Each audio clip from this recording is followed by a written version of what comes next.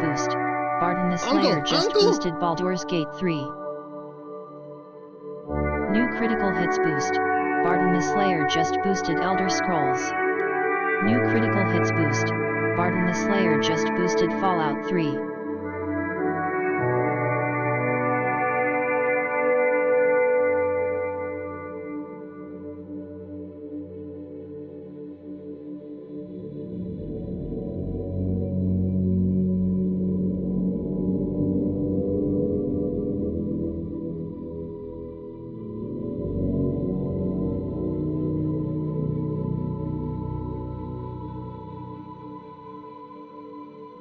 New critical hits boost. Vinci Noman just boosted Dungeon Siege.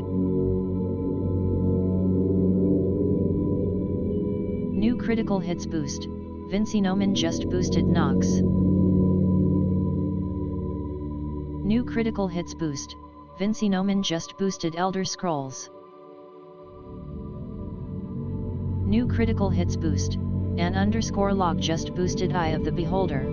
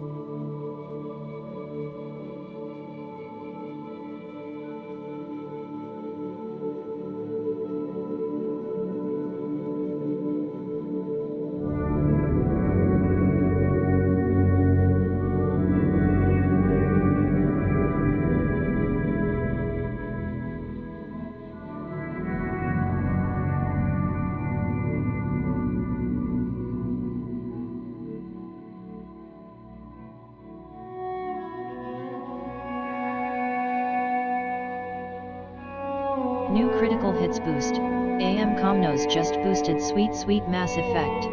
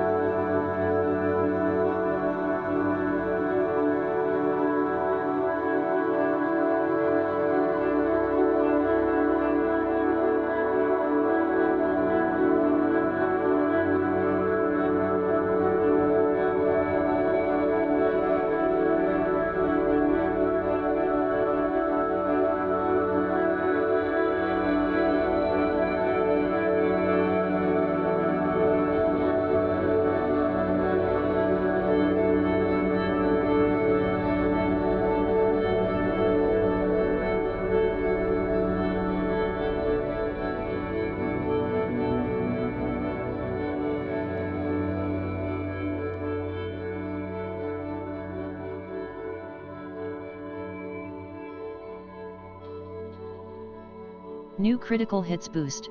Bogu_Bogu just boosted Garglinewing Obnoxiousnesses Tachyphylaxis's Ham-Fistnesses Ichthyophagists Caesaropapisms.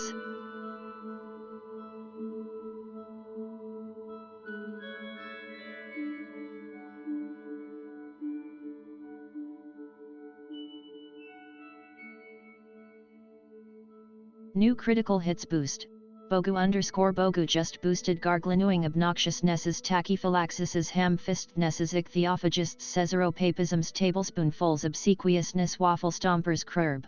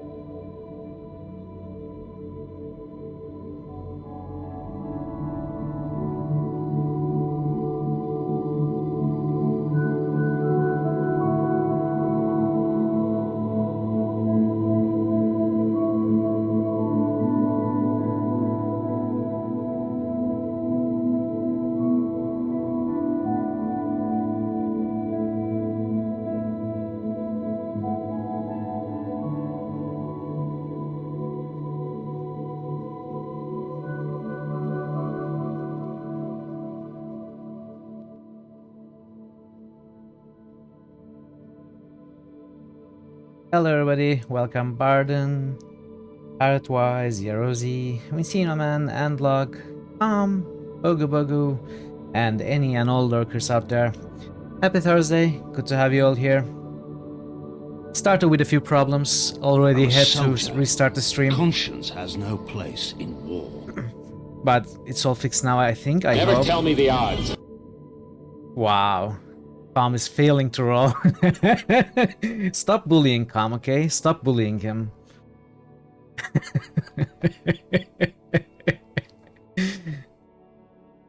I shall strive to help all those under me. I would be scared if you had rolled a high roll right now. Run all you like, you insignificant insect. Hey. The human race is doomed. Did I roll? I haven't slept in 2 years. Purple Tentacle, then Dr. Fred Edison. If you felt the 666 coming, yes. You just need to, you know, nurture it inside you. Then, in a couple of streams, it will come out. It will come out for sure. My name is New Legion, critical hits for we are nomination. many. Legion Grey just nominated the amazing and underrated / underappreciated Toilet Tycoon. You know what? I would play that game, Legion Grey. I absolutely love Tycoon games, and I would play a Toilet Tycoon. Unfortunately, that's not a game, so I'm going to have to reject. I'm sorry. So how is everybody today? Welcome, Legion also. It's great to see you. How's your Thursday? I hope it's not too busy. We started with a bunch of early boosts, so I'm going to go ahead and boost away. So we got a Baldur's Gate 3, Elder Scrolls Arena, a Fallout 3 by Barden. You got it. It is a game. Wow, two, almost one. Almost one.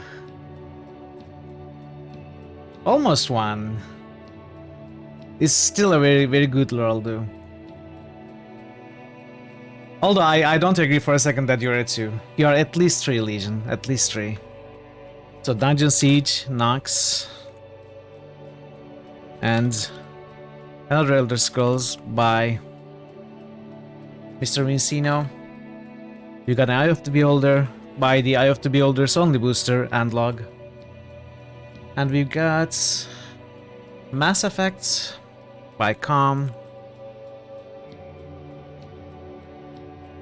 We've got the Gothics by the Double Bogu. And we got nothing else. Yeah, some Emerald Parrots. Still no one though. Why is no one able to buy a run? I wonder if there's a problem with my system now. You'd think somebody would have rolled it, right? But I don't think there's a problem. Unfortunately, it's just not being rolled. Sad, but, you know, true.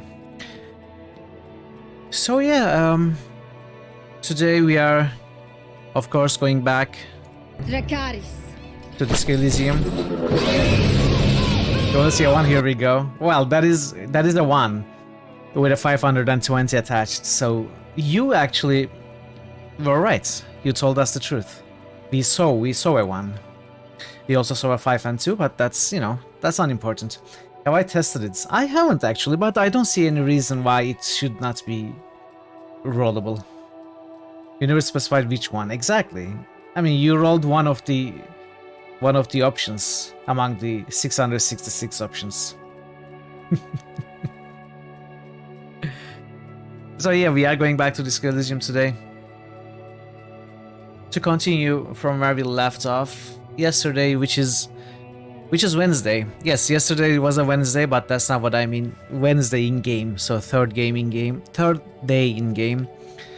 And there are a bunch of new locations accessible to us that we haven't visited yet. We have started, you know, we have done a bunch. We have spent almost 5 hours within Whirling in Rags, discovering all the new locations. Tried rolling a gazillion times. I might try it later.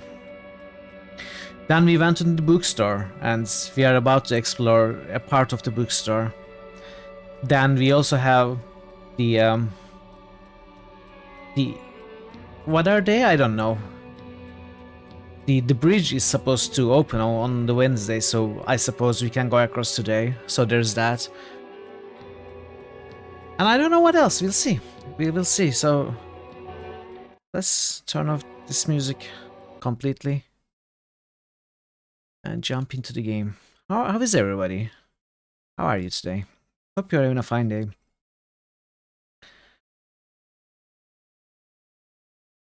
I'm doing alright. The poll is going on, by the way.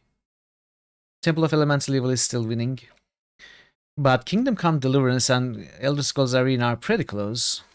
So feel free to vote and try and change the outcome, or, you know, to make sure that Temple wins, if that's what you want. So yesterday what we did is after doing the things we did at the inn, Whirling in Rags, we arrived at the bookstore. Should finish KOTOR 2 today. That sounds great. I haven't been able to make it to a few of your latest streams, I think. You kinda start too late. And those hours are kinda, you know, weird for me. I am usually awake, but also not really awake. It's complicated. Anyway, I will try to catch more of your streams. I'm sorry for missing so many of them. Anyway, the bookstore owner believes that this part of the place is haunted by ghosts, or I don't know, cursed or something like that. It's cursed by the curse of bankruptcy. And any shops that open up around in this building block, basically, they all close down. And we don't know if the curse is substantiated, but actually all the shops and all the businesses have in fact closed down here. Legion, you are the problem. What? I didn't say that. But yeah, I'm glad you noticed. No, just kidding. Just kidding. You know, you're in USA and you stream in the evenings. It's always tough. It's same with Vincino. I try to catch his streams too. I can maybe sometimes catch the start of some of his streams, but, you know. Am I ready to meet the entity? Don't forget to buff. Oh, right, the entity, yes. The entity, the witch, hiding in the chimney is supposed to be the, you know, the cursor. we'll see. We'll see what it actually is. We actually were able to convince the woman to let us in and give us the key, so that's where we are going to take from right now. 6 hard for me trial because you're playing puts him to sleep. Yeah, yes. Well, no, not really, but you know, you kind of died too many times. You kind of die too many times sometimes. That is why I told you that I'm not bored at all. It's my, you know, it's the hour for me. It's not any of your streams. But yeah, you kind of died too much, and I think that's why I said you should probably restart the game and try and find the Mana Shield book. That's going to help you immensely. You know, you could keep throwing yourself at the enemies and eventually succeed, but I don't know, is that fun for you? It wouldn't be fun for me. You Anyway. see a set of tattered curtains blocking the way to another room. A strange cage-like trinket dangles from the curtains. Pull the curtains open. You see a dimly lit room full of dusty furniture and trash. A doorway stands in the back, covered in dozens of scary little cage-like trinkets, your shadow looming over it like an omen. A small terrified "oh" escapes from Plaisance as she tries her best to look away, her round face buried in her hands. I mean, don't let me tell you how to play the game. It is entirely up to you. I'm just thinking what I would do in that case, and that's what I would do. That's all I'm saying. You don't have to take my advice at all. Alright.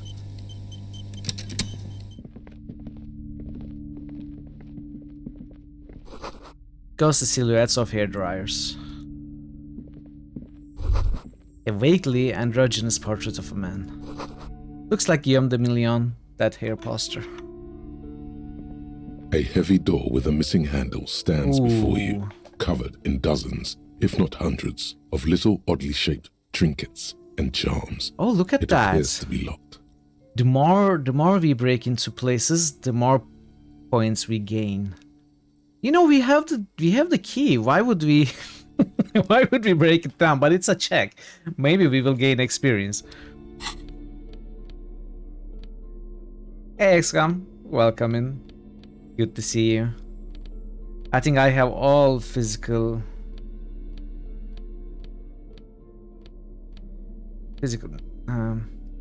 or not. Oh, never mind.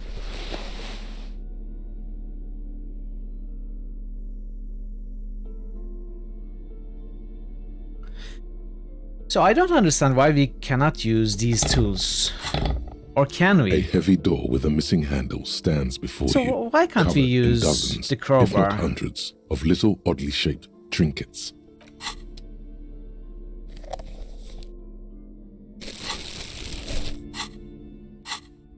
Okay.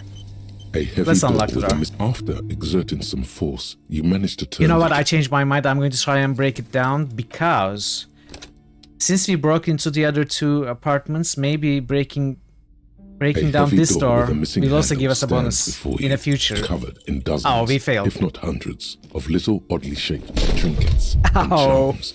It appears to be locked. Oh. I had to try. Ow! Shoot! Whose moronic idea was it to just run through the door? Don't you know that things like that hurt? I deserve this. My body deserves to suffer for being this weak and disappointing. Are we going to actually damage our morale as well?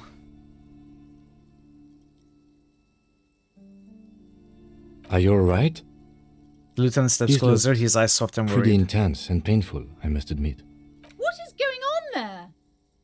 Are you really trying to break down the back door? No. I warn you, don't tempt the spirits, officer. Don't tempt the spirits or you'll damage the holy wards on the door. It barely looks like you've done any damage to the door, however. It's still locked and closed, covered in dozens of little charms and trinkets. This was totally worth it. After exerting some force, you manage to turn the key. It's eerily silent. The door slides slightly open, letting a draft of cold air into the room. Open the door and enter. Okay. Sand is dripping from a punch bag. So the way I understand, we are in the apartments with where we, rang every doorbell from the front entrance. Smells like the drum sweat. We found the ball! We found the ball! Poster says city is fortis, the rest is worn off. A barbell lies on the floor. The color has worn off its weight plates. It's 60 kilograms. Your triceps hum at the sight of these weights. Show the world what kind of beast it's dealing with. Lift them. There are no collars on the barbell. This is a safety hazard. Why does it feel so familiar? Is this familiar because I'm a weightlifter? No, it's not that. It's the stale smell of rubber, the squeaky sound of sneakers, your bruised knee against the mat, and a whistle. Then the feeling is gone. It's just a memory from another life. When Look, you Kim. were young and fit. Look, Kim, it's a trap. There are no colors on the barbell. You're right. The weight may fall off.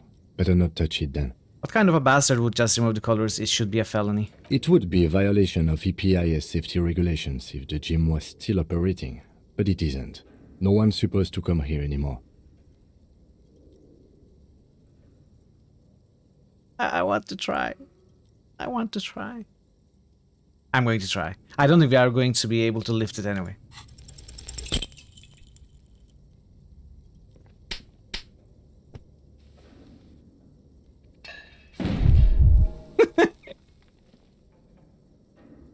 You manage to hoist it off the ground, but the barbell feels wobbly and dangerous. Your hands slick with sweat. Turns out you're no beast, just an old man with bad form. See? See? This place is cursed. Seems like I'm a little out of shape, or maybe these gloves just suck. Proper weightlifting gloves would definitely afford a better grip.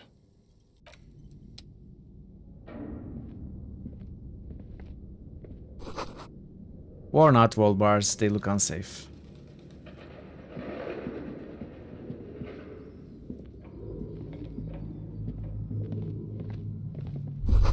The hallway is blocked by old window panes and debris. Looks like the remains of 24-hour window repair shop.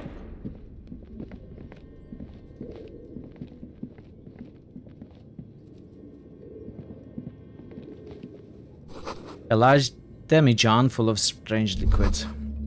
Wild animals stare at you in the dark, stuffed and mounted. Poor animals, no rest for their bodies after that. Okay. We can put a point in pain threshold, try both of them again, and kill ourselves probably in the process. Aoshi rotors covered in spider webs, they remind you of blades. A naked mannequin torso, a strange yellow color. But where are the clothes it used to display?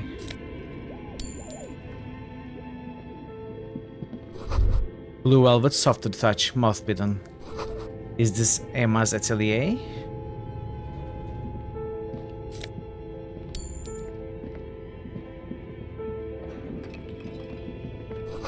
Steel rotor blades bearing a slipstream logo. Production schedule, filament memory. What is this? Skis with slipstream printed on the laminated top layer. Looks like someone tried to reconceptualize their business here. I don't get it. Look, the skis and rotor blades both bear the same slipstream logo. It seems likely that they started out making one, failed to turn a profit, and then pivoted to producing the other.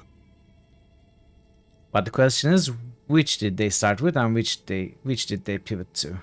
That's a good question. What a strange leap of imagination, and yet they still failed. How sad. Reality is ruthless.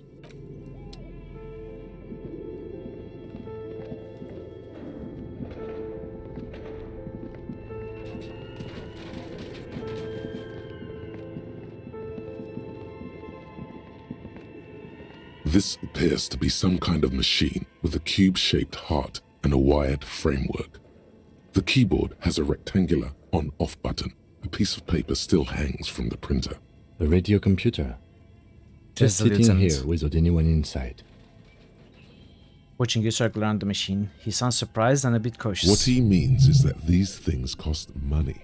Why would anyone just leave it behind? This is the Ream Civic radio computer, model RC5120, equipped with a Feld mainframe and a Ream-compatible printer. Turn on the machine. The machine lights up like some prehistoric animal stirring from its slumber, revealing fluorescent play and print keys on the keyboard. The hatch on the machine's central compartment is wide open. Look inside the compartment. It's empty, like a beehive without its brood. Some cables have been left dangling, disconnected. The filament you have would fit perfectly inside the compartment. Insert the production schedule. Like a smooth drawer, the filament slides into place. On the keyboard, the play key starts blinking. Press play. A bar of fabric right above the keyboard starts producing a soft hum. The sound of static seeps through the machine's planar magnetic driver. Have you stirred the ghost of the doomed commercial area from its rest? Could this be its dismembered heart beginning to flutter? The static gets louder, slowly filling up the abandoned hall, until a voice speaks out, crackling and old, cutting into the air. Good afternoon. Fortress accident en rue de Saint-Ghislaine. This is East Elysium repeater station 1. Please repeat. Is this the production schedule? What, are you a machine or are you alive? Yes, I am alive. I am 74 years old and my name is Yvonne. Now What? please repeat. Is this the production schedule? She repeats passwords. Programming people are all paranoid. Okay, but where are you? How did you know where I am? I work as a repeater at the East Elysium repeater station. It's my job to know where you are, Fortress Accident. As for me, well, I am sitting in my cubicle, surrounded by a wall of radios. Doesn't it get lonely, sitting there all by herself? Doesn't it get lonely doing this job? Lonely? Why would it get lonely? I get to talk to people all day. That's why she does this. Now please tell me the reason for your call, Fortress Accident. Why did you call me Fortress Accident? Fortress Accident is the company on whose name the terminal you are currently using has been registered to. Do you have any other information about this company? One moment. You hear her flip through a catalog before she reads out with studious care. Fortress Accident SCA produces revolutionary interactive call-in radio games. That's what the catalog says. That's not bad. Wow, so conceptual. And what's that, this interactive call-in radio game? Any other questions? The static drowns her response. You hear her ask when the connection finally improves. What's the production schedule? The filament you have inserted into the reader. You mean the glowing thing I put inside? Yes. Is that the production schedule? Yes. Good. Please repeat the password. Password. Of course it would have a password. That's why there's a human administrator involved. This is the police. Please open the thing. I am contractually obliged to protect the privacy of the filament holder, Fortress Accident. Without filing a warrant with Lintel, I cannot give you access to this filament. I'm afraid we are not doing that, unless we want to wait for a month. Now, can you please repeat the password? The voice in the machine asks again. She sounds cold in damp air. A password? I'm really bad at passwords. Can you give me a hint? No. Is it my birthday? Still no. I don't know the password. Received. I will register this login attempt. Don't worry. Passwords have a way of turning up sooner or later. Fortress Accident. Is there anything else I can do for you today? That's all for now. Thank you, and goodbye. The old lady's voice disappears along with the Tiles static. on the cube are still smouldering, casting the framework in a soft glow. Fluorescent play and print keys shine on the keyboard. Press print. Nothing happens. Let's the remove it. filaments.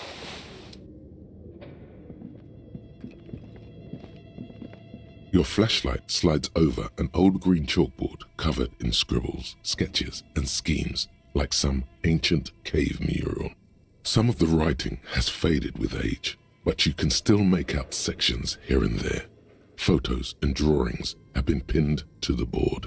Inspect the drawings. These lithe, pointy-eared creatures appear to be different types of welkins. You make out autumnal candle welkins casting wax-based magic. Translucent welkins with organs shining under their skin, and even ether welkins hailing from the vast emptiness of sidereal space. Who are all those creatures? Fantasies of a tortured, feverish mind? One of the welkins, towering among the rest, appears to be different, however. Examine the welkin, this is important. It's Vara Hamira, a high welkin, his face white and scarred like cracked marble. This is clearly a Welkin supremacist.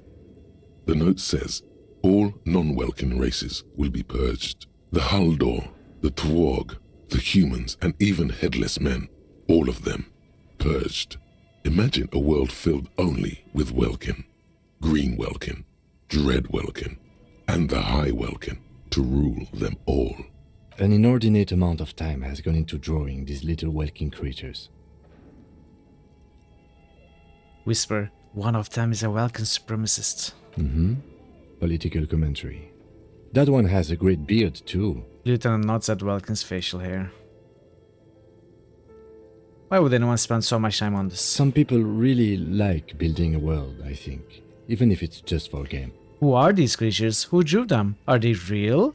I have so many questions. This looks like concept art for a project. It's not really real. Well, this has been educational. Let's move on from the Welkins. Just look at those details. So much effort. And for what? All gone. Inspect the photos. The photo collage depicts barren, icy landscapes wrapped in perpetual night. You see permafrost and glacial landforms, dead trees grown in under the snow. Entire oceans have been frozen from shore to shore. There are pictures of settlements on dried up riverbeds, abandoned in a storm. Animal corpses in the dark, carcasses and bones. A pinned postcard reads, "The heat death scenario. A desperate fight for geothermal energy engulfs the world as Wirral becomes untethered from its sun, drifting through the universe." Inspect the schedule. This is a monthly calendar from the year 50. Cryptic words like sprint, daily minimi, and GPI span the marker-drawn grid, the grand scheme of production and money. It looks a bit like an academic calendar, only much more brutal. Everyone is constantly teetering on the edge of the abyss, an abyss of production.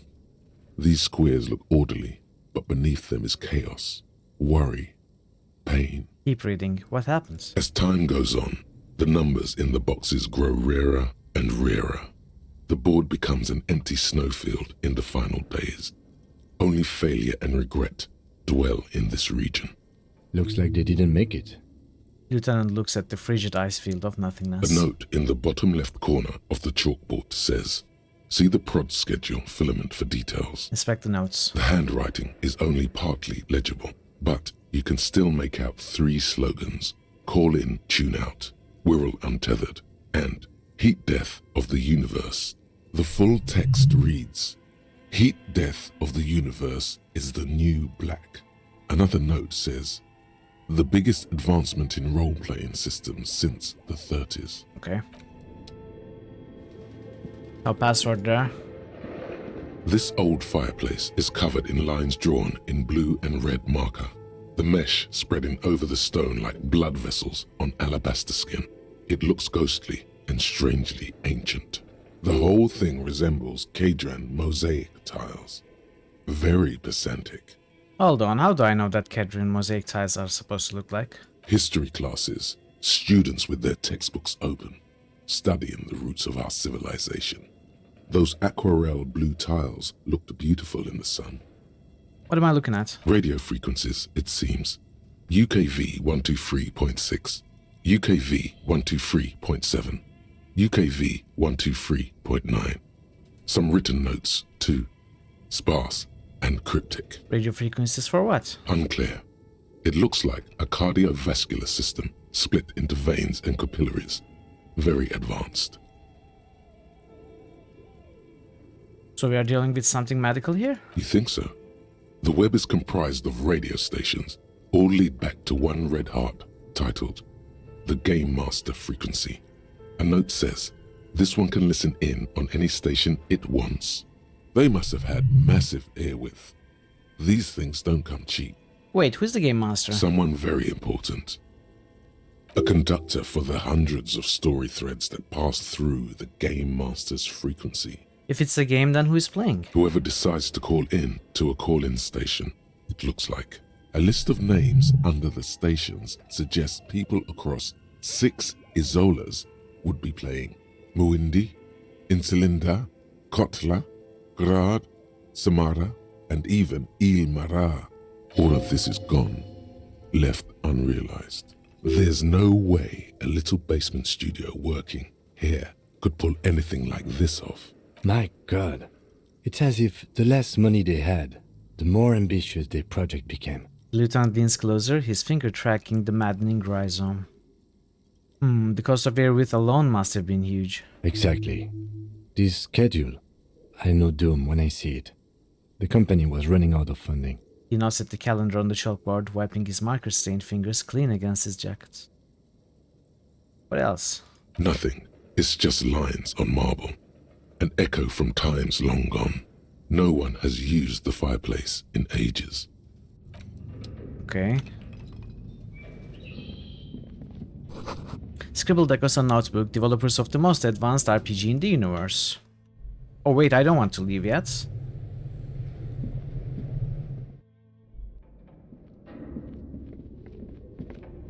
Tiles on the cube, like a smooth draw. The speaker. Good. Please repeat. Good. Please repeat. Okay. Proceed. Don't worry. Password. Fortress. Thank you. And goodbye. Tiles on the cube. The filaments. I feel like we are missing the password. Oh, we can talk to him. Okay. Okay. What do you think is going on with that computer, chalkboard, and fireplace? It's just a failed business. The only question is, what the hell were they making?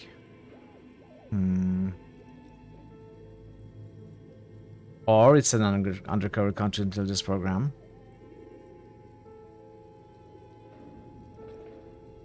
Yes, that is the question. Lieutenant takes a step back, steepling his hands. Like he's ready to lay out a fine theory, crafted together like a puzzle box. It looks like one of those popular pen and paper role-playing games, only these people were trying to automate it, make it work on radio computers. How are they planning to do that? Through call-in stations. None of the players have to be physically present. Anyone in the world can participate in the game, as long as they have a two-way radio. Then there's the Game Master frequency that listens in on the smaller call-in stations. I think that was supposed to coordinate the stories, functioning as a master of ceremonies of sorts. Coordinating so many games would take a whole switchboard of people, possibly divided into sub-frequencies. Has anyone ever done this before? Not to my knowledge. They make automated games in Grad, Messina, Königstein. You know, places with industry. But I don't think anyone has attempted to create an inter-isolary game before. We just don't have the technology. And this was a role-playing game? Indeed. Those Welkins are a dead giveaway. Role-playing people love that stuff. The world looks like a modified version of the WeWorld board game, with hit death thrown in. Oh, viral word game. We could buy it and examine it, Super maybe. cool. Someone should give them millions of real immediately. This game is too good to be left unfinished. Maybe we could find the password in that game, I don't know. What do you think happened to the company? No idea. They stopped filling out the schedule on the chalkboard. Wow. Indeed, it's ambitious and untethered from reality, but...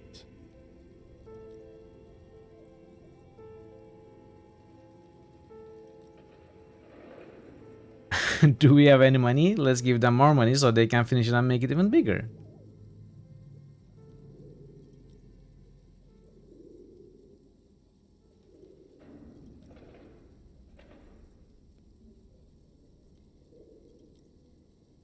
Let's say this. It's too late for that, I'm afraid.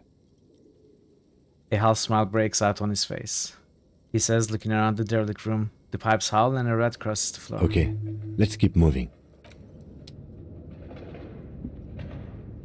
I kinda want to buy and examine the viral board game now, but we don't have much money.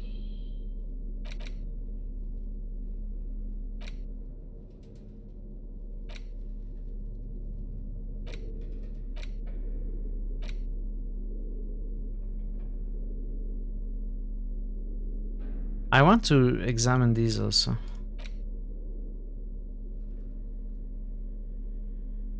But probably, let's look at the map. The worn map features the patchwork grid of the streets of Martinaise, with directions to appropriately touristy locations. Year 48 resides on the upper right corner. Trace a path through the grid. Your finger moves through the various streets, across Rue de Saint-Ghislain and Rue Saint-Sipar, over Saint-Brun and Martinaise North, finally coming to a halt on the spot where you are currently standing, although the map gives no such indication itself. For a more detailed view of the map, go to your journal and select the map tab. Oh, we got an actual in-game map?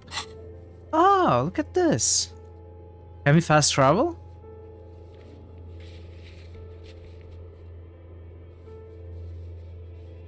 Church, fisherman's snack. So, okay. This is whirling in rags. Right?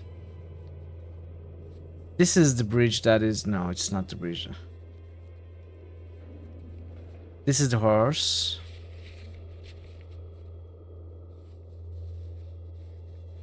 This is where Joyce is. So... somewhere... Oh, this is the bridge, right? That is closed. So all of this area... This is not accessible to us, actually. No, or maybe this, only this, I don't know. It feels like we can walk through here. Anyway, we are going to look at those after this apartment.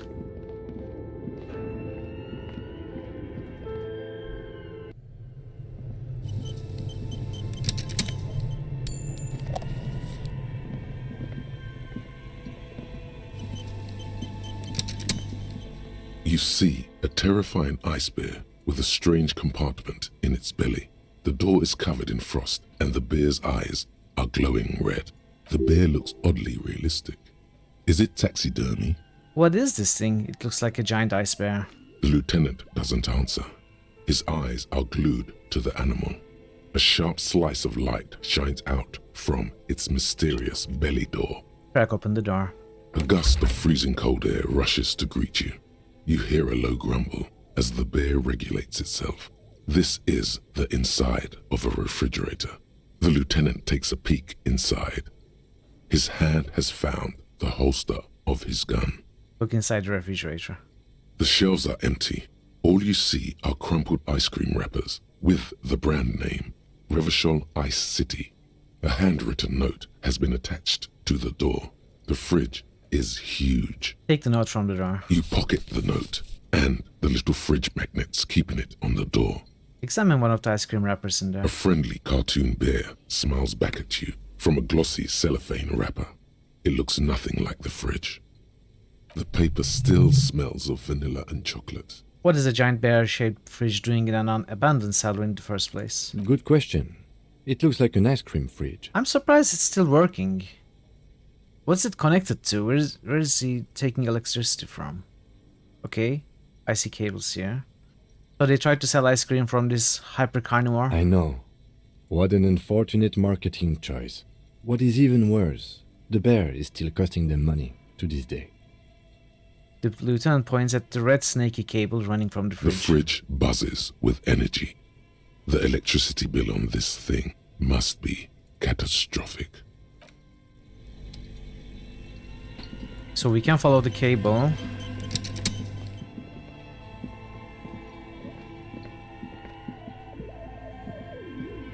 Okay, it's going more towards this way. Let's check here first. The walls collapsed. It's inaccessible now. A thick layer of coal dust covers the furnace, coloring it pitch black. Looks like this furnace has a face, and it's a face of agony. Look inside the furnace. Oh, smear your hands with coal. If we do that, we might be able to raise the weight more easily. Look inside the furnace. It's dark and grimy here. In the darkness you can hear chatter. It's coming from above. A voice or several voices talking to each other. Near the smoke chamber, upstairs. The echo is so prominent, it's impossible to discern what the voices are saying or what's producing them. What are you doing? The lieutenant asks when he sees you climb halfway inside the furnace. I'm not sure, Kim, but I think I can hear someone talking upstairs. Wait, really? We should investigate, see if someone's upstairs.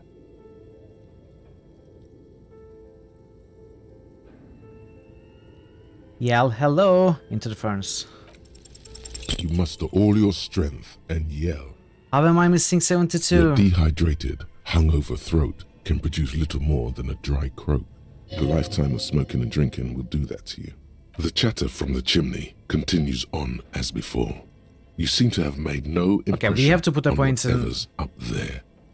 Physical instruments. Then again, maybe it's worth actually trying something up there. Maybe you should let your voice rest, officer.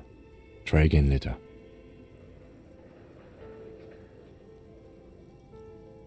Okay. I'm not even going to choose this, or will I? Smear your hands with A coal. lush layer of coal now covers your skin, sinking into the wrinkles. Your hands look ancient. It seems I forgot to refill my water bottles. Maybe you could paint. I'm going to have to something take a with break this soon coal. to fill some of Leave them. a cave painting for future archaeologists. No, that would be stupid. Okay. Alright, let's physical instrument. Do I want to put a point in there? I think I need to succeed in that check. I think it's important.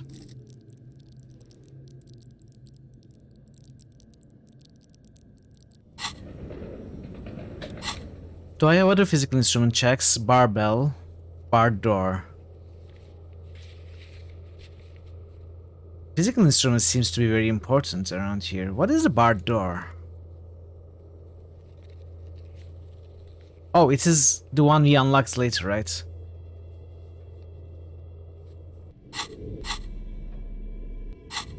Okay, we will put a point, but there may be more checks, so let's keep looking around first, but I want to read this.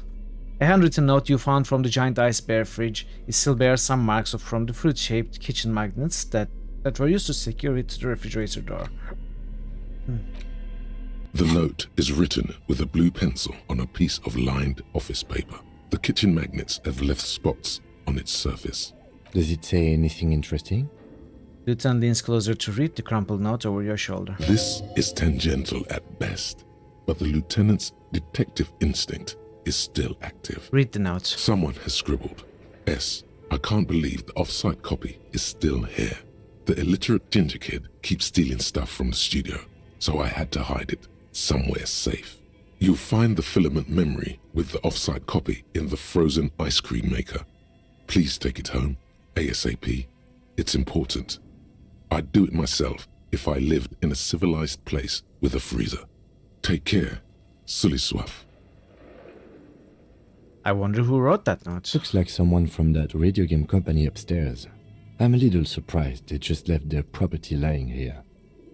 Maybe they had to leave in a hurry. That's a plausible hypothesis. Who is the little ginger kid? It's Kuno. Really? You don't have a single guess? You mean Kuno? Oh, I'm sure that child would love to get his hands on the filament memory. Even if he doesn't know what to do with it, he'd probably try to pawn it for speed, based on our encounter. But it does not fit the timeline. Maybe it's Kuno's father. Like, didn't this happen in... Actually, I don't know when this happened. Maybe it does fit the timeline. Maybe it is Kuno. Do you have any idea where the frozen ice cream maker could be? I don't know. I assume it's somewhere close to the ice bear fridge. Remind me again, what's a filament memory? It belongs inside a radio computer, storing its memory. It's like a tape. You listen to disco tapes, right? It's like one of your disco tapes, only for a computer. It's like the production schedule you found. Only this one's an off-site copy. Put the note away. Maybe it's Kuno's great-great-great-great-grandfather. Maybe. It's entirely possible. It could be anything. Maybe it's Kuno's grandchild. Maybe it's a, you know, a time anomaly. Who knows? An ice cream maker defrosted and unplugged.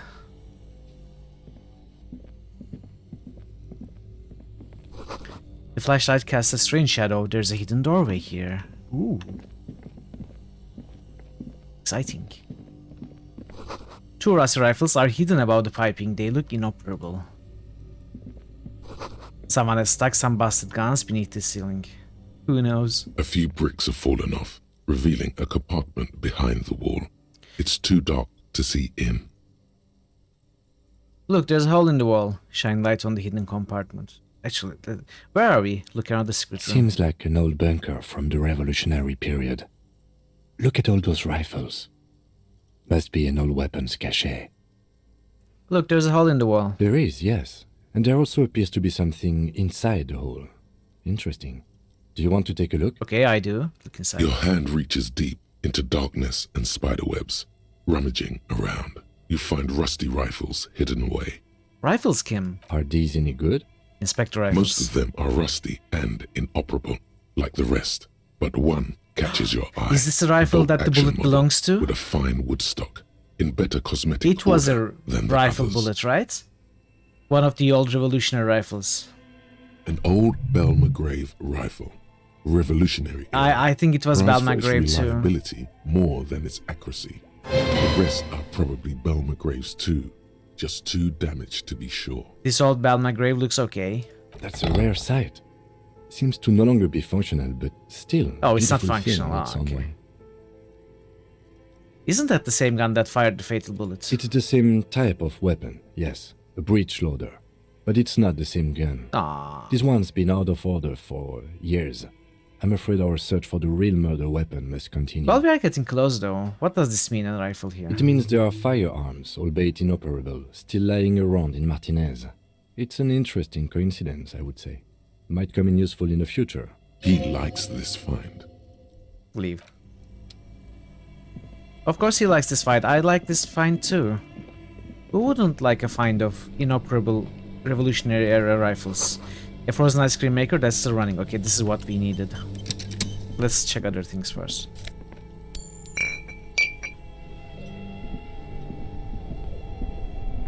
Two cables are plugged into the breaker box. The red one leads to the ice bear fridge and the black one to the ice cream maker nearby. Unplug the giant red cable. An electric sizzle. The room is slightly quieter now. Unplug the black cable. Something close to you dies with a soft electric purr. Why did you do that? I don't know why I unplugged it. I do things without any reason. It's black. It's not like it's the red one. Because it's black, the color of immeasurable cosmos. I don't know why I unplugged The it. lieutenant raises his brows, but doesn't say anything. The electric distribution board now has one cable missing. Leave. Why would I not unplug it, Kim? What's your problem? A drama. Black tank top. Intercom wires running into the breaker box. This orange machine is dead still. It has a hand-cranked ice cream churner and an electric freezer. The ice around it slowly melting. Turn the ice cream crank. Turning the crank feels oddly satisfying, like stirring your childhood dreams. In the distance you hear water dripping. It's all gone now. You'll never become a poet or an entrepreneur. Try to crack open the lid. You slip your fingers under the frozen lid, but the ice is too cold for you to get a good grip. A pry bar would come in handy here. No, this is going to need something else. Some kind of super pry bar. Don't even try to open it with a regular pry bar. You're just wasting your time. What? If you want to try again, then you need to have the pry bar in your hand detective. Equip the pry bar. Okay, tutorial agents. I know how to use a pry bar, okay? This orange machine is dead still. Pry It bar has not a strong hand-cranked enough. ice cream churner and an electric freezer. The ice around it slowly melting. Maybe I need it on? Do I need it on? Both cables are somewhere. A machine. This orange machine is buzzing like an old submarine.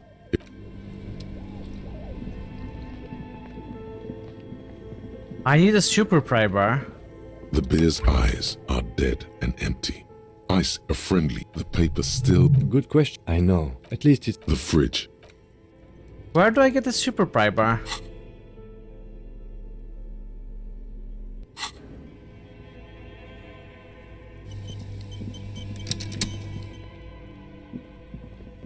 Let's see what the next area is.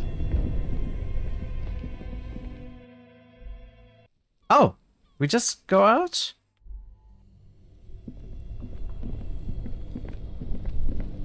Okay then, I want to see what happens. This orange machine is buzzing. Turn the ice Turning cream the crank. crank feels oddly satisfying, like stirring your childhood dreams. In the distance, you hear water dripping. Pry bar not strong enough.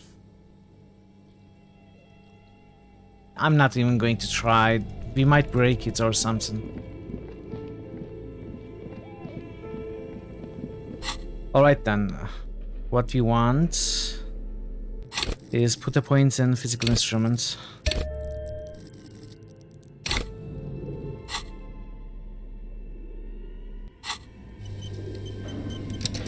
Barbell first.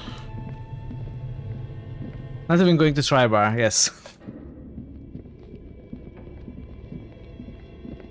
Wait, did I go in here? Oh, I missed this. I missed this area. An iron safety curtain curves before your eyes, folded like a bellows. It covers half the room, blocking the way into a colossal industrial chimney.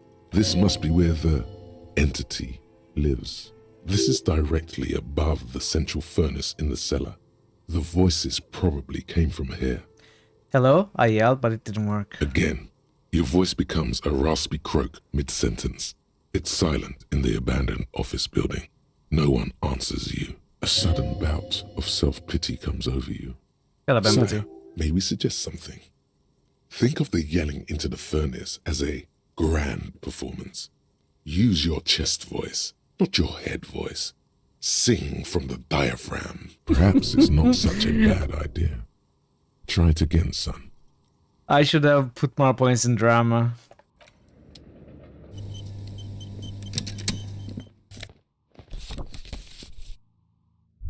La Delta 51.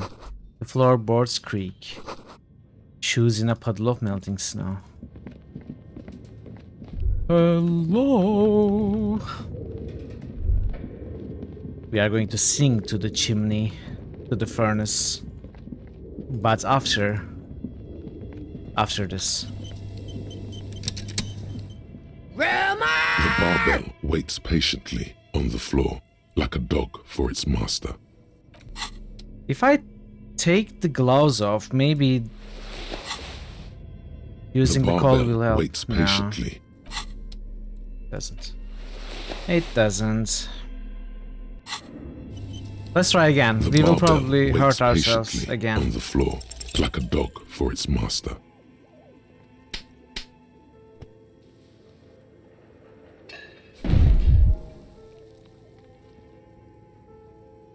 You managed to hoist it off the ground, but the weightlifting was never my favorite either. At the station gym, I mean.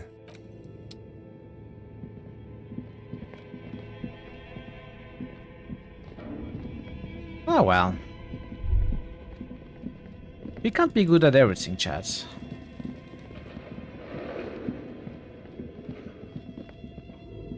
But you would think we would be good at something. I'm going the wrong way.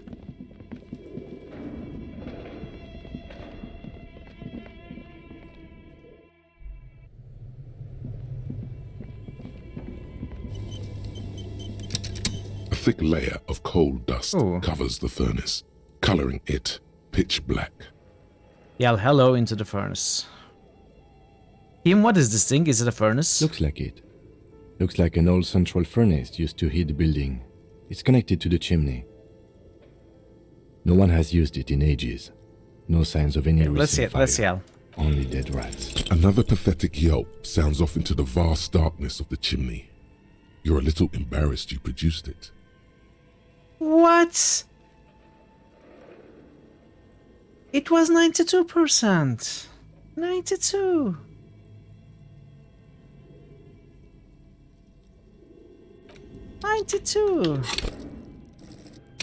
Now you made me angry, game. You made me angry. A thick layer of coal dust covers the furnace. Something breaks loose in you. A mighty bellow echoes throughout the chimney's depths. The chatter of tiny voices above suddenly cease. Then... Hello? This is the police. Who is there? Hello? Did you say anything? I can't hear you. Please come upstairs. There's a safety button on the second floor. I'll open it. You hear a low rumble upstairs. I'm so sad The that I had sound to of put a the curtain being second pulled point in aside. there. After you, officer.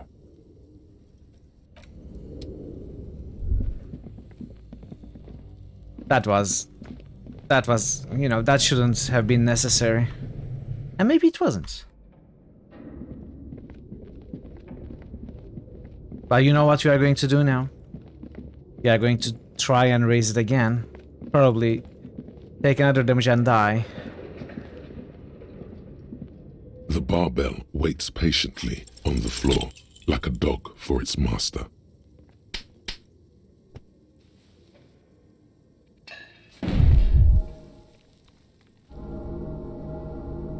You manage to hoist it off the ground, but the barbell feels wobbly and dangerous.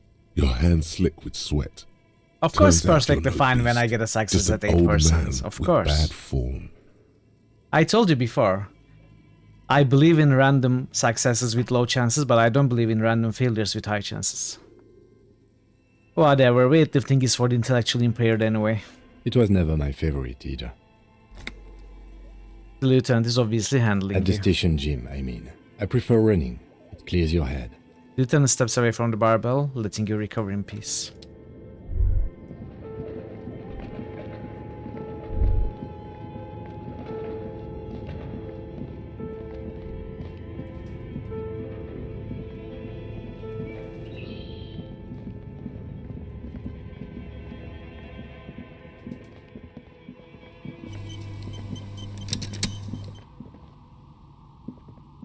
What? I can't see anything. What is the flashlight even illuminating? Hello. I'm Nia. What is this? This is so dark. Did you try knocking on my window? I must have missed you. I've been listening to my Milius.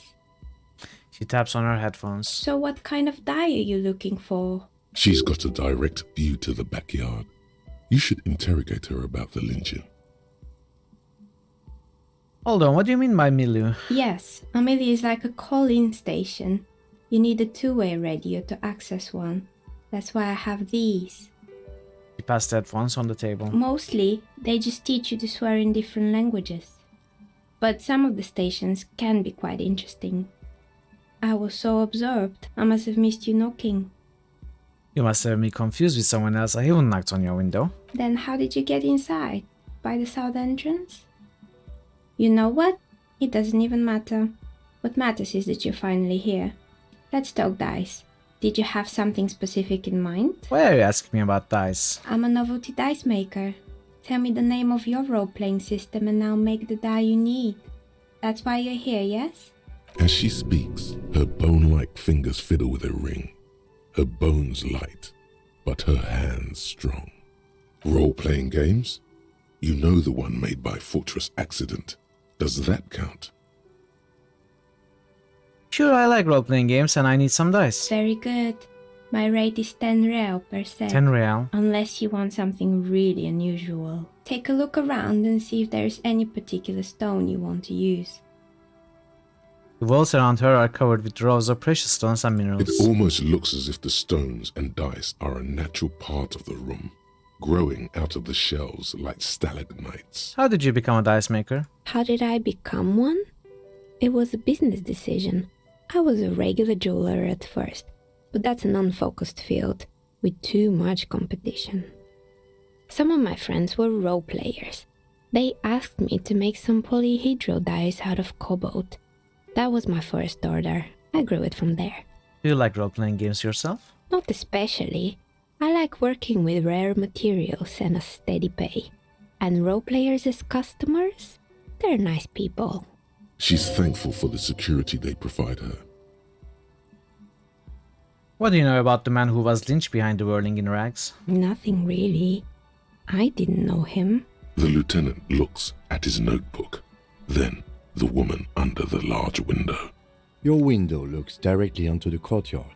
You're saying you didn't see or hear anything unusual last Sunday evening? I'm sorry, detective, but as you know, I usually have my headphones on when I'm working. It shuts out most of the daily ruckus behind my window. What do you mean by the daily ruckus? Well, there's always something going on in the Whirling's backyard.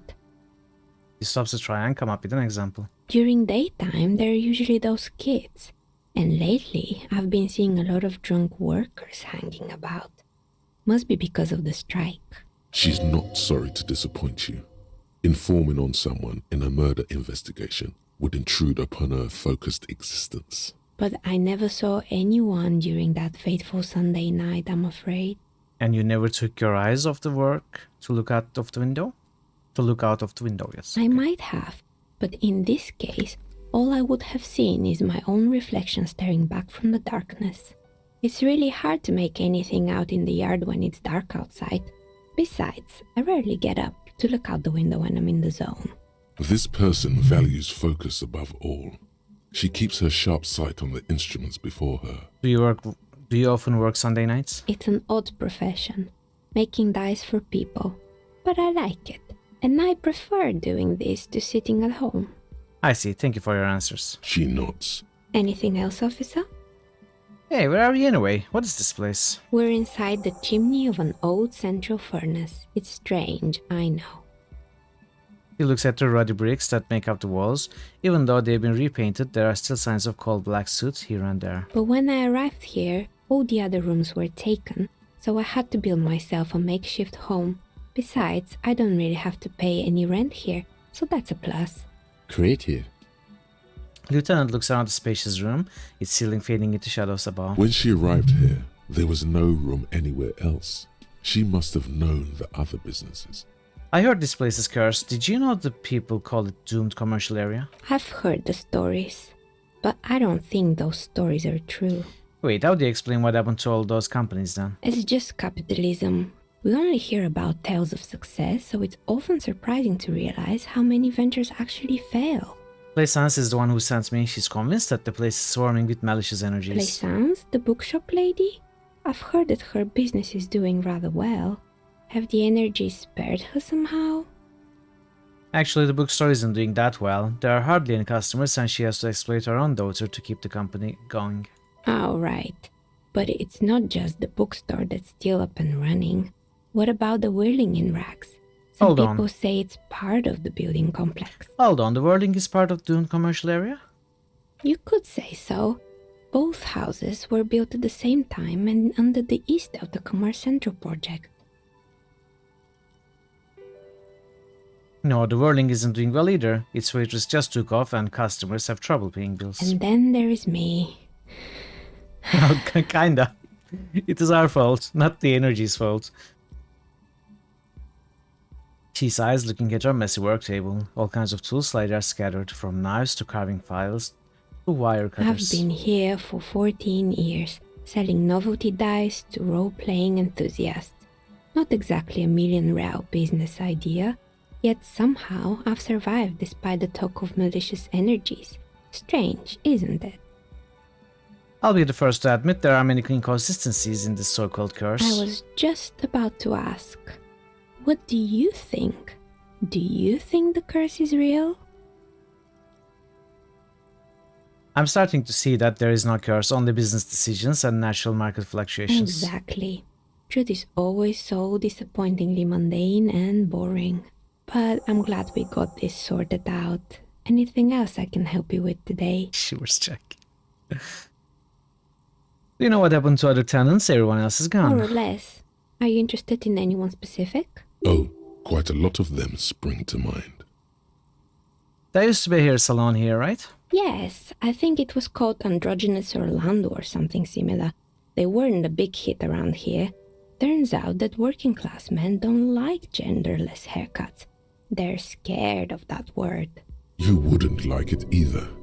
The others would laugh at you. Shut up, physical A instruments. bit of experimenting every now and then isn't bad. It's not about the haircut, it's about the confidence. What's wrong with a bit of experimenting? The customers should have been more open-minded. I guess it just wasn't the time yet. She tucks a strand of hair under the headscarf. What happened to the gym? It wasn't merely a gym, it was Artemitep's boxing club. A community project created to steer at-risk youth away from drugs and crime. And who was Artemitov? A kind man from Zemsk. I heard he had some Zemsk. trouble with the law when he was younger, and that's why he wanted to start the gym, as his way of giving back. Maybe that's what Kuno needs, a community-centric boxing club. Kuno. Who's Kuno? He's sort of the king around here. He's a little ginger gremlin who likes to defile dead bodies. Ooh. He's sort of the king around here. Oh yes, you mean the kid with the sailor's mouth. Yes, I've heard him yelling profanities in the backyard. She looks out of the window. It's oddly quiet there at the moment. I think it would take more than a gym to help that kid. How did that community project work out? It didn't. If anything, it made the youth situation in Martinez even worse. At some point, someone started a rumor that the punching bag downstairs was full of amphetamines. It's not really full of that. No one would store their drugs like that. Eventually, the coalition took away the funding and the club went bankrupt. This was a few years ago. It's gotten much more peaceful around the plaza ever since. What's up with the broken windows? Oh, this one's a mess. There used to be a company that promised to repair windows 24 hours a day. What could go wrong with this one, right? Turns out, the business was actually set up as a front for an illicit group that was producing snuff milias. Who would have guessed? And they never cleaned up the debris either. Now it's just littering the hallway and I have no idea how to get rid of it on my own. Cool, very cool about the debris, but what is Snuff Milieu? It's a Sub Rosa radio station that broadcasts real murders with real victims. Some people pay good money to get off on it. Don't worry, the ICP has a separate division that deals exclusively with unlicensed sub-roses. This isn't our problem. Good luck with that. It's not easy catching those perpetrators. Then she lets the thoughts go. Did someone here make stuffed animals? I saw mounts lying around. You mean Mr. Fabron, the taxidermist? No, he mostly just did drugs. Anything else? I found creepy mannequins. There used to be a fashion atelier here, but I have forgotten the head designer's name. They were doing well for a couple of years, until the insect rights activists came. Insect rights activists? What in the name of? The atelier produced a certain collection that used chitin among the materials. Kites? Apparently chitin is made in the Occident, where it's extracted from beetle wings. Isn't it kitten? And you know how all kinds of political movements are big in the Occident. The activists shut down the biggest chitin supplier, which of course caused the price to skyrocket. And, naturally, all the most fashionable tastemakers refused to be seen in chitin from then on. The atelier went bankrupt before they could finish the collection. I'm glad that someone took care of the little guys. I like insects. But insects don't have any brains or feelings. Should we say that? You pronounce it the way she does, chitin? Okay.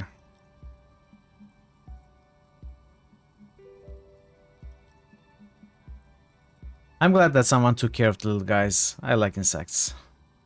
Really? Anyway, She looks at the windowsill where a dead fly is lying on his back, legs curled up in a bow tie. Poor guy. Suddenly, you get a feeling that insects are important to the case somehow. It's hard to say why. What's with the rotor blades and skis? they were made by a company called Slipstream. After they pivoted from making rotor blades to skis, their chief executive took off on a vacation with all their money. She rests her chin on her head, hands with an impy smile. Honestly, I think it's quite funny. I think he's still sending out holiday transmissions from Tulula or Tiumotiri or Hashtkor or wherever he is. Interesting, what do these transmissions say? The usual, I imagine. That he's been thinking up all kinds of new business plans and can't wait to get started on them just as soon as he returns. Her smile widens before she sees the lieutenant's face behind her. Men like that are a curse. The lieutenant is stern. Sure, but Slipstream is history now. All their remaining assets got seized by the bailiffs in 47. I have no idea why those skis and blades are still lying around in the house. Not much use now, I guess. They were just the props. Why return them? Maybe you could make a sword out of one. No, wait, forget it. It would take too long. You can make a ski sword you can make swords out of skis in Fallout 76, right? And maybe Fallout 4 too? I wonder if this is a reference to that. I found a strange machine. Fortress accident. Hey, Gigi. Great to see you. How are you, buddy? She liked them. They were an interesting bunch. We talked about role-playing systems every now and then. Once, I even saw two of them get into fisticuffs over Wirral. They certainly took their work very seriously, even if they seemed to be chronically liberal with their schedules. What do you mean liberal? What happens? The usual. They ran out of money and couldn't get the project done on time. What went wrong? Well, I did hear them talking at times. Doing well. Good to hear. She looks at the hallway as if she can still hear them chit-chat behind her curtains on a cigarette break. They seem to believe they were historical individuals on some Oh, grand I'm very well, thank quest. you. Doing well. From what I've seen so far, the project did look quite impressive. Yes, but when the money started to run out, they just began to complain a lot about capitalism. You know, how the markets are rigged to keep out new businesses and so on. In the end, they just didn't get it done.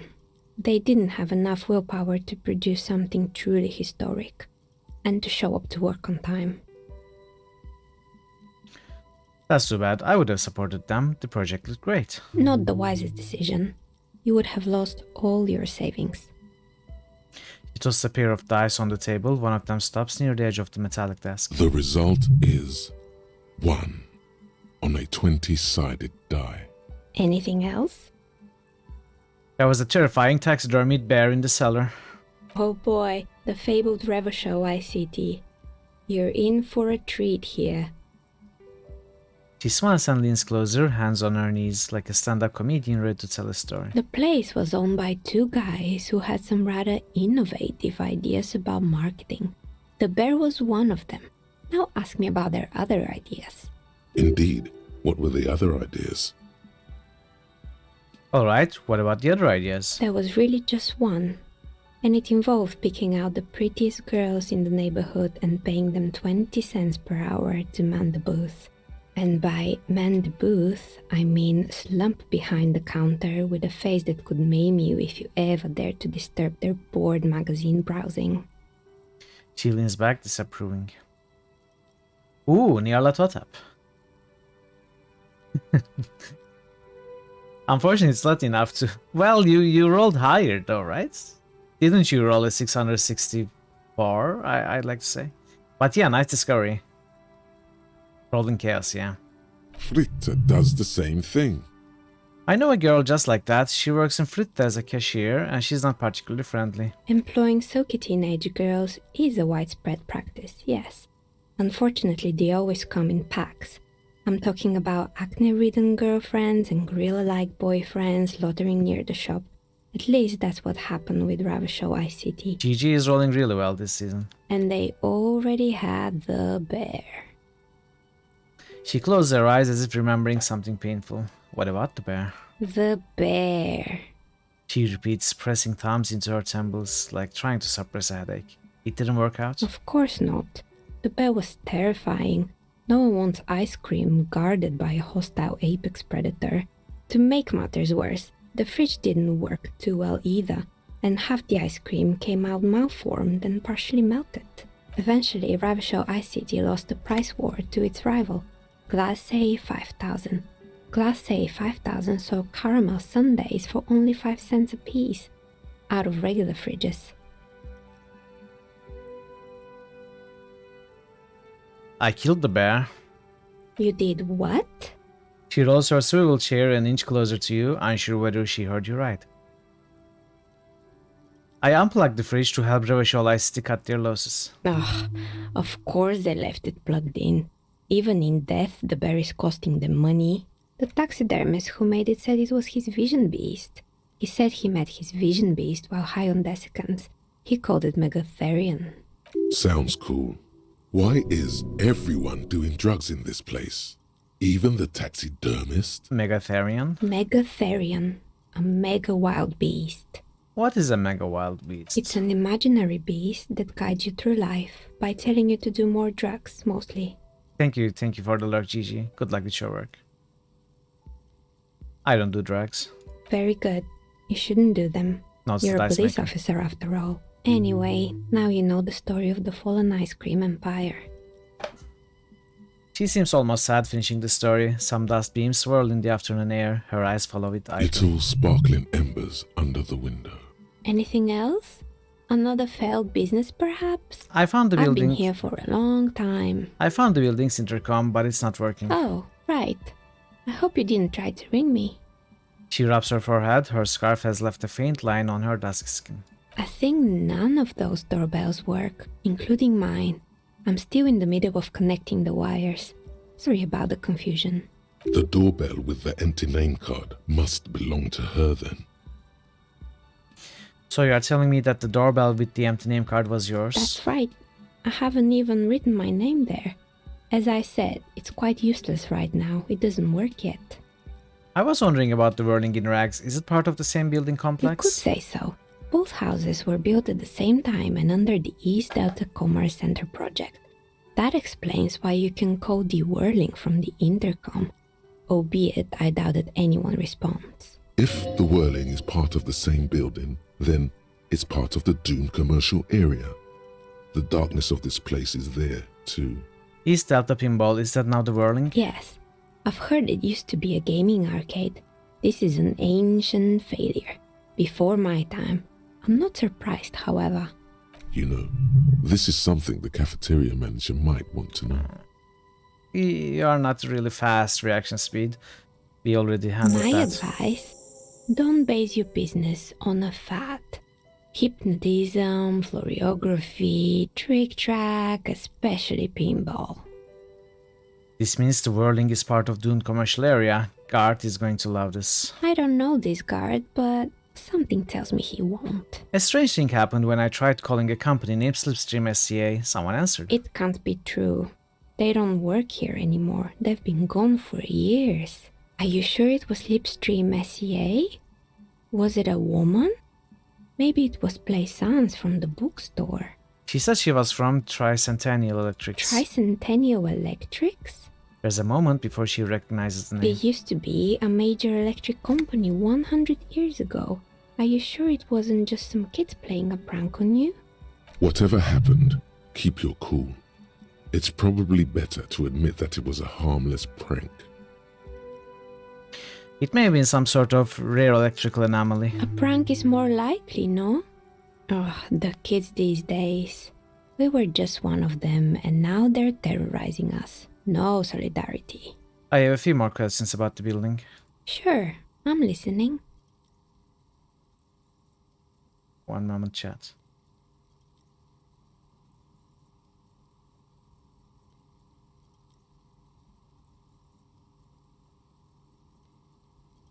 I'm pretty sure. Sure, I'm good.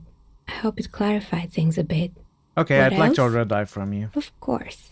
Tell me what you have in mind.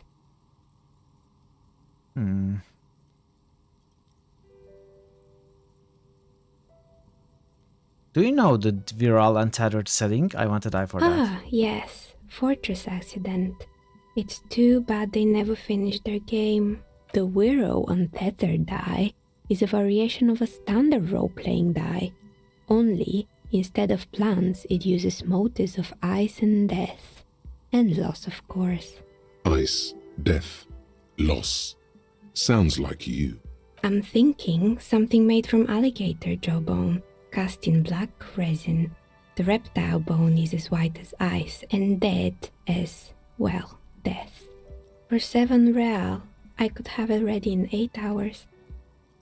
Do we want it? Why would we want it? What's a standard role-playing die? It's an icosy tetrahedron, a 24-sided die that can produce results for 2-sided, 3-sided, 4-sided, 6-sided, and 12-sided die with a single roll. Technically, you can also use it for many other sizes, but you may need to reroll results. Loving it. So nifty. Why do you need to cast it in resin? Untreated bone is porous and prone to chipping. Cast it in something hard like resin though, and voila, it's perfect. I mean, if I have very limited amount of money, yes. I need a reason to buy dice. Maybe I should get a different one. Maybe you have some other ideas for dice? Do you have any cursed dice? What do you mean by cursed? Abracadabra, perish like this world. As cursed as this commercial area. Alright, how about I surprise you? Come back in 8 hours with 7 real, and I'll give you your cursed die. Actually, I need to think about it. Maybe you have some other ideas for dice? What's 8 hours? It's 11. Tell me about your most extraordinary die. A star that fell from the firmament? Those cost more than 7 real. Are you sure? Yes, I'm a star myself, a superstar, and superstars don't care about money. I actually care a lot about the money right now. Alright, maybe some other die then? I'm sorry, I don't actually know what die I want. How about an amber die? Amber, a poor man's gold. Who told you amber was cheap? It's beautiful, really, and has been treasured since the ancient times. For 7 real, I'll craft you a 13-sided die from piece of amber with a fossilized insect. It's perfect for those who can't seem to let go of their past. 13-sided die? That sounds like me. I had a feeling. I had to think about it. Maybe you have some other ideas for dice? Just a normal die for me, please. Very regular. A normal die? I'm a novelty dice maker. I don't make normal dice. What do you do then? Polyhedral dice. Dice that have more than 4 sides. Octahedrons, trapezohedrons, dodecahedrons. But also barrel dice and teetotum bowls. Come on now. Be a little creative. I'm looking for something to help with my work. I think I have just the right one for you. She opens the top drawer of her work desk and takes something out. 2 polyhedrons, red and blue, are cradled in her palm. I don't get it. You're a police officer, right? Here, catch. She tosses They're you a the gift dice. from me. A beautiful woman tossing you a gift. Whatever you do, don't overthink it. Totally overthinking it. Cash the dice. Mr. Smooth moves. You snatch the dice out of the air with one hand, just like you're in a movie. Wink at the dice maker. Oh, what are the odds? The red one is made of bloodstone with a lapis lazuli inlay, and the blue one is the inverse. I believe these dice are your lucky charm, officer. She winked back at you. Can you believe it? You truly are Mr. Smooth Moves. You definitely need luck in Martinez. Was there anything else? I'm listening. Good. Okay, let's try to get our Shivers game on, but I think there is some sort of bug with the lighting of this room. I'm not sure why this isn't lighting up.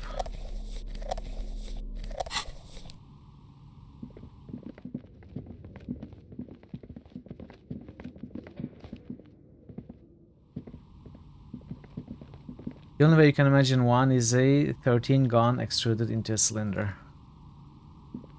Yes? I don't understand this area. And I can't find the woman now.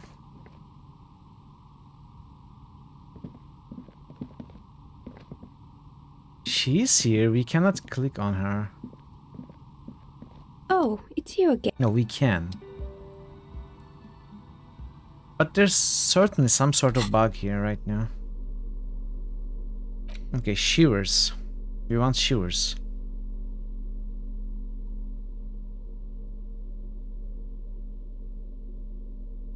What am I doing?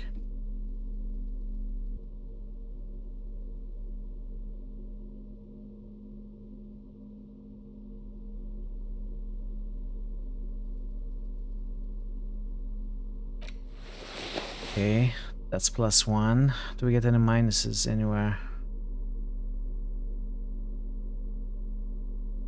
There are drow nearby. Yeah, maybe they cast darkness.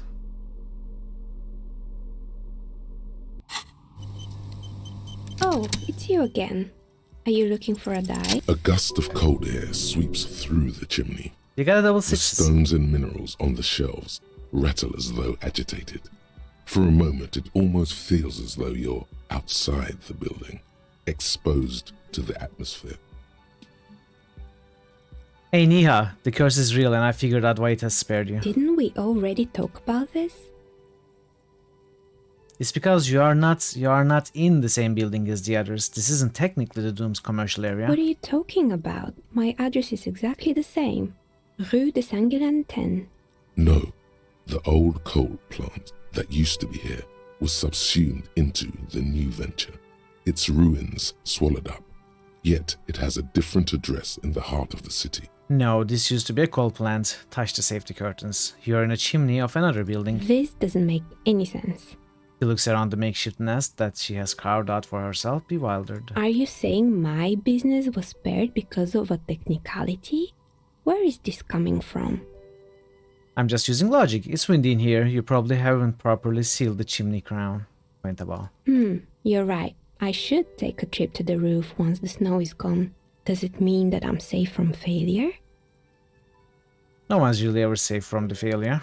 She starts laughing, her fingers trying to rub away the exhaustion from her face. What? Do you know what this is? She raises her hand to reveal a piece of metal shining on her index finger. You're like a charm? Some kind of a word? It's a mourning ring. I made this when my first company failed. It was a small jewelry shop right here in the East Delta Commerce Center, built with the little I inherited from my parents. I drove it into the ground within a year. I didn't have what you would call a viable business plan. Why are you telling me this? It wasn't just the jewelry shop either. I always thought that it was just the world that you were supposed to try again and again until you finally succeed. And now you're telling me what? That it was all because I didn't run my little shops and ventures from a dump inside an abandoned chimney? Don't call it a dump. You made it nice and cozy here. Yeah. Or maybe it's the entire world that's cursed. It's such a precarious place. Nothing ever works out the way you want it. That's why people like role-playing games. You can be whoever you want to be, you can try again. Still, there is something inherently violent even about dice rolls. What? It's like every time you cast a die, something disappears. Some alternative ending or an entirely different world. He picks up a pair of dice from the table and examines them under the But lights. anyway, thanks for sharing your theories, officer. You're welcome. Glad to be of service. What is the precarious world? Seems like the point of this game is victory, the absence of defeat on all fronts. Victory in business ventures and creative undertakings, victory in love and over other people, political victory, ideological victory, hell, even sexual victory. Definitely a lot of object-based victories too, having things and not losing them. One problem though, not a lot of victors in sight. Everyone's mostly losing. Why is that? And how do you not lose? By safe scumming, of course. All red checks failed for 4 hours.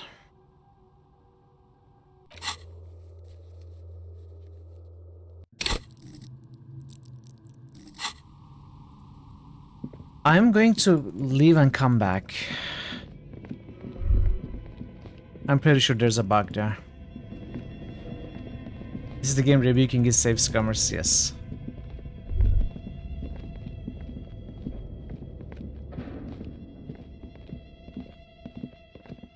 Well, let's talk to Plain Sans.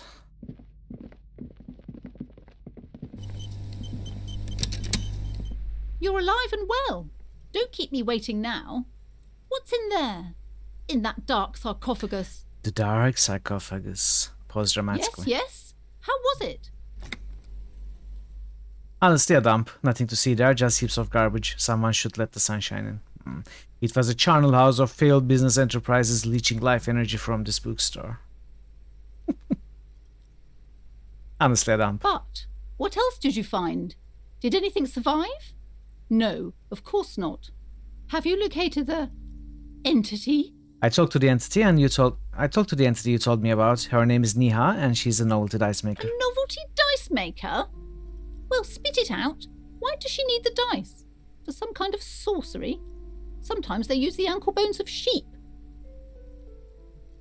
She's not a sorceress or some malicious entity. She's a businesswoman like you. I don't understand. If it's not her, then where is the source of the doom? How did she explain the curse? The narrative she's built herself, it does need tearing down. She's squeezing on the pendant too tight. A drop of blood in her palm. Just don't say you don't have any answer yet. The uncertainty is killing her. To hell with it. Perchance you ought to just lie, sire.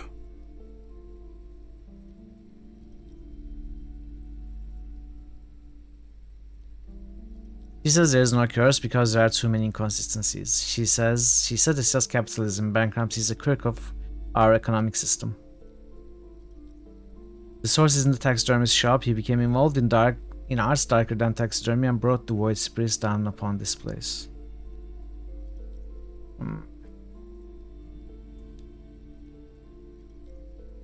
We can lie.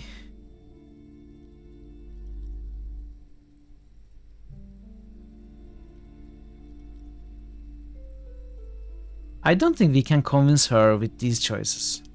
She said it's just capitalism. Let's choose this. What? The entire economic system is cursed? Her entire face goes white as a skull. This is a lot for her to pass.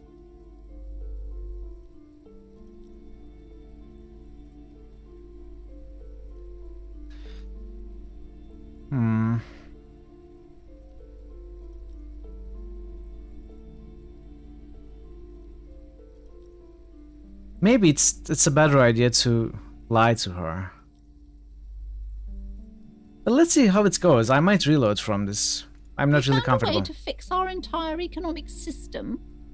Or are you talking about the building?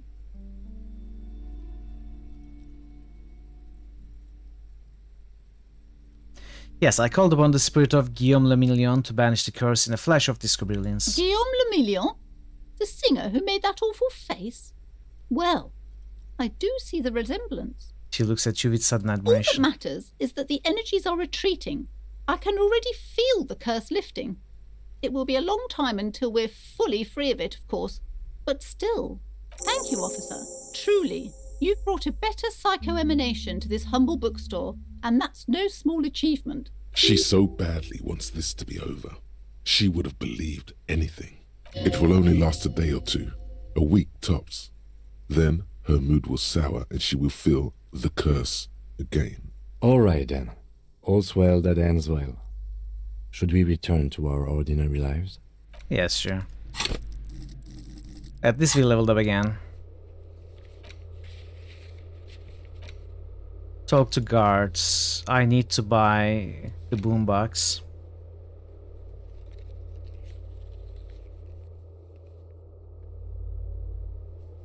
Maybe I can talk to her again. Oh, right. This one. After 21. Okay, we are going to do this today also.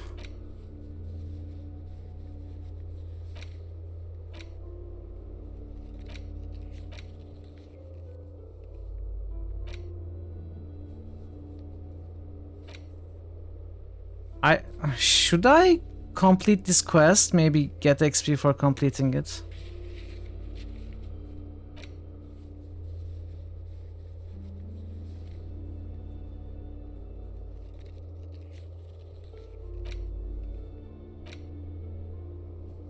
This is also a quest that we could complete.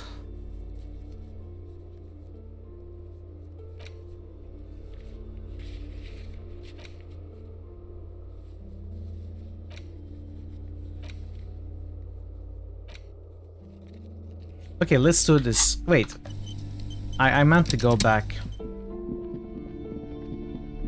The bonus on those? The found tracksuit? I don't remember.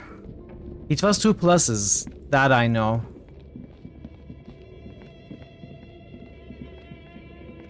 And it cost 15 reals, that I remember also. It was 1 yellow and 1 red bonus too. No, I didn't note it down, I think. Did I? Oh yeah, I have. Yes, savoir-faire and physical instrument. Oh, it's physical instruments. It's a physical instrument. This tray is full of dice, colorful polyhedral dice, hundreds of them. Can dispenser has been repurposed to contain thousands of dice. Okay. Maybe I should buy it. It's a quest 2. If I pay 15 for that and 12 for the boombox, I will be left with 15 real. If I find 5 more real, which I should be able to, probably easily, I can cover tomorrow's cost as well. So yeah, let's do that. Let's go buy the tracksuit.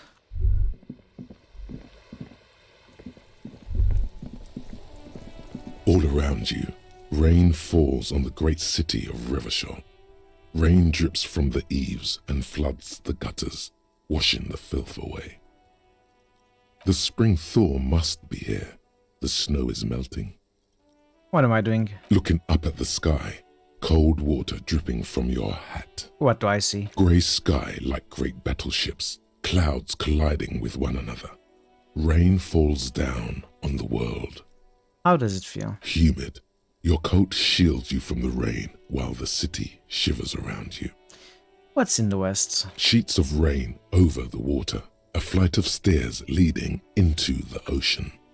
Wave after wave washing the coast of Martinez, with its motorboats and gently swaying reeds. The ruins of a half-sunken sea fort crumble on an inlet beyond the Bay of Revachol. Ghosts rise into the sky. Who are you, ghosts?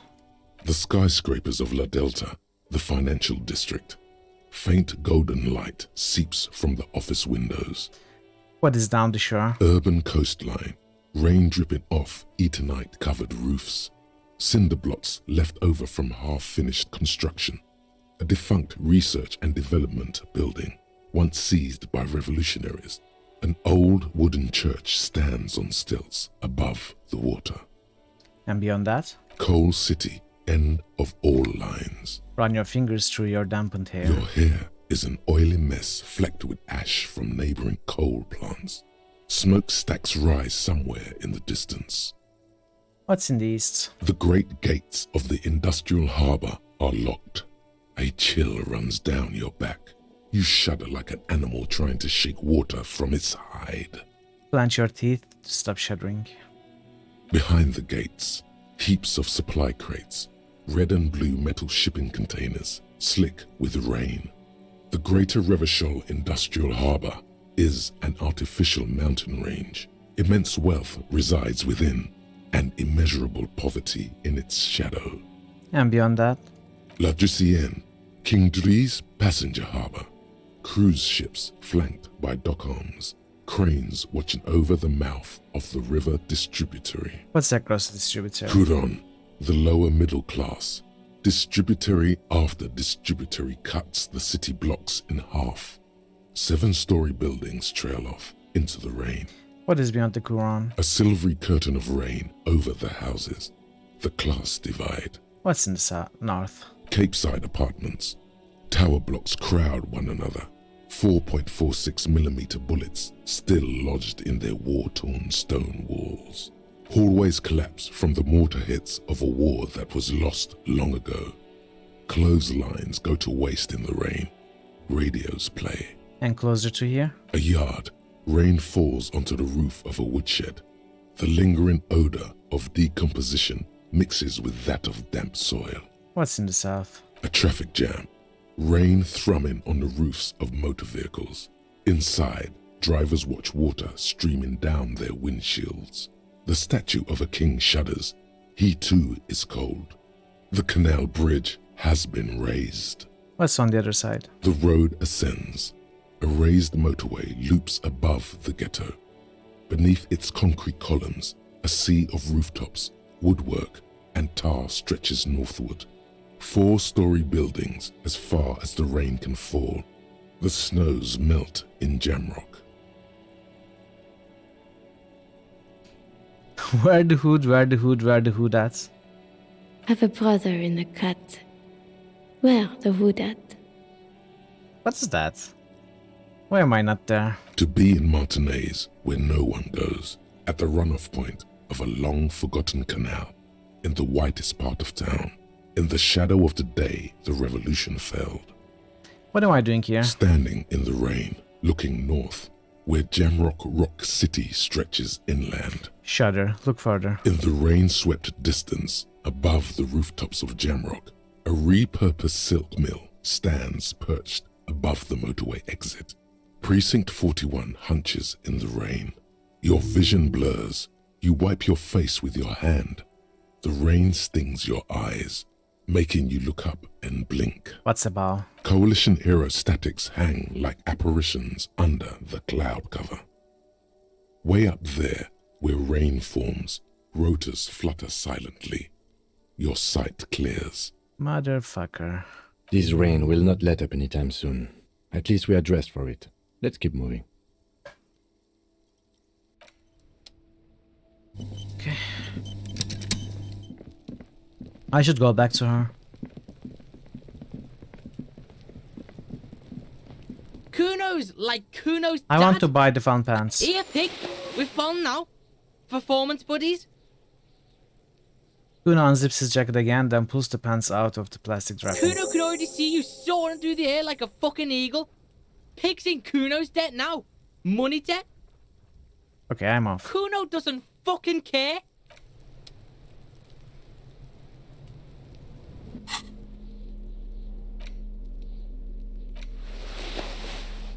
Okay, let's keep this on.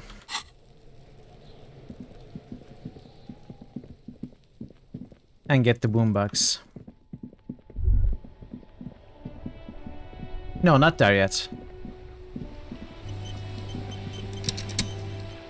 Vigilance officer, what can this old carabinier do for you? I found you guys a new bull. Hold up the ball. What is this? Are you mocking us? This isn't for pétanque. The old veteran stares at the shot football in this silence, then speaks in a resort voice. Now, no need to get angry again, René. I'm sure the officer tried his best. It's not like there's a bull kiosk here in Martinez. I'm very sorry, it's the best I could find. The best, huh? This isn't even a bull. But fine. I guess you did attempt to right your hooliganism.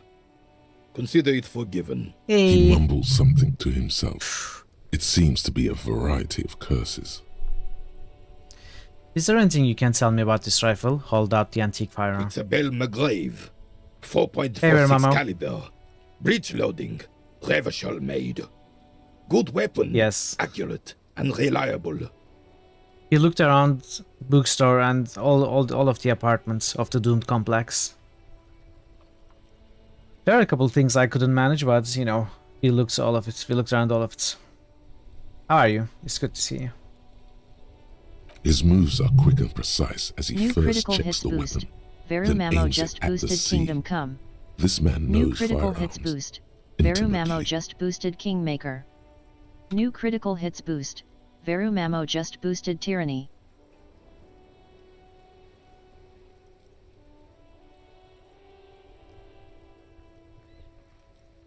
Thanks, Verum, for the boosts. This one's inoperable. The bolt spring is missing and the mechanism is jammed shut. Still a beauty. Where did you find her? In the basement there, point at the bookshop. I'm not surprised. There are probably lots of forgotten wartime weapons lying around here. Back in the day, everyone had something stashed away. As for the rifle, I don't know what else to tell you. These BM446s are an antique. No one uses them anymore. The ammunition is impossible to find. I can get this. I can get this composure check. I have composure equipment. I should probably get it close to 90%.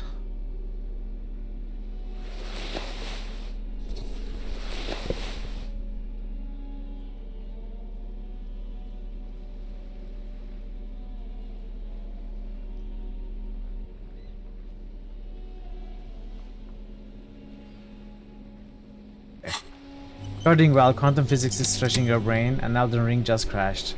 But listen while making some dinner. Alright. Enjoy making dinner. Vigilance officer, what can this old carabiner do for you? Still, all you see What is is happening today? What's happening with the roles today? Anything else I can What's happening with my roles today?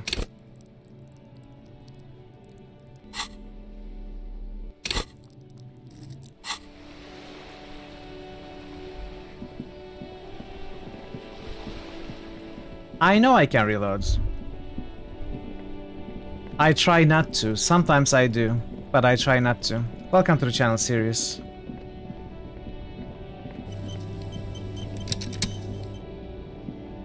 Oh look, it's the cop who turned me.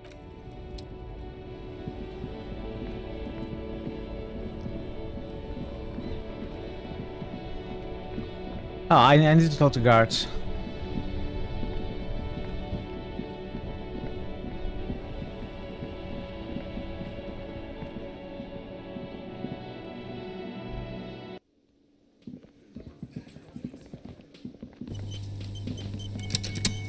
Can I help you? Another thing. Great. I love those. I have to warn you, I may have discovered that whirling is part of the doomed commercial area. What? Why would you say that? We're at a completely different address from that whole thing. He looks mildly startled. So he knows of the doomed commercial area and its address. He's thought about this. Wait, so you know of the curse? Everyone knows of it. The wording is listed on the intercom outside as one of the businesses in Building B. You should get your wiring fixed. I tried to call and couldn't reach you. I've been working here for a long time, and that intercom has never been used by the Whirling. Hold on, not once? Isn't that already a sign of decline? It's a sign of the Whirling in rags not being part of the doomed commercial area. If anything, we're revitalizing this neighborhood. Relax, Mr. Gart. I'm sure there is no doom. He simply wants to share his discoveries with you. The Whirling was once the East Delta Pinball Arcade before it failed. It's only a matter of time before Whirling fails too. The Whirling was once the East Delta Pinball Arcade, which failed, though perhaps the Whirling will escape the curse. Does this look like part of a doomed commercial area? This pre-revolutionary tilework, these high ceilings, the nice rooms, well, most of the rooms. For 14 years, man. That's how long I've worked here. I've kept this place up through hail and through sleet. Fuck me, if some doom ghost... He steadies his voice. He's done a fine job too. Though he's spoken of the place dismissively before, the hostel is actually very important to him. You really care about the Whirling, huh? Yeah. It's slowly growing on me again. It's beautiful in its own way. Especially for this neighborhood. I've been trying to keep it that way. Even if it is part of the damn doomed commercial area. You shouldn't be so worried about that label, you know? I don't place much stock in the curse and so on, but the label frightens the clientele. Who wants to stay at a doomed hostel? Everything's doomed enough without that. Who owns this place? Some real estate management company. They never come around here, just collect money from afar.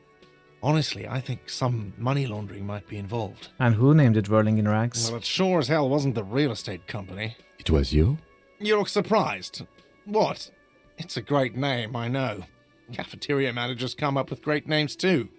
It's from a song. A song? Hail, Holy Queen, by the Ateneers. Hail, Holy Queen of the Sea. You're whirling in rags, you're vast and you're sad. Good pick. What about those other cafeterias you manage? What about them? One is a basement dive frequented by chain-smoking communists. I can't tell you how sick I am of Kraz Mazov and Ignis Nielsen and all those old ghosts. He's hesitating, not sure if he should share this information with you. Encourage him. And the others? The other is a kebab cart. It's very successful in its way, but it's nothing like the whirling. Well, good luck to you with this place then. Luck has got nothing to do with it. I need to think about where I'm going to place those pinballs. I have a feeling they're going to help. So, if you didn't have anything else to tell me about my establishment, can we, wrap it up? There's something else I want to ask about. Yes? Actually, is there? No, there's not. I think I'm going to put a point in composure.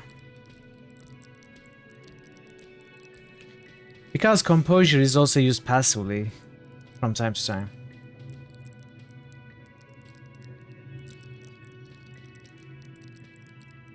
But do I have anything better to put a point in? Maybe I want to open up a new slot for a thought. Like the precarious worlds. Okay, I don't want this or this or this. I don't think I want this or this. This could be fine. Conceptualization is going to probably give me conceptualization points. And it's short too. I think I want that.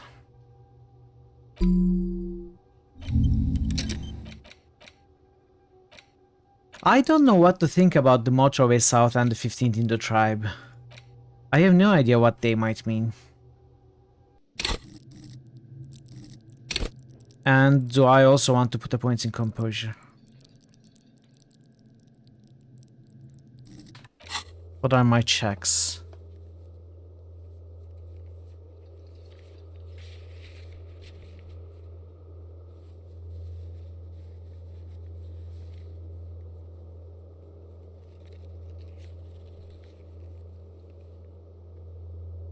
Or do I want legendary? Do I want volition for this check? Legendary check.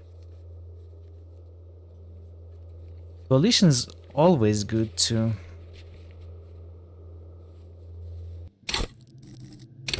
And it's very high also.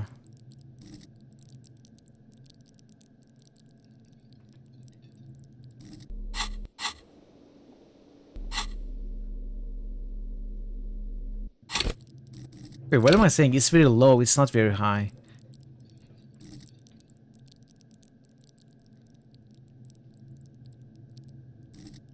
It's just 4 and damage 2. And we can heal the damage. You often had no idea what the thought meant, and after internalizing it and reading the solution, you still had no idea. Yeah, I'm kinda considering, getting spoilers for those.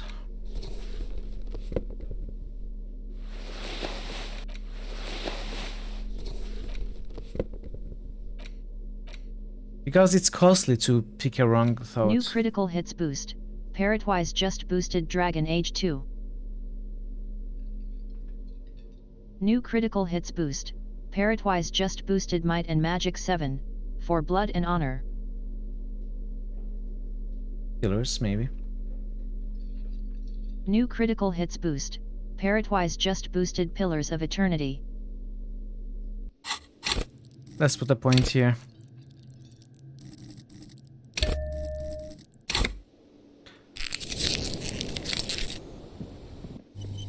Let's go to class here. Critical part. You've been doing it for the last few streams, I don't know, 2, 3.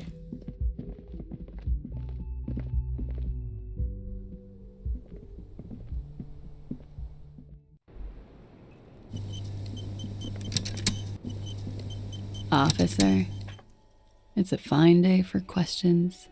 The Hardy Boys gave me a recording. They say it proves the deceased's intention to commit rape. 5. It sounds like the boys would have preferred my saying it did happen. I didn't want to get caught up in this. She is not at all worried the tape will contradict her statement. What does that recording say? We are in the process of listening to it, but haven't yet. She nods, exhaling a dense cloud of cigarette smoke. Not my favorite topic, but okay. I'm sorry, I can't. I know Not it's yet. difficult, miss. How about we, Okay, let's try this. change the subject Look her to in the something eye. more lighthearted now? Soft, light brown eyes look back at you, directly into the space behind your eye sockets. You see the smoke rise from between her painted red lips. She's beautiful. I have bad news for you. What? You know these guys? Who? Me? Yes, he's talking about you, you shifty asshole. You too. Me? No way. I'm straight, man. 7? Okay. These guys are compromised. She's got them singing along to her tune. The little bleeps and bloops you trust for info, you can't trust them anymore. I love this moment. It's very interesting. Welcome to the channel, Mr. Glamour. What? Believe it. Which ones exactly are affected? There's no way of knowing. At the moment, I'm afraid it's best to assume all of them. All of them? Bullshit, man. I ain't compromised. Especially that guy. That guy's the most compromised one in here. No fucking way, man. I just want a drag of that sweet menthol Ziggy. Really? Quick. Tell me what's under her jumpsuit. Glory. Truth. Softness. Protect her. She wants you. I take it back. He's got it pretty bad. But this next guy's on another level entirely. She likes you. The crown head is a boring condom. He's jealous. This is human nature. How did this happen? How it always does. Through subtlety. What can I do? There's nothing you can do about it. You are how you are, and she is how she is. Things will go as they do. Can't you turn them normal again? No. What use is this then? It's better to know you're being played than to be played without knowing it, is it not? Does this mean she's been lying to me? I think it's safe to assume, yes. Mr. Thespian here hasn't been speaking up. If he were, I suspect Talking there would about be drama, appeals right? to her truthfulness. Like this. She is a lady, most fair and just. In his defense, to reduce him to such inadequacy, she probably had to employ half-truths more often than outright lies. That is correct. And omissions too. Can I trust that guy? A little. They're all still of limited use, interpreting things to the best of their ability. Maybe they add flair or something. I wouldn't know. I don't add flair. But when it comes to assessments of character and factual accuracy, they are not to be trusted. Not with her. Can I trust any of them ever again? Don't be melodramatic. You can trust them. Just not with her. A light green speck and imperfection on the outer rim of her right iris. It sparkles. What is her plan? You can't draw a sound conclusion. The one he usually does says, she may want to control the information rollout, not to become a suspect. She may have a past she's escaping, unrelated to this case. You doubt it's something truly insidious. See? It's oddly moderate, probably compromised. I've been talking to myself long enough. Let's get back to it. Don't worry. It's only been 4 or 5 seconds. You've got this. Say it out loud. Miss, are you manipulating me? The silence broken. She exhales a little cloud of smoke and says, God, no.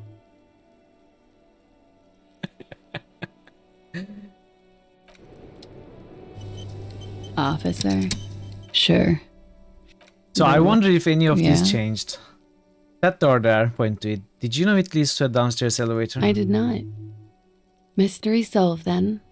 I kept wondering where it led. there may be more to this mystery at some later time. She's holding back. Let's make a mental note for now. There's a peephole on the other side looking into your bedroom. A peephole? You mean like a hole in the wall? Yes, looking into your bedroom, miss. Lieutenant points to her window. The unmade bed is visible through the glass.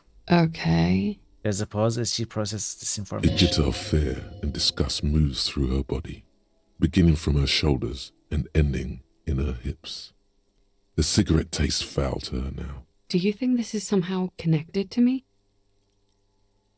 It could be connected. We don't know at this point. Okay. Do you have any way of knowing how long it has been there?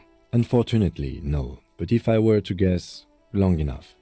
The perforation is under the bookshelf on your wall. It should not be hard to cover with some tape. If it is recent, who do you think made it? Shit. I don't know.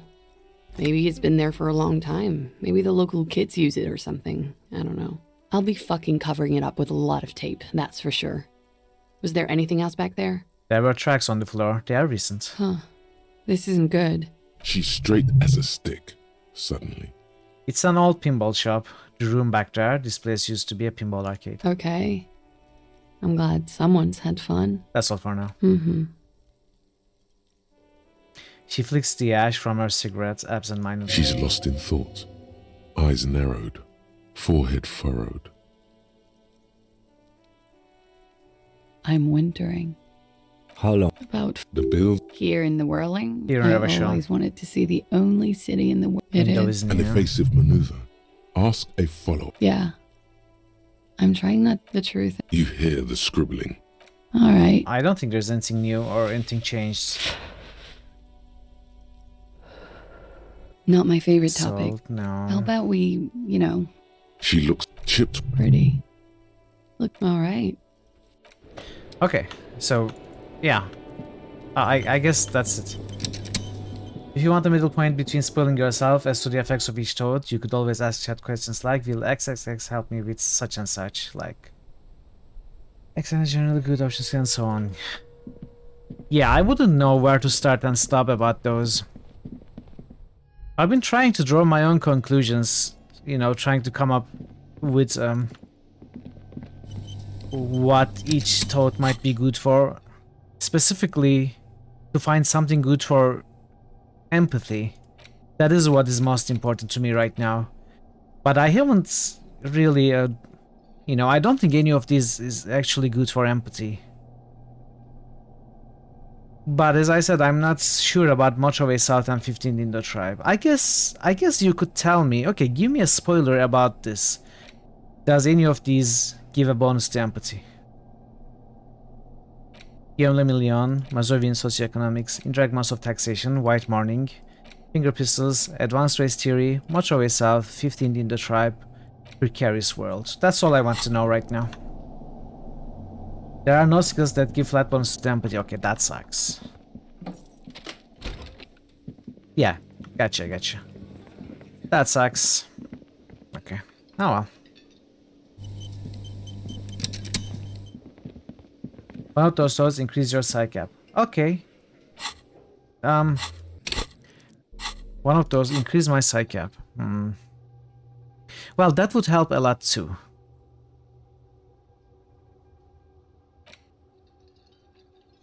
Is it this one, Much Away South? Actually, just tell me which one it is. Because I feel like I need it. Okay, let's get the boombox. Oh, I wanted to call... Oh, really? That one? Ah, I don't really want it though. I don't really want that Inside, toad. you see a set of steering levers, a radio microphone. This is Precinct 57. This is Sylvia? Yes. Oh, great. What else do you need, Detective? Pest Klage's story. Was it you who called the police? No? No. Yeah, go on. I don't think I have Maybe, anything new I with don't this woman. I just know I have to take... You hear... Anything else I can help you with, officer? We can try Just a 41. 10-4, come in, officer. Roger that. 10-10. You can't ask about the partner.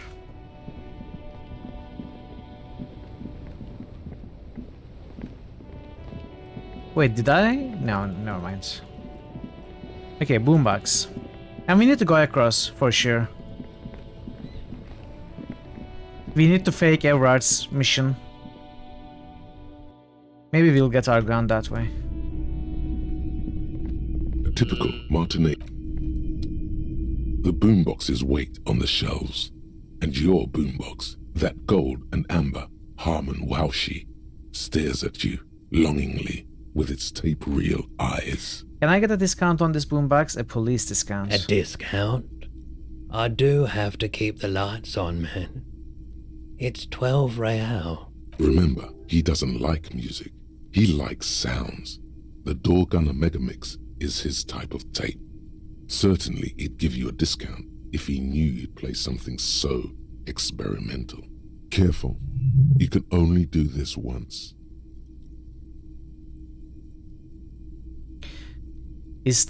I'm not just doing any police work. I've got the door gunner megamix here and era defining work. Let's do 4 real. 4 real is offensively low, but just this once. For the music, concrete, cop. Hey. Thanks for the discount, man. Here's the money for the boombox. And here you are. Quality sound reproduction on the go. It'll play anything, wherever.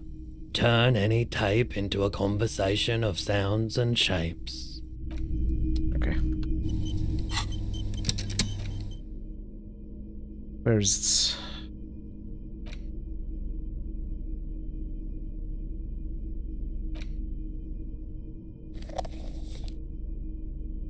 Oh, he didn't complain about the flashlight?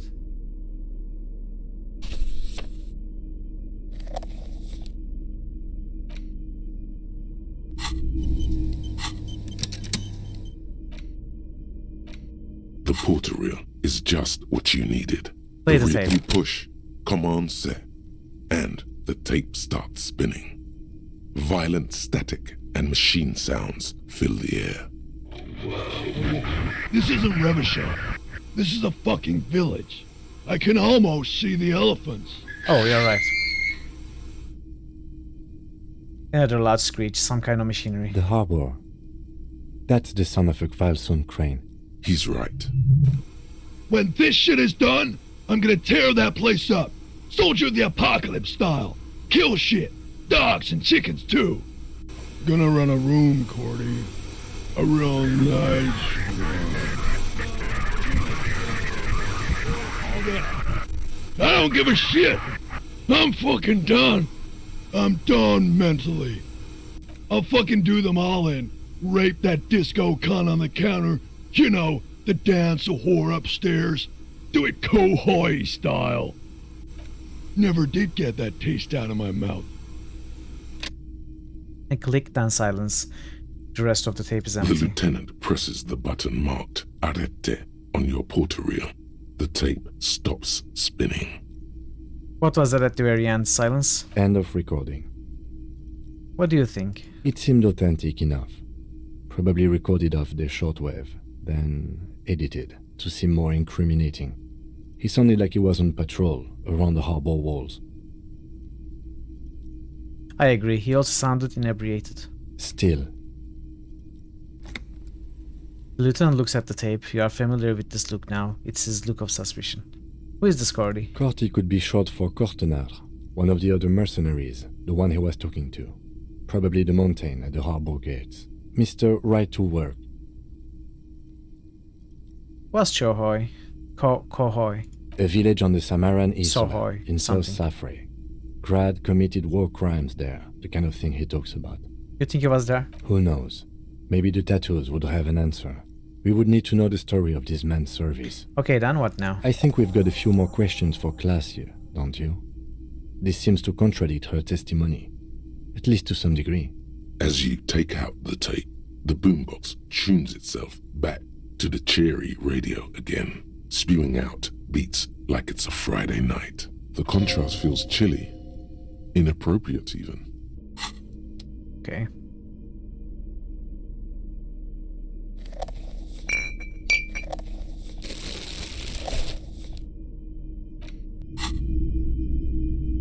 Let's go back to class, yeah.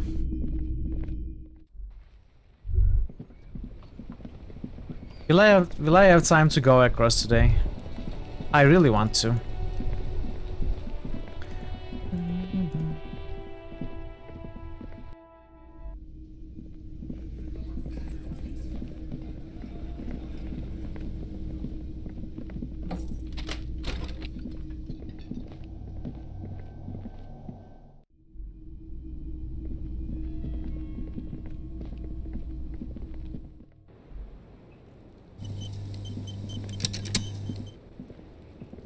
Officer, it's a fine day for questions.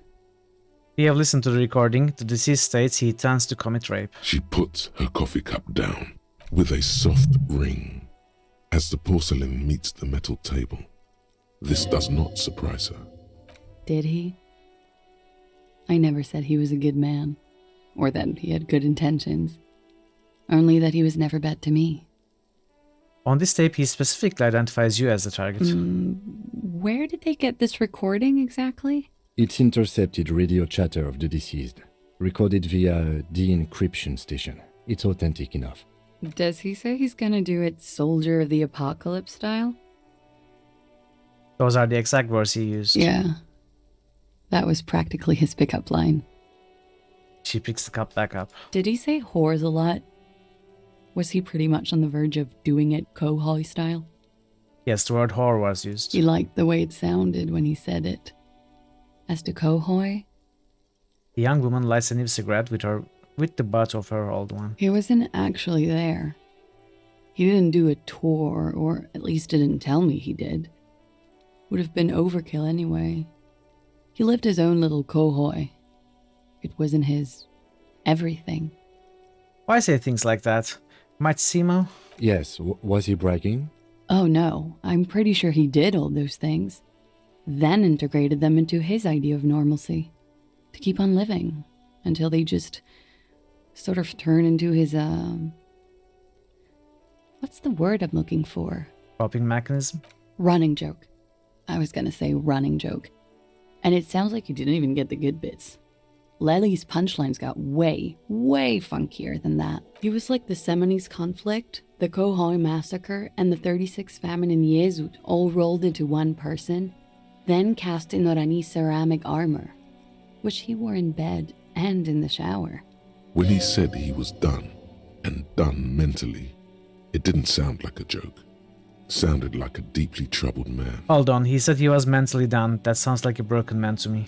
Well, maybe I pieced him back together with my magical personality. Weren't you afraid? Afraid of what? That tape the Hardy Boys recorded? Your mother probably never told you this, but girls are evil. Had I the physical robustness and social support, I'd be in Kohoi. I would be tearing it up Soldier of the Apocalypse style. Did he tell you he had actually done any of those things? Here in Martinez, I mean? No. We were too busy laying waste to our own nervous systems to direct any of the fury outward. He seemed happy, I guess. At ease. As much as a man like him could be.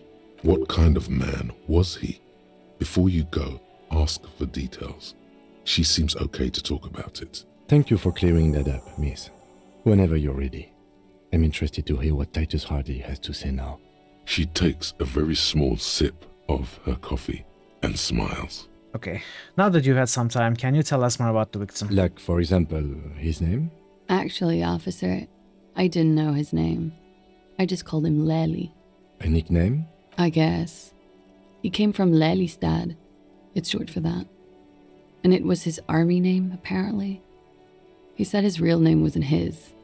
I tried to pry it out of him, but it was no use. Lelystad. That's a good start. Lieutenant writes it down in his notebook. We have a few questions you can help us with. A few things a field autopsy alone can't answer. The young woman cranes her neck, trying to catch a glimpse of the page the lieutenant passed to you. On it is a list of autopsy observations, recorded neatly in blue ink. The last missing pieces of a puzzle of flesh. Where is Lelystad, the place I mean? In Oranje, officer. It's, I think municipality is the term. A nowhere town there. Oranje? Oranje's map of waterways? This fits with his tattoo. This means his race was Occidental, which fits the statements of another witness. You were both from Oranje? Yes. We were compatriots. Did that bring you together? No.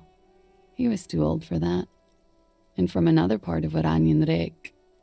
I didn't even understand his accent. What brought us together wasn't Oranje. It was bad habits. How old was he, miss? He was 42. We got it. 42? Are you sure? I would have had him above 50. He had many scars that made him appear older. But no. The memory makes her smile. We even celebrated his birthday, like, some weeks ago.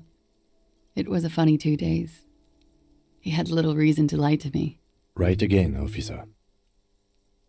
Lieutenant taps his blue pen at you as though assigning another point. This feels so just. Like there is righteousness in the world. Points aren't good. Have one, you old dog, before we all die. His eye color? Blue. Light blue. They were like little blue galaxies, you know?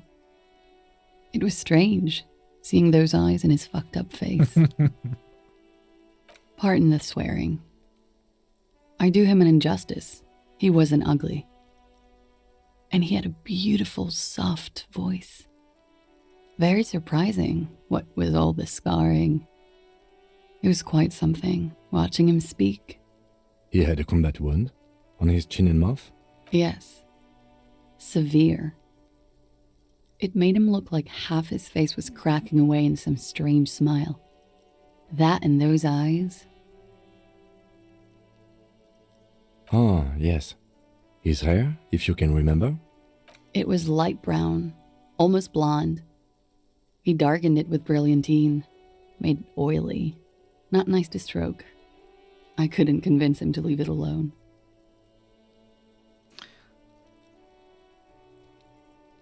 I said to put the brilliantine on the form. Do I get a point? No. Before I put it down, there, point to the red dot of the slip. Okay, sure. Here you go. What else are we missing, officer?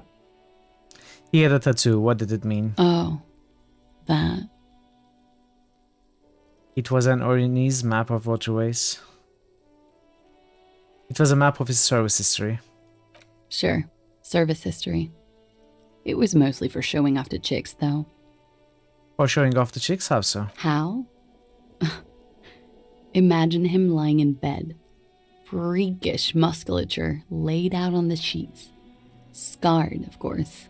Tattooed. The sheets are dirty for some reason. Is this Orionese lit? Don't interrupt. He's smoking and drinking, of course. And his chest and shoulders and arms are studded with stars. Tens, hundreds of them. Maybe even thousands. And the woman goes like, "What was this, baby?" She points at the air with her sharp-nailed finger, picking out an imaginary tattoo scar. And he says, "That was too hardcore. Don't ask me about that." So she goes, "Okay, but what's this, baby?" And he's like, "Saw some bat shit there. Killed some loincloths." And so it goes. Star after star, port after port, third world country after third world country. And he's done horrible things in every single one of them. You are the woman in this? Oh yeah. Can you tell us precisely what these mean? Hand her the photo. No thank you. I've seen enough of him dead. I can tell you what they meant without looking at them. She pours herself some more coffee. Go on. He was a blue-eyed boy with thick arms, from a small town. He was also poor, and the government of Orania needed some people killed, so they turned him into a grotesque killer. For money. He went to Killer Academy in Vredefort. Then he killed some people on the Semenine Islands. And on other islands, too. All of the islands. After this, he came to Revachol and got killed himself. Thank you for clearing that up. Change of topic, perhaps? Could it be love that did him in? It very well could be, yes. What do you mean? What do I mean? I have no idea. I don't even know what you mean. Love did him in? What does that mean? He told me. Okay, then another question. Of course. Perhaps it was communism that killed him. Okay. Something miraculous is coming, he told me. I think we are finished with this line of questioning, and the lieutenant back his notes. Do I want to say any of these? Definitely not this. No, we are not saying those. We are not crazy. The lieutenant puts the slip back in his notes and observes the young woman for a moment. Coolly, gracefully, she pours herself more coffee. Let's turn to the Slaterms. Wait, stop. That man, bloated beyond all recognition, was 42? It's what she said, yes. Below the damage, the weeks of decomposition, all the swollen indignity of mortality. He was 42 years old. Where is this going? How old are you? That's where this is going. 45,000 liters of raw alcohol has left its disfigurements. What lies beneath, you wonder? You could ask either one of them. Kim, how old do you think I am? Huh? How old do I look? How old? 58? Maybe you're wrong. You were wrong about the deceased too. He was way younger. He was deceased. He had been decomposing for a week. The ravages of Al Ghul are nearly as extreme as that of death itself, Lieutenant Kitsuragi. There's silence. Then a little more. Here it comes. Mercy. Sure, you're 42. Let's go. Wait. This requires scientific measurements. Bring it on, I'm not afraid of the truth. To the laboratorium. Oh, we got another thought. Date of birth generator. Your face looks like it's 58 and your body feels like it's 60. Your mind feels like it's lived for 1 day or 100, both longer than they ought to be, the day and the century. But for how long then has this thing attached to your sentience walked the planet's crust? Time to start racking those brains of yours, Elder One. When and where were you born?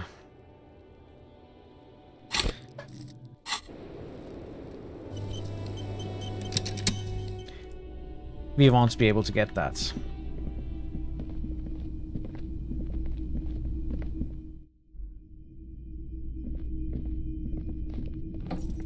So what do we do next? I guess we go across now.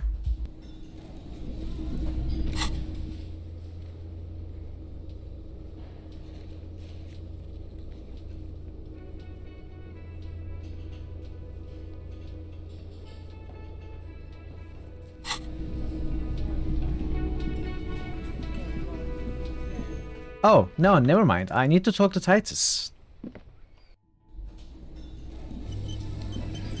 It's you again. What is it? New critical hits boost. Ooh, The Witcher. Zav just boosted The Witcher. I talked to Class here about the tape. And he tenses immediately. Chest tightens. New jaw critical sets, hits boost. ready for Zav just another boosted blow. Wilder Myth.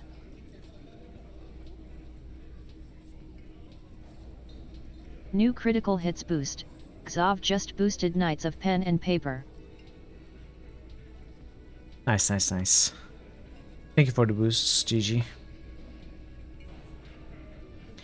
And nothing. She stands by what she said. That fucking fucker.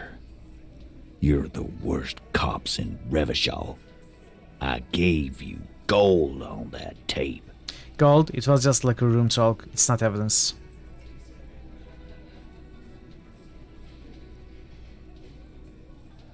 Locker room talk. What are you, fucking brain dead? I've been to plenty of locker rooms. They don't plan rapes there. What did she have to say then? Fine by her? This is what people are supposed to be like? Fucking whoop-de-doo.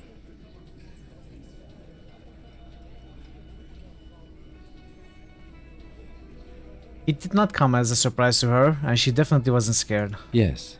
In fact, I think she thought it was a little funny. Funny? No good goddamn psycho whore. Seems like they wanted to give Klasia a second chance to play along. She still didn't. Alright. All fucking righty then. I guess it's good then. That fucking... Please try to control yourself in the presence of visitors, Titus. Her voice is a bit softer than earlier. This is just perfect. Just fucking perfect. Any thoughts on this, lawman? Titus rubs his chin with his palm as if trying to grind his Women are crazy. Irrational. That's what you're thinking, right? Also, your fists are itching for a bump.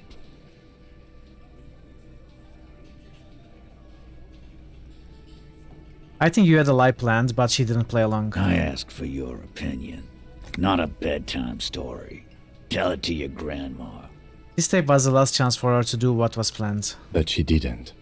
She knows she can't lie to us. unlike you. Oh no. He's definitely compromised too. It's his hubris. Sadly, not much to do about it now. Fantastic. So now you remember how to do your job. I'm so sick of this piss. We should get something harder in here. He despondently glances at his beer. Yeah, guys, we should get a party going tonight. Why? Maybe not then. He looks at the old man in the corner. Success. They admitted to unlawful collaboration to derail the investigation. Be straight with me, Titus. What really happened? I already told you. We fucking hanged him. There's less gusto in his voice now. His men too are growing increasingly silent. The man is slowing down. Looks like a bad blood sugar crash. He can't keep track of all the variables anymore. Come on, Titus. We know you didn't hang him. He was shot. I know you're tired. So am I. Why don't you just... You know what? I am tired. I'm tired of you and the whore upstairs. Next time you see her, tell her Titus said, "Fuck off!" He throws his beer can down. That lying, scamming. We're done. This is over. You understand? Your little investigation is over. Yeah.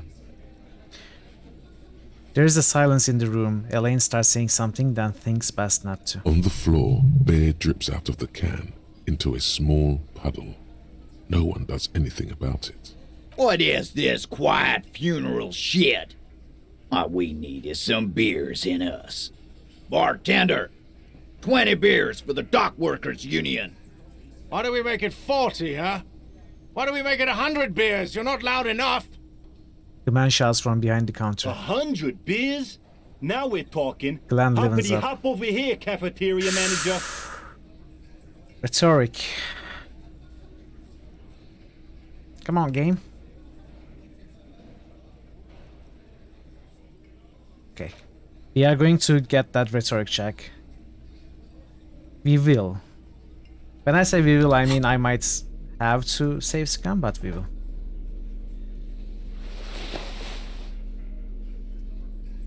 I want to get it.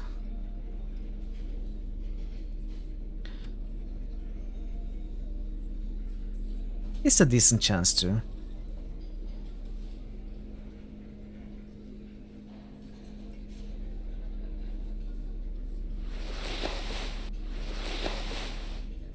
Okay. We have no bonuses. We have no skill points. It's you again. What is it?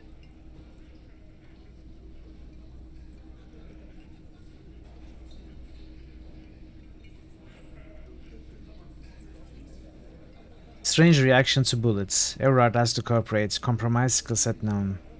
Okay. Push Titus on the tape. What does it mean, push Titus on the tape? Angus can't take pressure. Warned about the tribunal. Disguised 8 hardy. Confronted about drug trade. You got all the bonuses. Let's go. Convince Titus he's being manipulated. You should know by now. Titus Hardy will never falter. Watch me, Rhetoric. Watch me. But you know someone who might. One of his boys will. Fat Angus, the powerful guy. Mr. All Muscle. The time has come. Put him in the pressure cooker. Just remember, it's about more than Glasia. It's about these men and Martinez. Their district. Their responsibility. That's it then. Case closed. Look around. We are going on, Kim. The lieutenant raises his brow. He'll get it. Go on. Fight it down, Kim. In Martinez, they just kill you because they don't like you. Got it. Kill you because they don't like you. All because... Because of some chick, because you're a foreigner, because you work for the wrong people, because they like killing. Because of some chick, I think. This is about that, right? Because Bring of... that up one more time, and you won't get to write that report. Evans, it's involuntary. Yes, I understand, Alain. That's your name, right, Alain? You'll kill us. That's what they do in the wild north. He scratches in his notebook. They just hang you, like in the Dark Ages, make a display of your corpse. They just hang you, shoot you, whatever, they can't even remember. They just hang you, shoot you, light you on fire, they don't care. They just hang you, shoot you, whatever, they can't even remember. We'll go with this. It wasn't that. It wasn't. Hey, it's working. We didn't shoot him. The fat man says with a wheeze. That's it. That's the weak one. You flushed him out. Now go in for the... Officer, you will be next if you don't shut up. The old man reaches for his belt, but his voice is strangely calm. Firearm. A Glass 08 or a 38 caliber pistol. Either is small enough for you to have missed. He's onto you. He knows what you're trying to do. Steel yourself. Push on. Just ignore Theo. Turn to Agnes. Or what? You are gonna kill me like you killed him? For no fucking reason? We didn't kill him. We didn't even hang him. He was dead when... He takes a breath, wheezing. Shut up, Angus! He was dead before you hanged him. Fatty! Say one more thing to the cops and I'll... The little guy hits Angus on the back of the head, a loud slap. Dennis, stand down, or I'll beat your head in. Theo, take your hand off the belt. This isn't 31. I've got this under control. Does he? His closed fist is shaking. It's you who's in control. Let them have their moment. The room falls quiet, so quiet you can hear Angus wheeze. Angie, where's your goddamn inhaler? You sound like you're dying. I left it home. I can't get it. I'm too fucked. I'm sorry. He grabs his chest. Why are you so fucking fat, Angus? Lizzie snaps at Now him. it's all pointless. Because of you. You wasted my time. I told you, Titus. I told you just give her up. Lizzie, your help is no longer needed here. Go tell Everard. He turns to the fixer. Fine. I'll tell him. After a long walk along the coast. She walks off without looking back. You're in. He's all yours. Questions. So you didn't kill him. He was already dead. He nods. You hanged the corpse to cover up the real cause of death. The bullet in his head. Another nod. Why? 'Cause the girls asked us to. They were in some shit. Girls plural? There's another girl? 2 of them? Take note of this. They'll probably say more about her later. Did she kill him? Cop, I have no idea. The girl says she didn't. He doesn't think she did. Or at least he hopes she didn't. What happened Sunday night? Classier came down. She seemed really out of it. Drugged up, even more than usual. The girls Bug-eyed as in... and gurning, you know? The cleaning Not lady. in a fun way. Right? It looked like she'd redosed after something went down. I've seen that look before. She was scared. I knew someone had died. So she didn't quit because of us. She quit because of the killing. Maybe she killed the guy. How did you know? I've done this job for 10 years. I've seen it before. It's the politician in the motel room with the dead hooker scenario. Only in reverse. Good analogy, boss. The rat-faced man snickers. You don't get to talk yet, Shanky.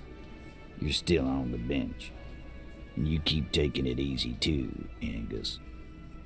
He turns back to you. What happened then? We went upstairs. Sure as day the Merc was dead. There was a bullet hole through the window. Fucking dirty sheets and bottles everywhere. He means they'd been fucking? Tibbs patched the window. And the corpse. We hanged. Who is Tibbs? The 8 Hardy? Nah, he's my brother. He's in the window replacement business. Right now, he's grateful he hasn't gotten his brother into this mess. If Claudia didn't kill him, why the cover-up? You may have noticed our girl's in some shit of her own. She told me some people were after her from Oranje. She wouldn't say more. Yeah, she wouldn't. She's fucked if she shows up on police radar. These people, who are they? They're powerful, connected to the moral intern. She's clearly afraid for her life.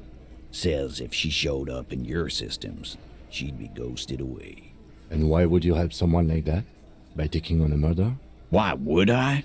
I guess we abide all sorts of runaways and losers here. It's a Martinez thing. So, who killed the merc then? Any leads? Not yet. Just some ideas. She says the shot came from outside, Ooh. behind the window somewhere. So that's a clue. What are you thinking? I'm thinking someone's past caught up with them.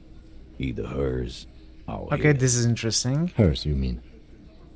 I mean the people after Klausya. Maybe the shot missed. Maybe it was meant for her. I like that. Been thinking the same thing myself. And you had ideas about his past too. My dude. One of those mercenary buddies of his could have done it.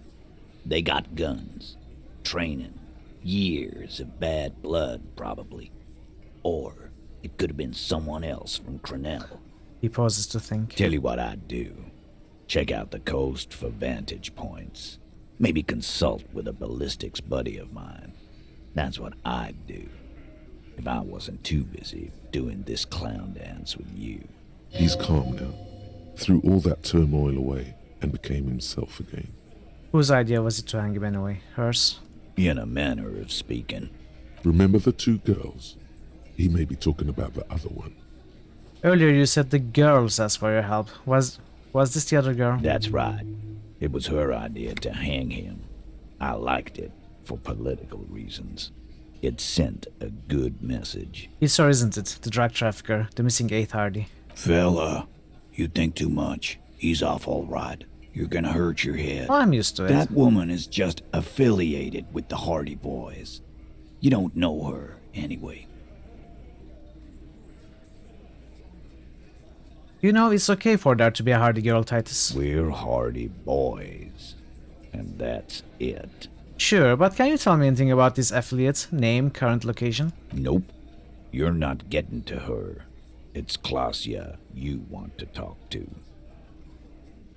I'm sorry I made you guys fight. Me too. Kim, we did it. The lieutenant gives a smile only you can see. Thank you for this, Titus. I'll go talk to her for the last time. You do that.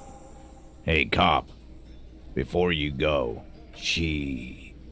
Klausya, came to Martinez to hide. Many of us did. This is where you wash up when there's nowhere left to go. The Union takes you in. Now, she refused that protection. But you would still prefer if we didn't take her away? That's right. If we didn't take care of the people who end up here, this place would just be a couple of ruins and some cargo containers. We'll take that into account. Lieutenant slices his notebook into his coat pocket. He turns to leave. Actual art degree. Trite, contrived, mediocre, milquetoast, amateurish, infantile, cliche and gonorrhea-ridden peon to conformism. I fucked me. Affront to humanity. War crime. Should literally be tried for war crimes. Resolutely shit. Lacking in imagination. Uninformed reimagining of. Lip-wristed, premature, ill-informed attempt at. Talentless. Yeah, I can see why. Recidivistic shit peddler. Pedantic, listless, savagely boring. Just one repulsive laugh after another. And I like this. Conceptualism, passive seal, +1 morale. And give +10 XP. This is more important than the other, obviously. But -1 hand-eye coordination.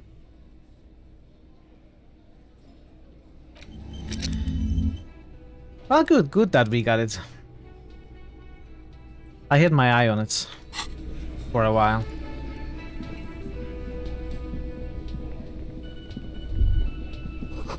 This feels light. You belong here. Alright, let's talk to class here.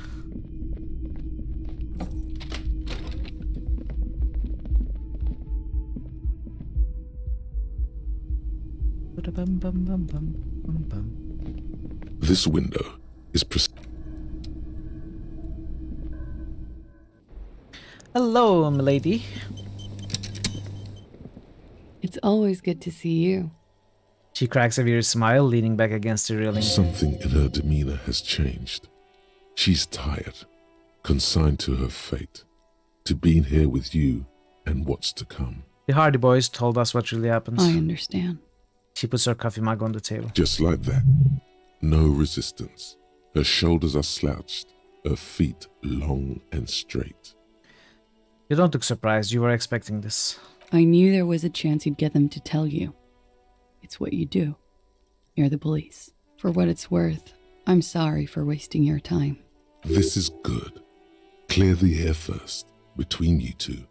Then move on to questions. No, it's not good. It's the opposite of that. This will let her dictate the terms of your... Shush, I can't hear what she's saying. Let the miss speak. She's tall and thin and tired. A twig trying so hard. No, I cannot trust them. I can only trust Volition. She's still trying to manipulate If you knew we would find out eventually, why did you waste our time? Because of the Hardys. I couldn't just dispense with them. They were only trying to help me. Out of the shit I'd gotten into. That's not a good enough reason. You're right.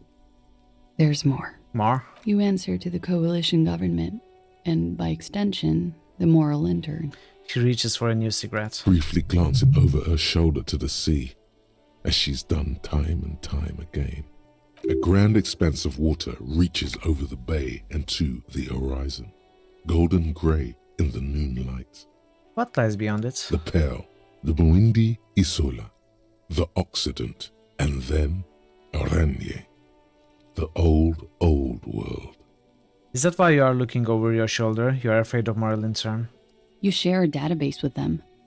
You send people to their courts. She lights a cigarette.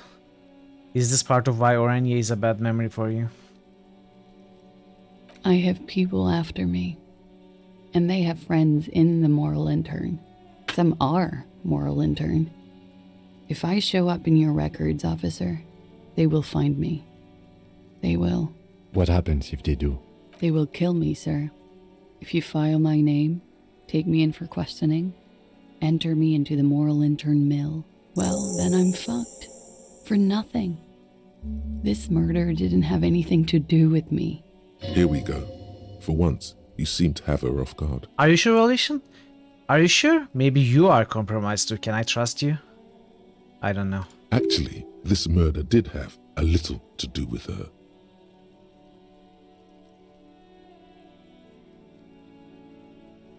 What did you do to have these people after you? It's not nice, but it's not illegal. Not here in Ravishol, or even in Oranje. What exactly did you do? Industrial espionage. I joined a business collective with the intention of betraying them. I did my job well enough to be asked to do it again, with a bigger company. The kind you really, really don't fuck with. I took their ledgers, 2 decades worth of accounting. I need the names of the companies involved and who hired you. He taps on his notebook. The job was Lewsdoen County Savings Bank. They sound small, but they're part of the Lewis-Scott conglomerate. That was the second job. The first was some printer company. You wouldn't know them. But she really destroyed them. She still feels it. As to who hired me for the job, I don't know. But they're after me too, along with Lewis-Scott and their friends in the MI. Once you're done in the competitive intelligence circuit, you don't have allies. You're radioactive.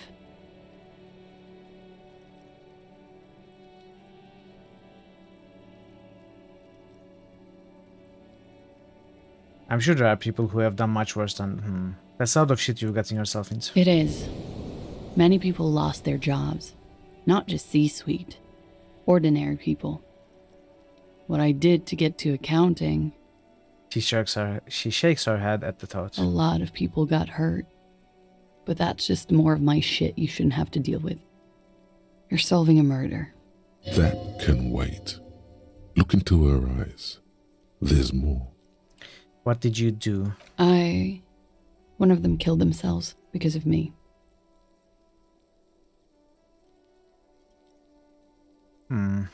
That's not easy to deal with. How do you deal with anything? It's all just... How do you do it? By not remembering a single goddamn thing. I'm a cop. What I do is right. Sure? By bargaining, then. I do that too. It's not all that effective.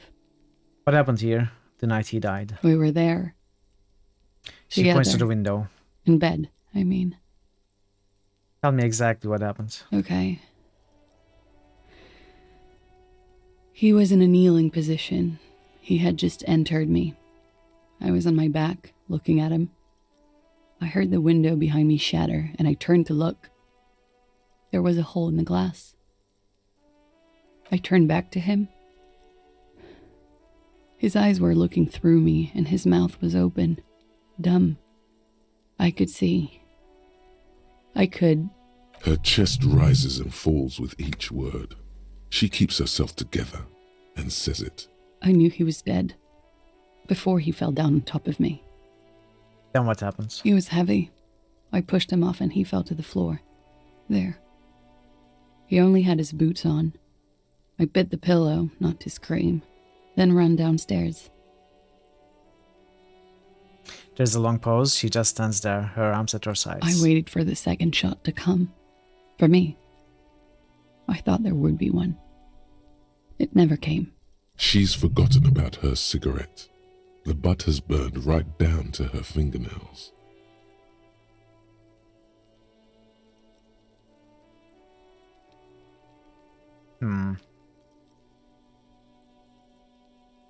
I'm sorry this happened to you. So am I. She looks down, her cigarette has singed her fingers. She throws it away and immediately proceeds to light another one.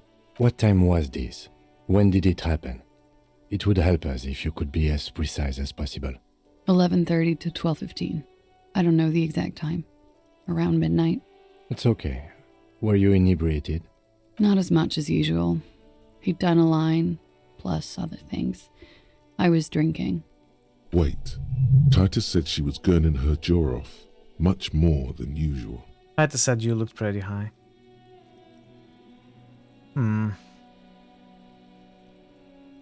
Let's say that anyway. Oh, yeah. I did one of his lines, just to clear my head. Did you hear or see the shooter in the course of this? No. What did you do then? Nothing. I was trapped. I was stuck in my room downstairs.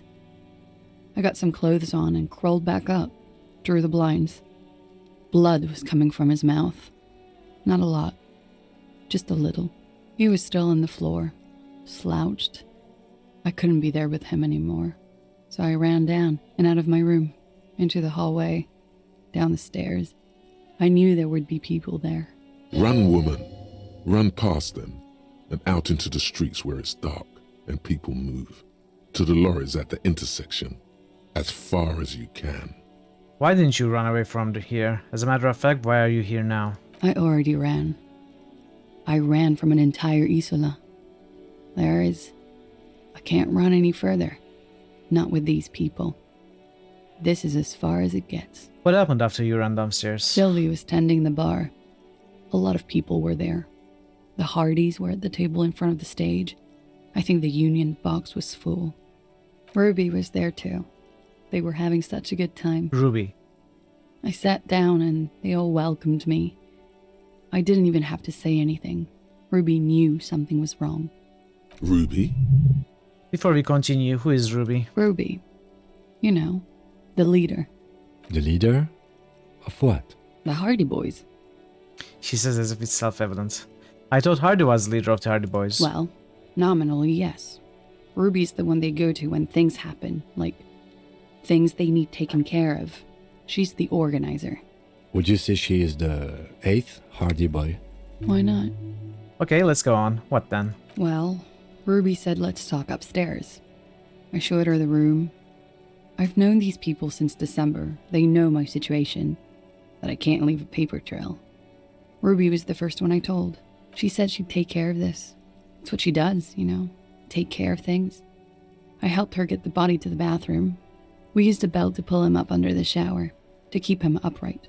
To mislead you, they were tampering with the body. Hey, Sagnif. Hello, how are you? To produce lividity, matching a hanging? Yes. We completely missed the tampering. Looks like you got there in time. What was this, 20 minutes after death? Oops. About 20, yes. Ruby explained it would make the blood... You know what he does.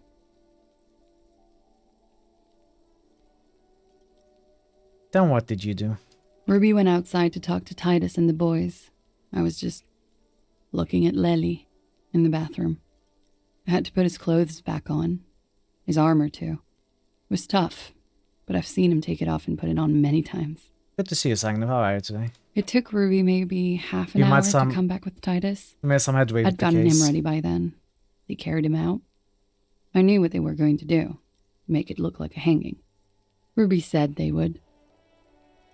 What did you do while they were hanging him? Ruby said to wait here. She also said I wouldn't see her for a while. That we should lay low or something. So I did. This Ruby. Where is this Ruby now? I don't know. I haven't seen her since. Make Titus. Okay, we go back to Titus. We will need to take this question to the Hardy Boys. Interesting. Why did this Ruby go through so much trouble to hide something someone else did? Look into this later. What are you doing? Coming up with a theory. She said Ruby knew something was wrong before she said anything. How come? It was loud downstairs. She couldn't have heard the shot.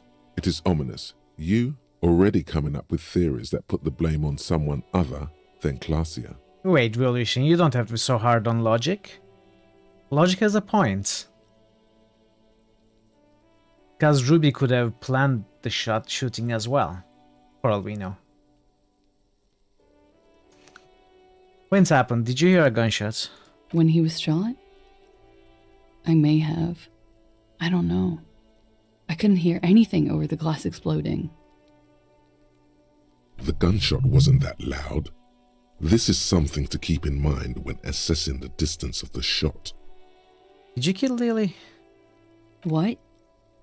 Why would I put myself through this? Insanity. Get myself cornered like this. There's a silence. He wouldn't have died if it weren't for me. I know that. But I would never hurt him. He was a serviceman. He must have had a gun lying around, close to her hand. A military weapon using jacketed ammunition. Now you guys suddenly have theories pouring out, when they're obviously just stabs in the dark.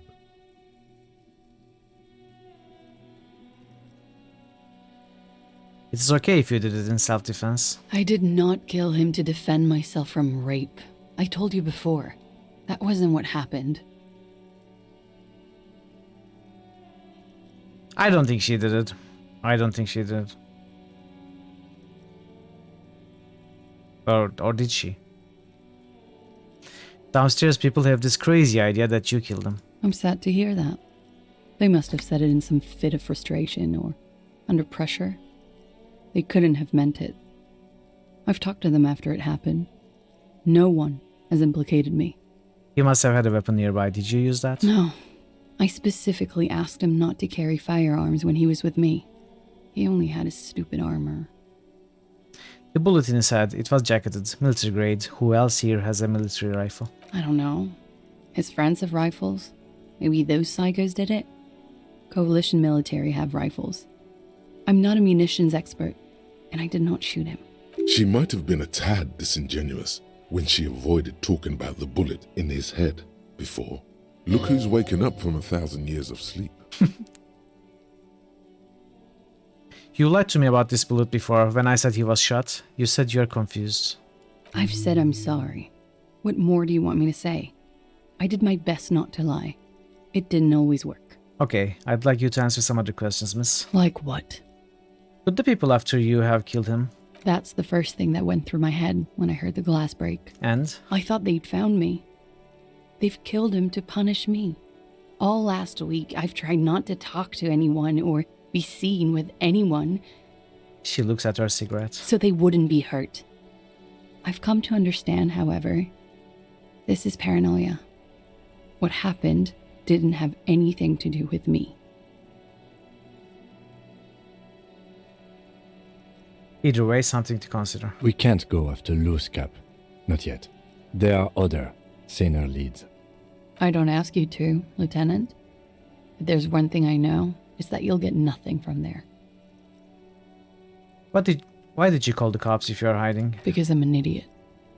The answer comes fast. Which is an indicator of truth, idiot. She's nothing of the sort. So you would have us believe, but you're not. You have to understand, the people around here, no one was making the call, and he kept rotting. And then they picked his clothes off, and that little fucker threw stones at him.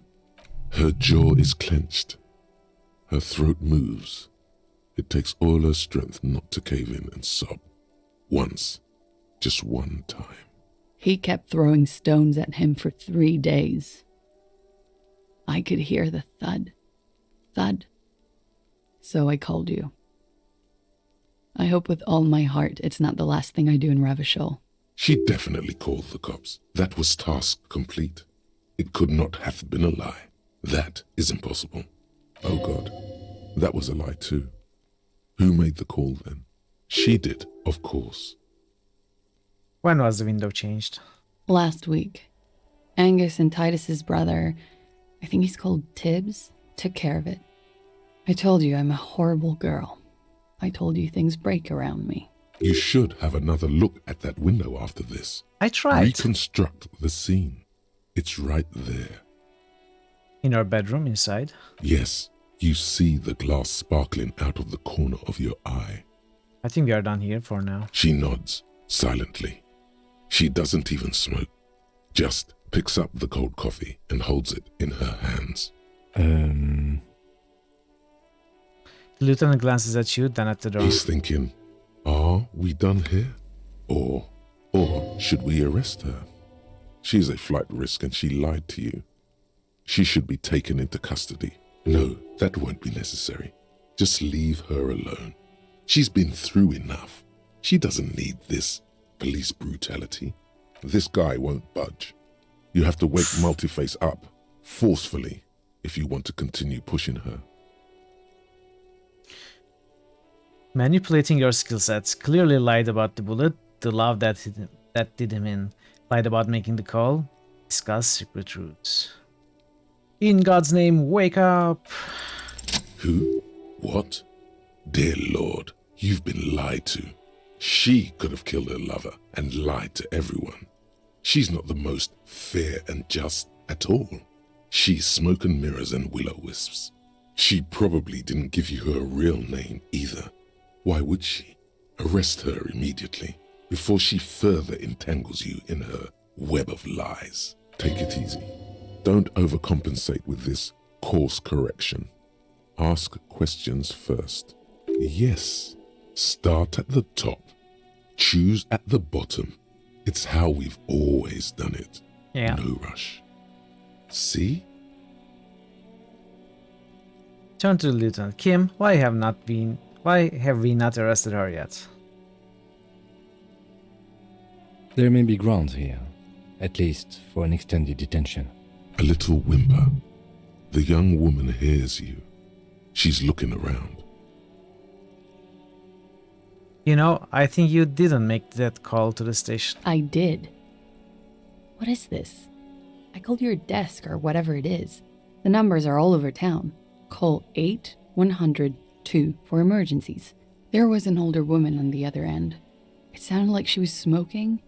She took my complaint. She coughed. That is the emergencies desk number. Anyone could know that, sire, by looking around and calling the desk. I don't believe a single word she says. What time did you make the call? Thursday night. It was late, sometime after 12. It checks out. Say nothing. She stands before you, holding her back very straight. Your real name isn't Classier Amandu. I agree. You wouldn't give us your real name, not when people are after you. Okay. Her voice cracks suddenly, like there's a garrote around her neck. Okay, what? Okay, it's not. Good, you can tell me the truth. You log your work every week. It's all transmitted to Common, sir. I couldn't just beg you not to enter my name. So I lied. Like I lied before. Like I did at LCSB. I have to lie all the time. I'm so tired of it. She looks at her hands, her fingernails are chipped white. Was the password bullshit too? That password you keep hidden? No. It's submerged in a plastic buoy on the coast, in the reeds. It just doesn't say Clausia Amandu. It says Anouk Mea Smith. Falsified documents? Passport and visa. Given to me by my employer. I can't even use them. My employer probably leaked the name, Mea Smith, to hurt me. Why would they do that? I didn't show up to a rendezvous. They don't take that lightly. I didn't show up because I was afraid they'd do something to me. The job was finished. I'm just a liability now. She fears an arrest right here and now. This has been an awful turn of events for her. Where is this boy? West of the boardwalk, in the reeds. On the coast there. I put it there when I first arrived. Haven't been there since. I'm not sure I could even find it now. It's useless. West of the boardwalk in the reeds, we have to check this boy out. The lieutenant makes a note of it. You're welcome to it. It's in the reeds northwest of here. Past the Bergen sewage pipe. Right near the waterline. Tell me your real name. It's Katarzyna Lazie. The smile on her face is timid, almost painfully so. Could it mean Clausia is an acronym for Katarzyna Alazie? Wait, Clausia is an abbreviation of Katarzyna Alazie? It was a sentimental thing. I wanted to be more me here, this time. So I used my nickname. A nickname? Who gave you this nickname, Clausia? Who gave it to you? A teenage boy. 1,000,000 years ago. Finally, we meet Katarzyna Alazie. She nods. Her round eyes meet yours. They seem moist from the wind on the roof. Enough. She nods, her back straight, ready for whatever is next. What if I told you you're under arrest? But I haven't done anything. Anything illegal. She purposefully misrepresented information crucial to the case. Fucking mind games. Enough. That's right, gang. Stern and merciless now. Stern and merciless as we reel her in. You misrepresented the information about the case. Without the Hardy's confession, we'd know nothing. The lieutenant produces a pair of handcuffs. Please no. Her eyes become round with fear. She tries to back further But up. there's nowhere to go. A 2-story drop to the Plaza Mosaic. If she could, she would have run before. I think I know who did it. Who shot Lely. I can tell you. I can help you. That's right, gang. She knows something. What do you know? Who shot him? She's silent for a second, as if looking into herself for certainty. Then, in a hushed voice, she says, gearing up for this betrayal is hard for her. Ruby. Why do you think it was her? She has this thing for me. Ever since I met her and the boys downstairs. She's been pretty frank about what she wants. And what is that? Sex. And more. I made the mistake of confiding in her. I told her I was on the run. She started protecting me. It became an unhealthy relationship. When I started spending time with Lely, she told me to end it. Said there would be shit if I didn't. It was not a good meeting. We stopped talking after that, but... I don't understand. What exactly in your relationship made you think she is romantically interested in you? Lieutenant sounds incredulous. He still has cuffs in his hand. She said she's in love with me. She even asked me to run away with her when I told her I'm a fugitive. She started developing notions about our relationship. And you led her on? The lieutenant narrows his eyes. A little. I was flattered, you know? But then I had to let her off, and it was not easy. I came to regret being friendly with her. He looks at her feet. We maybe kissed, nothing more. Sounds like she was fixated on you. This is just an assumption. I know what it sounds like. That's why I didn't want to tell you before. But she knew what had happened when I came downstairs. Somehow, she knew Lely was dead. She wasn't surprised at all. Yeah. When we came up here, and she had a plan as for stone too. She for what cleaned to it do all next. up, like she had a plan. This is a familiar theory. Exactly. You had it too, remember? Exactly. Could it be that Ruby was covering up after herself? The lynching? Yet again, you're coming up with this. The worst thing is, it may be true. When Ruby said there would be shit happening if you didn't end your relationship with the deceased, was she threatening you? She came over one night, drunk, said she'd turn my life into a living hell. I've been threatened before, so I can tell when someone knows how to do it. And she's a pro. She must be. To keep the Hardys in line. I tried severing ties with her after that. I thought it had worked, but... She looks through the window of her room. Some of that fear is still with her. She exhales sharply. What are you talking about? She's afraid you'll arrest her. And how could she have killed him? You said there was a secret route there, right? She points to the door that leads to the pinball workshop. Ooh, really? She could have come up through there, then taken this shot. Right here, I where suppose, I stand. yeah, that makes sense. It was too dark outside. I wouldn't have seen her. But how is it... I mean, how did she not hear the shot then? Then slipped back downstairs without anyone noticing? That is possible. Interesting theory. Did she know that door exists? Had you been out there with her? Yes. She's been up here many times. She used to come to drink on the roof when, The young woman falls silent. Her mouth moves without a sound. What is it? The peephole. My bed is right next to... She would have seen us. You mean to suggest she made it? No. No. Why would she do that to herself? No, I just remembered you told me about it, and... She's not really sure. It was right above the bed.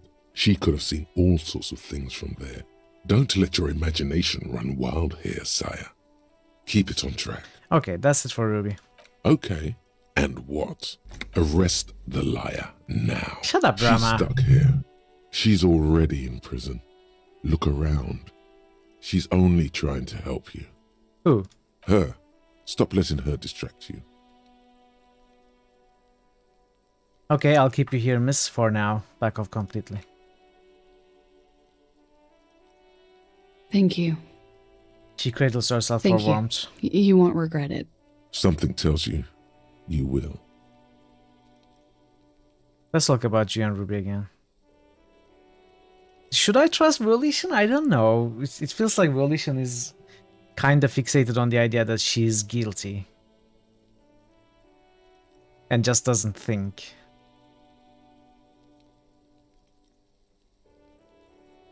Let's talk about you and Ruby again. She nods. Then nerve. Let's talk about Ruby. Damn. It is good, yeah. Devil woman. What?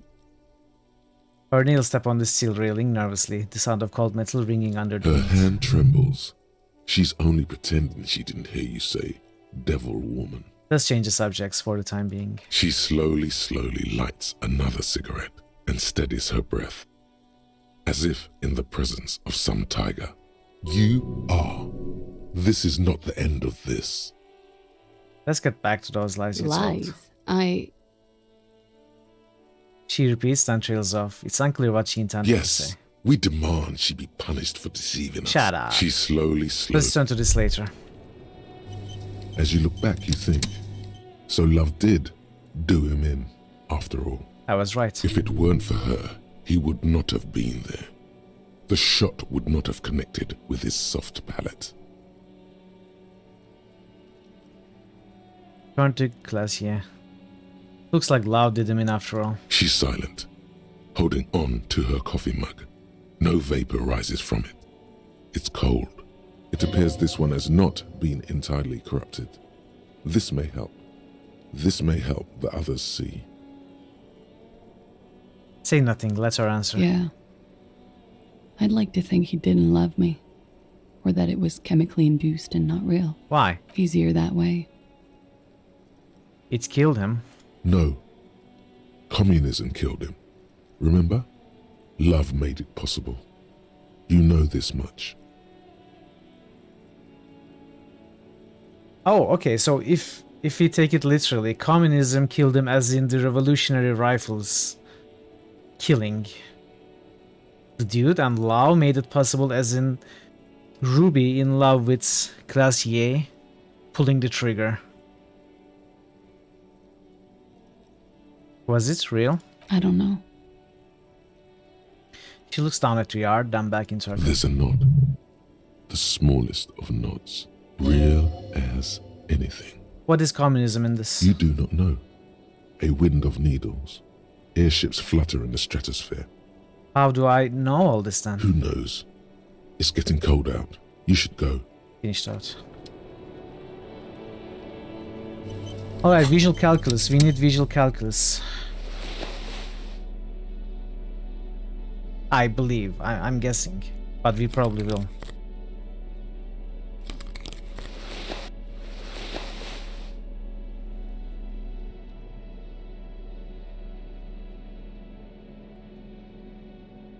Do we have any minuses?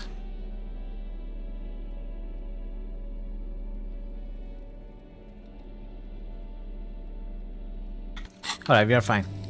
Let's check the window. This window is pristine on the inside, unlike the one next to it. Light from the desk lamp reflects off the glass in an untarnished golden halo. What happened here? Golden light melts away into the blue, glassy darkness of your mind. In it are two neon-lit shapes, a man and a woman on the single bed. What position are they in? Like the witness said, the man is kneeling, the woman is on her back. It's the night of March 4th and a shot has just been fired. The man looks directly at the woman. The shot's possible directions converge in his mouth, a ray cast from somewhere outside, entering his brain. Where does it come from? From the roof outside, location A prime. Yeah, exactly. The glass That's what I fractures thought. around the bullet hole. Shards face inwards like a corona behind the woman's back. Inspect the ghostly figures. The man does not know the bullet has entered his brain. He never will. Death comes faster than the realization. Have a look at point A, the roof. The ray cast from the man's mouth unravels into a fan of possible directions, all on the roof at first. The shot could have come from any of them. This is composite location A prime, most likely of the origin points. Shouldn't there be gun residue outside? There could have been. Then the rain and slush and wind washed it away. This was more than a week ago. So I'm what, 80% sure that the roof is where the shot was made from? 72%, with an antique weapon that fires military-grade ammunition. A Belmagrave rifle, for example. This is a good short distance, but not too short. The perpetrator aimed with their back against the railing, or possibly kneeling for precision. This would explain why it only took them one shot. The lights were on in here. Outside it was dark. It was like shooting fish in an aquarium. A well-lit aquarium. The victim opened his mouth to let the bullet in. Neither of them would have seen anything outside, in the darkness. Too busy with their own bodies. Would the shot have come from inside the room, a closer point?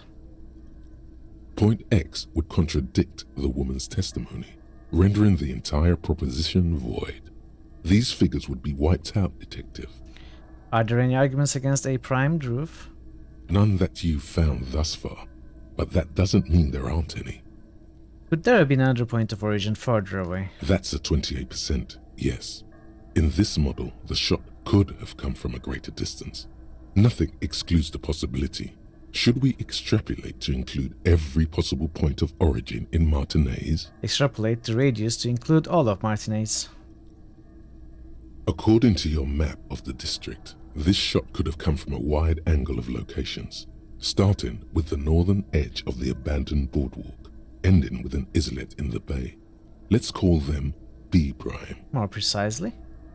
B prime for boardwalk, B double prime for Land's End, and B triple prime for the islet, Detective.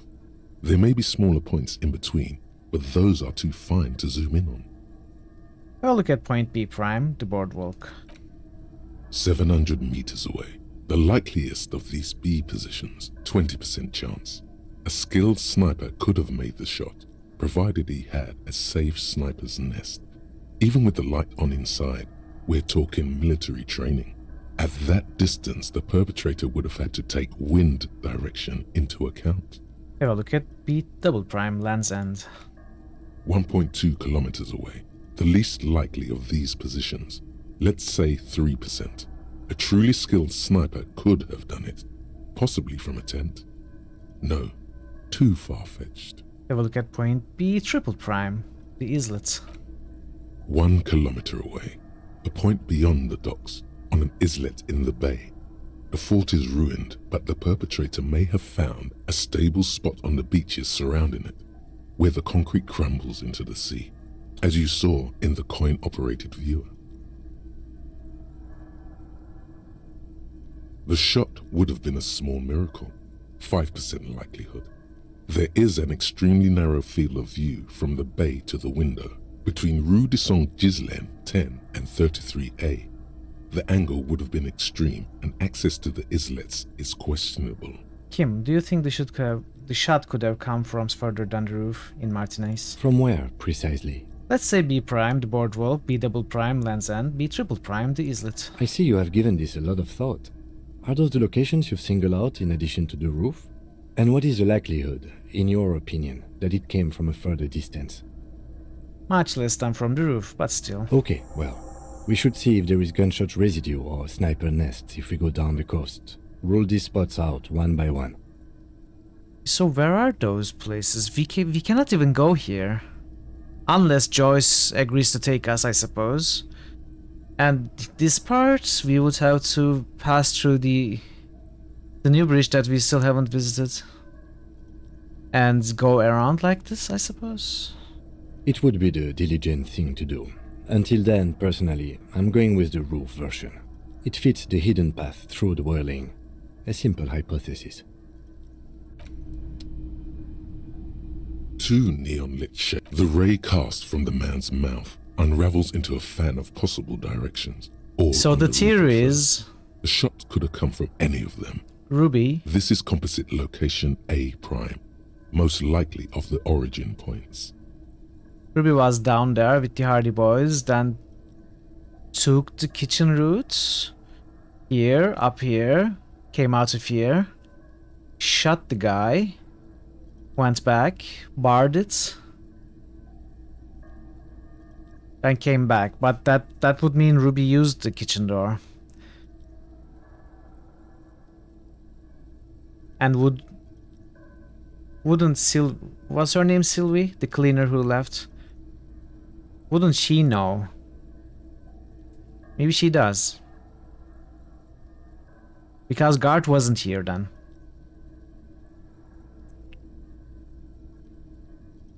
And Gart doesn't know the back, the kitchen door leading here. Didn't know any of it.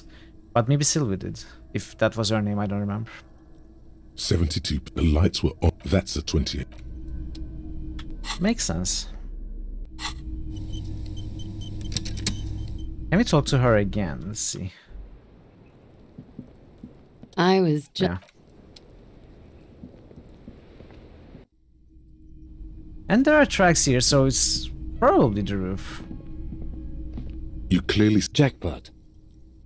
I mean, the tracks maybe confirm that Ruby came and watched through the people, but it does not really say that she went out here and shot the guy from the roof.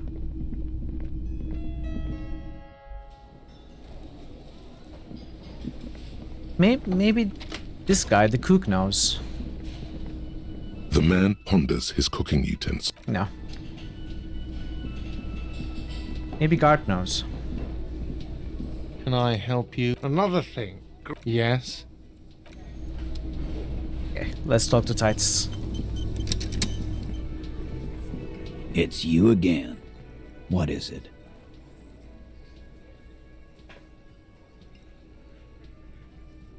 Okay, I talked to Classier. Now I need to talk to Ruby. Why?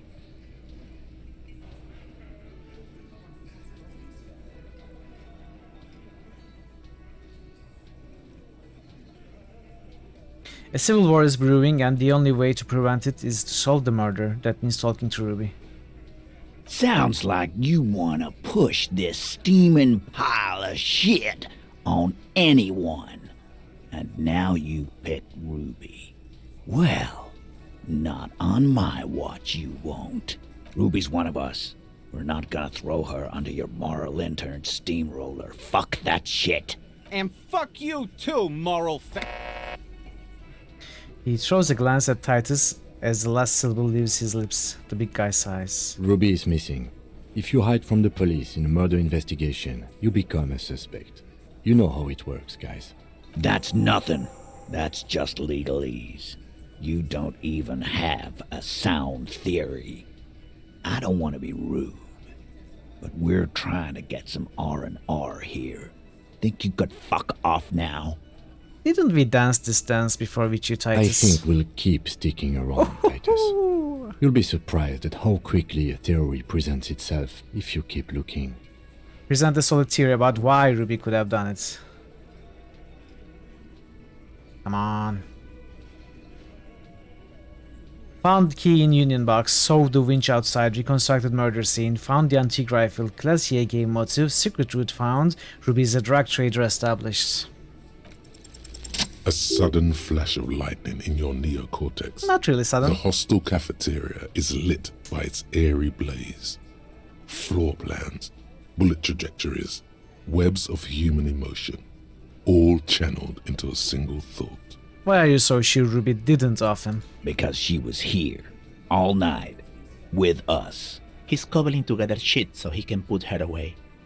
It's Cop 101. She was here all night?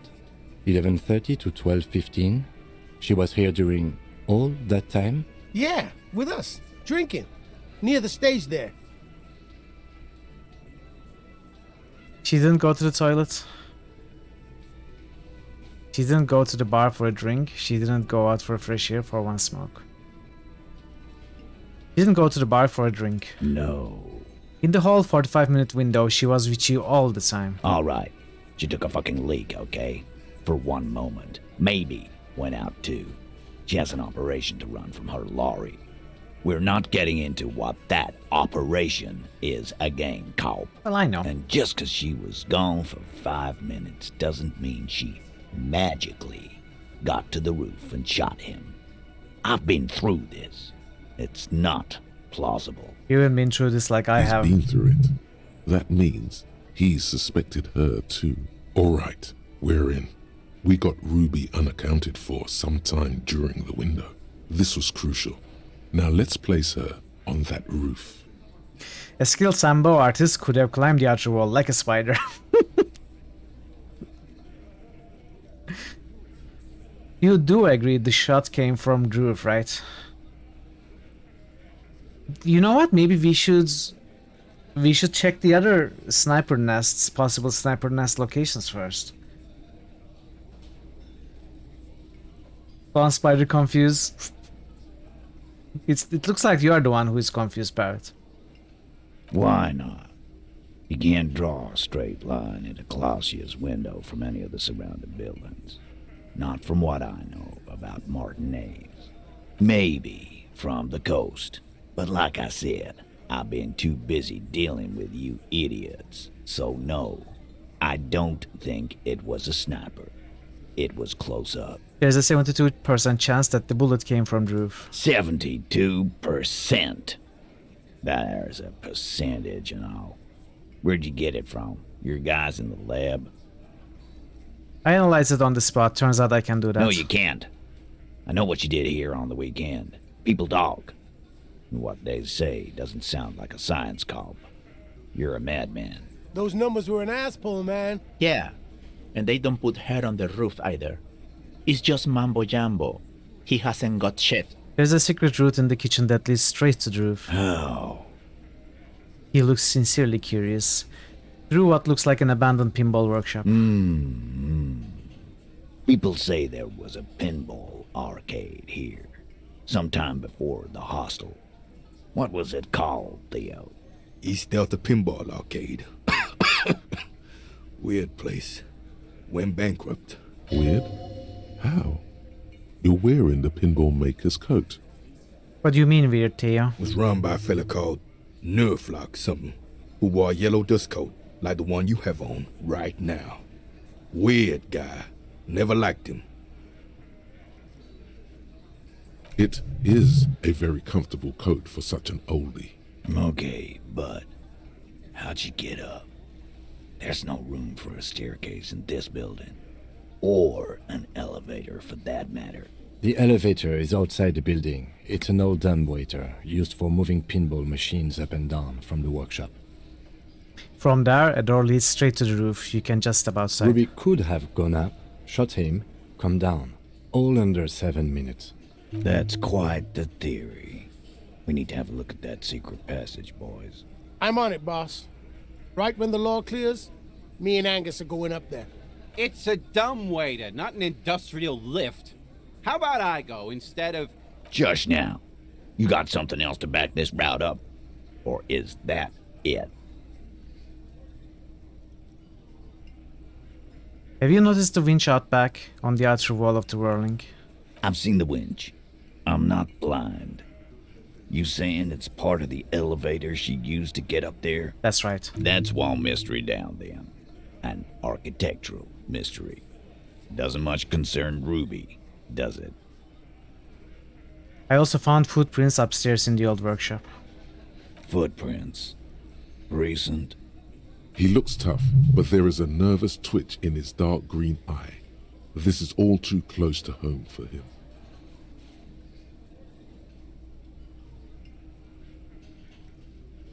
With horizontal lines. Recent. A week or two. That close, huh? How fortunate. I'll take a thorough look at those prints myself before I believe that call. Good news is, I'm still listening. Guess what? Remember that key I found here? Point at the window. I don't like guessing, Cobb. No one does. It opens the steel door in the kitchen, the one that leads upstairs to the roof. This key was right here, with you, all the time. You didn't find it, but Ruby did. That's how she got up there. Quit jumping to conclusions, Theo. You took that key. Did it look like it was recently put there? No, the ribbon was old, faded. It'd been there for 20 years at least. She could have just put it back there once she was done. Why? This doesn't make sense. It's damn interesting, but it doesn't fit well, and you know it. It doesn't fit well, but it fits, and he knows it. There were pinball machines in the workshop, still operational. This is... okay. We don't want to say this. Have we firmly established Ruby could have access to the roof where the man was shot? Firmly doesn't go well with could've. There's a route to the roof. Me and the boys need to check it out. That's what we established. But a route does not put that bullet in his head. A gun does that, and Ruby doesn't carry one. He has a point. Phase 2. Murder weapon. Get a gun in her hand. If not that, then at least a shadow of a doubt. In the shape of a gun. I've already established Ruby's running drugs. She could have smuggled guns too. God damn. That's just about your favorite topic, isn't it? Every fucking 5 seconds. All I'm saying is, from what I saw in her cabin, she'd have no trouble getting a gun. Trouble? This is Revachol. Even the roidheads in the gym had a carbine. No one has trouble getting a gun. I still never saw her carry one. He's angry because he knows you're right. What he's saying only confirms your theory. I have analyzed the bullet that killed him. It was jacketed. So... The man shrugs and looks at you. So it had to come from a breech-loading rifle. Military grade. Not even you militia monkeys have those. This goes against your everyone has a gun theory. If it was military grade, how'd Ruby get it? I'm just being upfront with what I know. Right. That's mighty forthcoming of you. So, let me extend you the same courtesy. She's connected to you know what. He's helping so me. So she may have access to semi-automatics, but that's a long fucking stretch of the imagination. Show them the antique rifle. There are weapons like this just lying around in Martinez. That looks antique. A Belle McGrave. It's inoperable. Where'd you get it? There's a cellar under the bookshop. It was hidden there, with others just like it. 20, maybe 30 rifles, Titus. Also broken, but still, there were too many. And there must be other caches too. God damn it. We need to close that dump down for good. That's a goddamn breech loader, too. Find one that works, and you got a military-grade weapon that shoots jacketed ammunition. He shakes his head. He sees it. This is coming together. He must. Time to really close the deal. Show them the bullet. Hold out the bullet. This is the bullet that did it. 4.46mm. The Belle McGrave used the same caliber. The blonde man looks at the mushroomed Deathbringer in the evidence bag and says, Yeah, the bitch is jacketed all right. 4mm too. Whoa. Well, goddamn. His eyes follow the evidence bag back in your It's a pocket. possible murder weapon. Close to her. Too damn close. You have been thorough. I'll give you that. There's a small 28% chance that shot came from beyond the roof. Yes, goddammit, I know what a 72% chance means. It means there's a 28% chance it isn't that. And 28% is no small chance either. Just making sure we are on the same page. It doesn't all fit. We are just sharing info, candidly. I didn't say I'd prove she had the murder weapon, just that we need to find her. All right, keep talking. I'm getting a bit curious about some things myself. T, we're not seriously considering it, are we? Ruby wouldn't do this. Why would she do something like this? Let's get to that Phase now. 3. Motive. The last component. Glacia told me some pretty interesting things about Ruby. Yeah, like what? Apparently she had a thing for Glacia. A thing? You mean?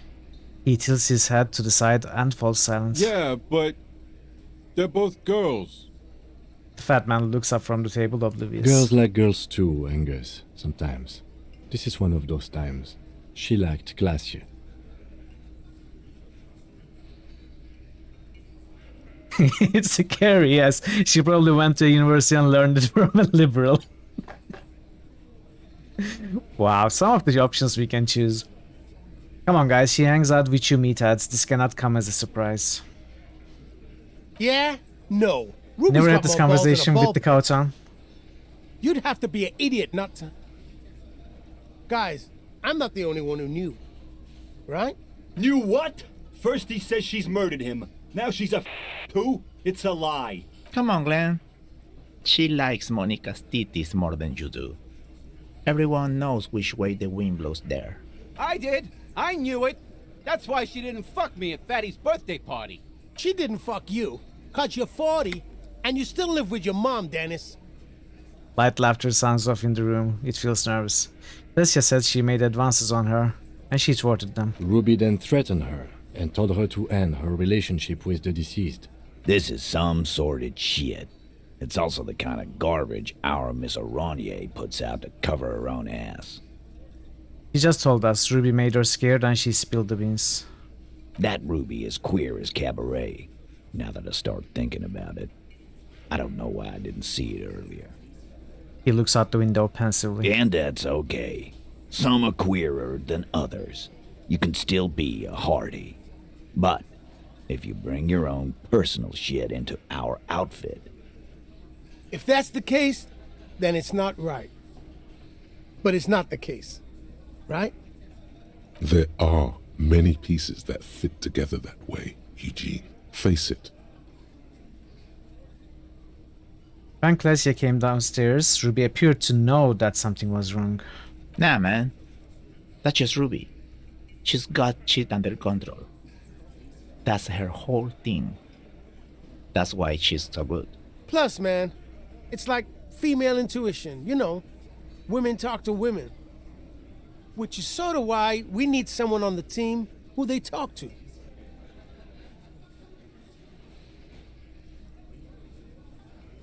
Or she knew what happened because she killed him. Not so useful. Fucking hell. The blonde man is in some kind of anguish that makes him stare into his garlic bread bowl intently.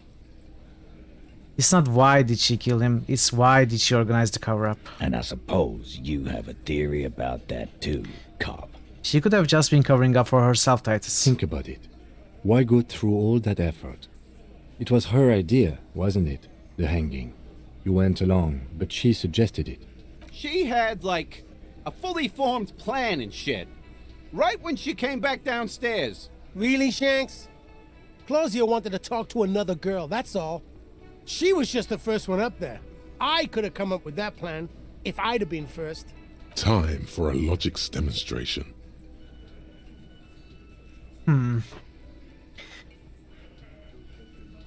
Eugene, let's assume you killed him. He scoffs. Think. You kill him. Get up there. Shoot him. Get down. Would you prefer to go on trial with your friends as part of a lynch mob, or alone for committing murder? The man is silent. If she used us to cover her own shit up, well, that's a serious violation of the Hardy Code, boss. Which is why she didn't. This is fucking stupid, Titus. This and the queer thing, all of it.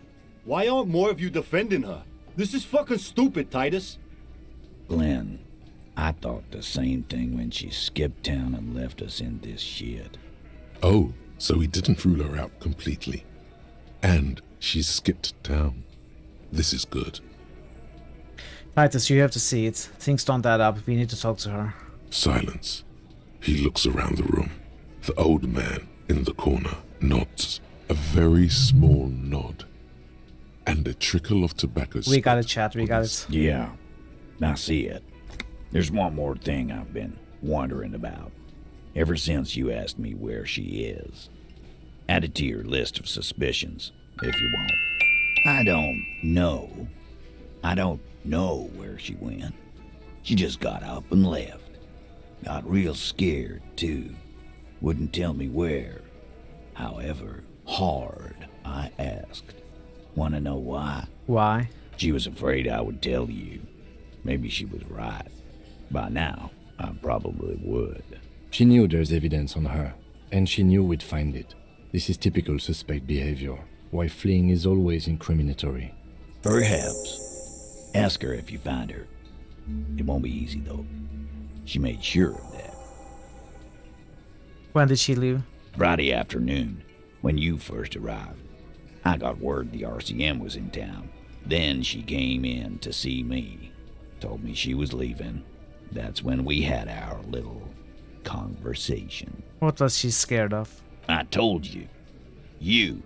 Me, as in the RCM? No, you, as in the cop with the sideburns and the disco clothes.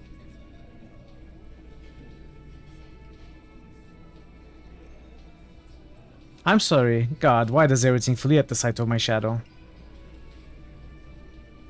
It seems you have that effect, especially on women. He looks at you. You know, when I first saw you limp in here, I thought she was paranoid or sniffing her own supply.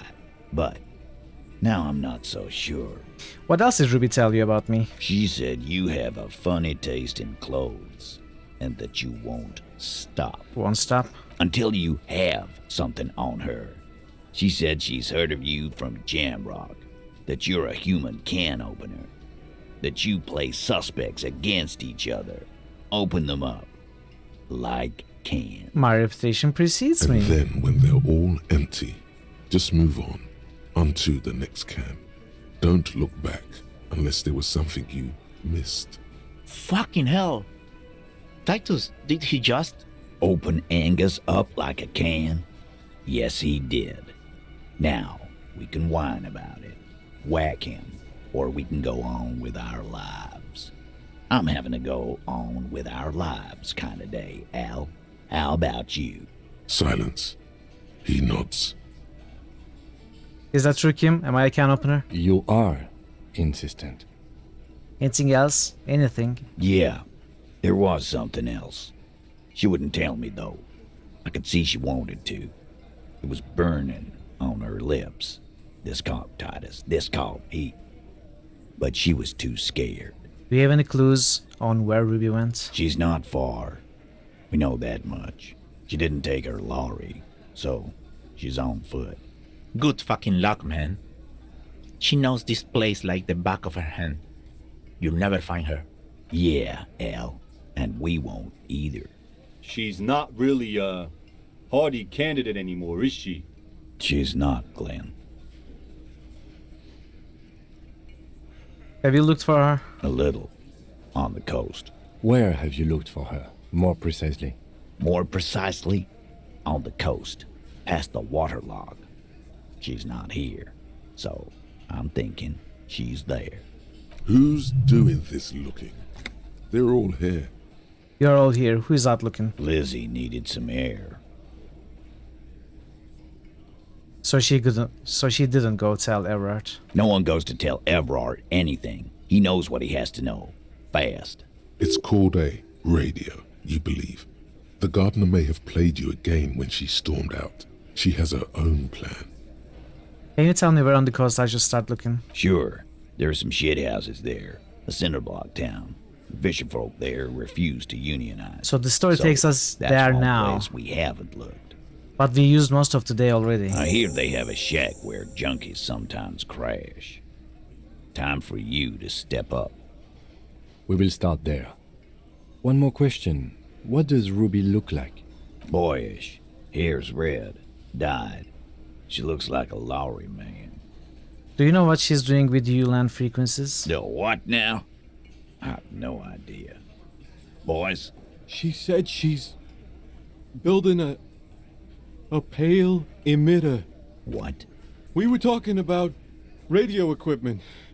She said she's doing ULAN frequencies and a pale something. I don't know more.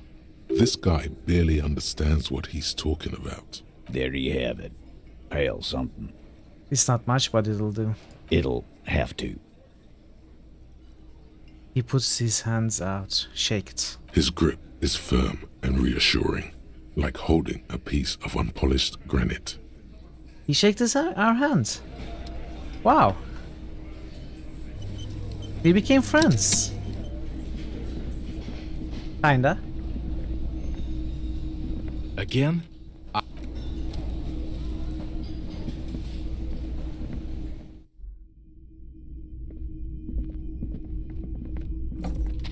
Oh. He likes me. Well, we kinda earned his respect, I suppose. When am I going to sing karaoke? I actually don't know how to do that. Yeah, he respects me for sure. I don't know how to do that. I still need a sad tape. I haven't been able to find one. No one sells one so far. I guess I will find one across the waterlock. That's where I need to go next, but there's I don't know, maybe I'll do it the next day on Thursday. You think you have a pretty hot suspect right now, don't you? That Ruby of yours? Yeah, and? Notice how it came together without casting too much suspicion on Clausia. It was nice and Ruby-centric in the end. Volition, come on. What have you got against Clausia? What do you mean? Anything strike you a bit off about this mishmash?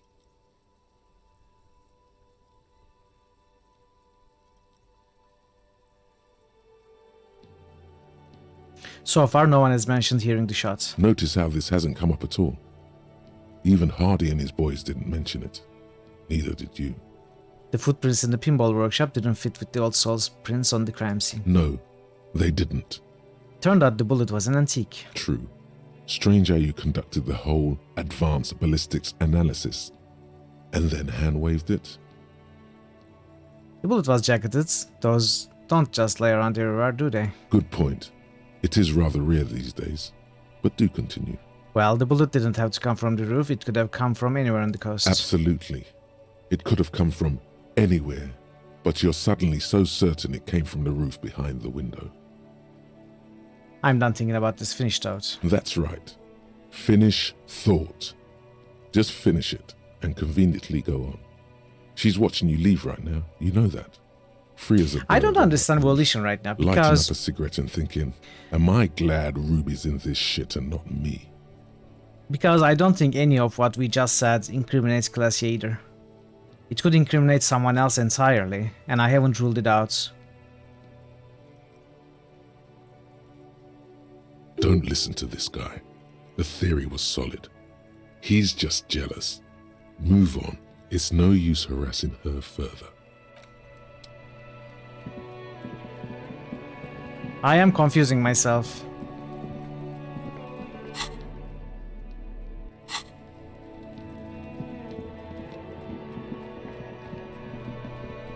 So maybe we could try talking to Everard, we could try talking to one of the other mercenaries. How much money do I have? I have 2 points, by the way. And money? Come on, where's my money? 23. Okay. Let's see what options we have with this guy. Right to work! Right to work! Are you Shame on you! Are you a mercenary hired by Wild Pines? Hell no. I'm just an honest scab. I won't have talk like that around here. You understand? Say very quietly. Is there a tribunal being convened by any chance? Fucking wrong. He breathes out slowly, his giant chest deflating and his mouth slightly open. A punch is not imminent, but it's being cocked hard. You hear a tiny rattle, a small radio cracking somewhere. An earpiece. How about you fuck off now, huh? Okay, of course. Okay, back off. The man's breathing steadies, but his eyes are still narrow. Slowly, he's trying to get his right-to-work dance. I don't want to show this right now. I don't want to.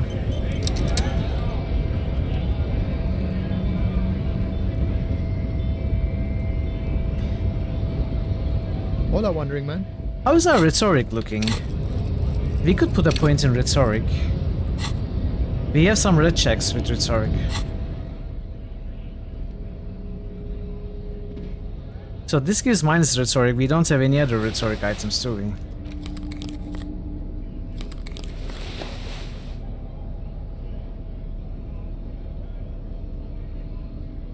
No, we don't. Oh, what is this? Wait, is this new? Oh, it's completely new, okay. Maybe there's something new with this guy too. The unpromising race pupil returns. Why are you not with the Hardy Boys? I am not the first line of defense. I am the last. In addition, these so-called Hardy Boys are an effeminate clique of bodybuilders. Their company is spiritually degraded. But you are all part of the union? The Hardy manlets are on the pay of the company. I answer to the union alone. And I do this out of race heroism. Finance is an alien concept to the Seminoles. Now leave me be. I must luxuriate in the company of my woman. You know, it's a good idea.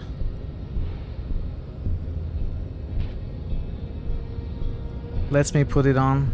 There are drops.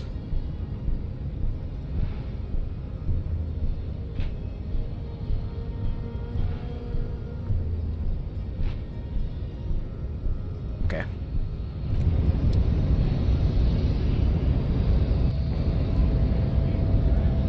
Thanks for the alert, Parrot.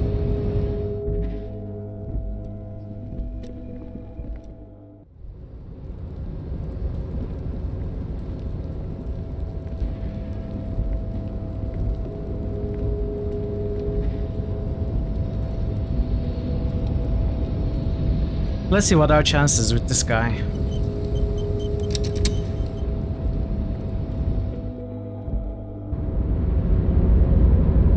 Welcome back, gentlemen. Conceptualization. It's not rhetoric, it's conceptualization. I misremembered.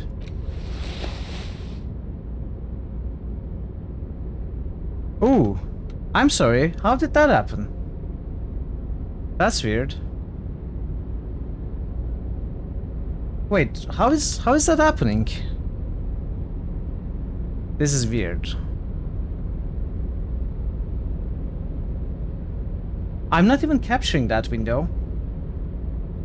Anyway, sorry about that. Something went wrong with the OBS.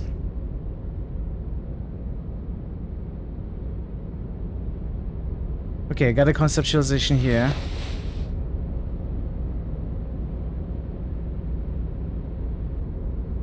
Another here.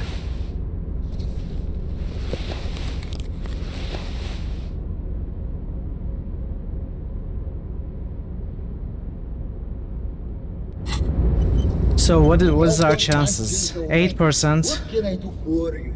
Really? Art degree useless? I learned that thought thinking that it would help me with this check. It's made it even more difficult.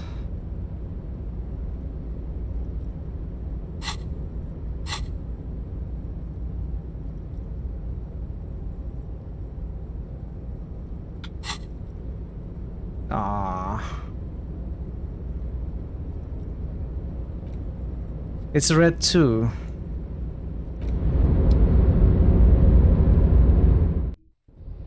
Well, this sucks.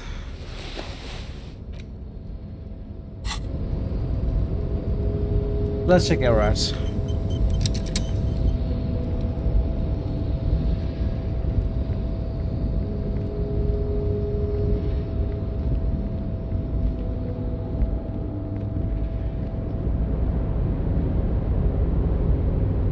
Oh, hey, mister. No trouble at all.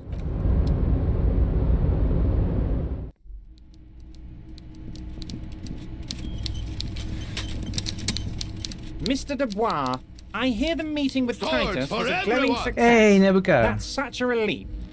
Titus can be a handful sometimes. Give me a moment, Nebuka. Let's stop the timer. Let's give you a shout out.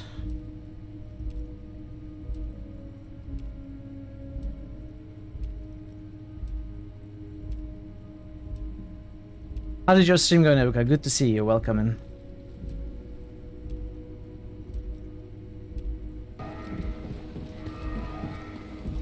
Who needs force push when you have a double-bladed lightsaber? You can put it on here, right? I like that, alright. Okay. Why? Why did you have to be so cruel? You were playing Baldur's Gate. What character did you create? How did the run go? How did your run go? How is this going? It's going very well, actually. We are on the 3rd day. We did some serious headway in the case, and we are now after a certain ruby. I'm looking around, seeing if there's anything new with the NPCs that we don't necessarily have anything to do right now. You know, just checking everything again before I move on. Welcome again. Good to have you all here. How did the... Hey, QP, hello. Playing with Necromancer didn't get too far. Oh, did you died? Righteousness shall prevail! Sorry that it went bad. Anyway, great to have you here. Guys, if you have not been to Nebuka's channel, you know you have to. That's what I'm going to say. He's really fun to watch. You know, chill stream. Plays good RPGs. Other kinds of games too. Good friend of the channel. So yeah, pay him a visit. Anyway, thanks for the rates, and I hope you enjoyed the stream here. Let's continue. Now, what can Everard Clare do for you today? Remember the container I asked you about? Turns out there's a mega rich light bending guy inside. Should we say this? Didn't die, but you only played like a couple of hours, so didn't get far that way. Ah, I see. Okay. I see. Mega rich lightbending guy? Oh my god. How did that get in there? He's so rich he could get in anywhere. Damn it to hell, Harry. I specifically told my guys to check all the containers for mega rich lightbending guys. Tell him he was there. There was a guy in the container. But he didn't bend any light. That was in the detective's head. Honestly, guys, we might be moving all kinds of suspicious things through this harbour, but I won't be caught transporting the light-bending mega-rich. I have a reputation to protect. He should be honored by the presence of this magus. He was of Alvarachian blood and amassed his wealth using the mysterious bond of nationhood.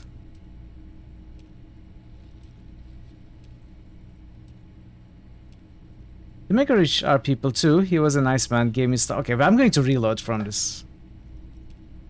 No, they're not. Or maybe not. They're vermin, and Maybe one not. just found a way inside my container. Soon, he'll bring the others. All 3 of them. Thank you for telling me. I'll see to this immediately. I shudder to think what you're going to tell me next, Harry. I've just finished investigating the local drug trade. Ah, yes. I think I'm Your going to side reload from investigation. all of this. Thank you. You've got some spirit clearing up phony drug accusations alongside this murder. I'll talk to the mayor and see if I can get you the key to the city, Harry. Now let's talk real business. Not even a speck of anger in his voice. That's that then. Yes, Low yes. scan. What's that, Harry? Really? Did he even believe us about the Mega Rich guy?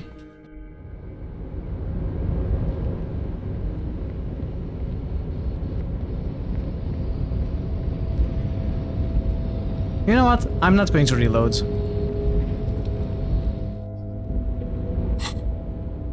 No, not going to reload. We are fine. Welcome back, gentlemen. What can I do? I shouldn't have learned the art degree before this check, though. I think I pretty much killed my chances with it.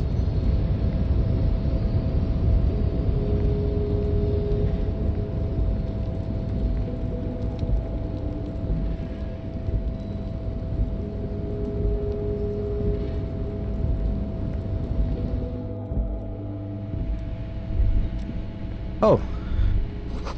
The dark liquid in the pot looks almost sentient. What is that? Coffee?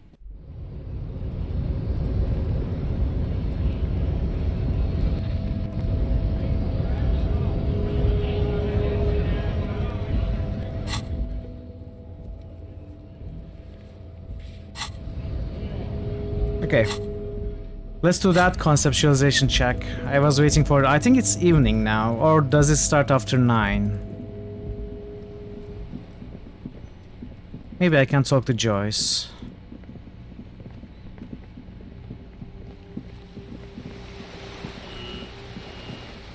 Oh, it's a good idea to check this again, maybe. This coin-operated viewer is facing south. It has given up all its secrets. There seems to be a sunken sea fort on the islet in the bay. What's the tourist attraction doing here? There was a revitalization Tourists. project in 49. A design studio tried restoring Martinez to its pre-war glory. It didn't stick. What happened? They got as far as the street lamps and that statue on the intersection before something went sour. I suspect it was Evrasclair's doing. He muscled them out. It's how it usually goes around here. Can't we do something about it? We should have done something about the Union 10 years ago. That ship has sailed, officer. Okay.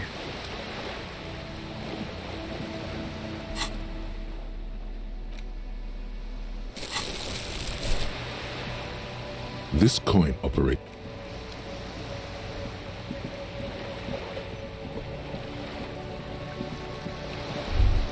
So why did you stream for only 2 hours, Nebu?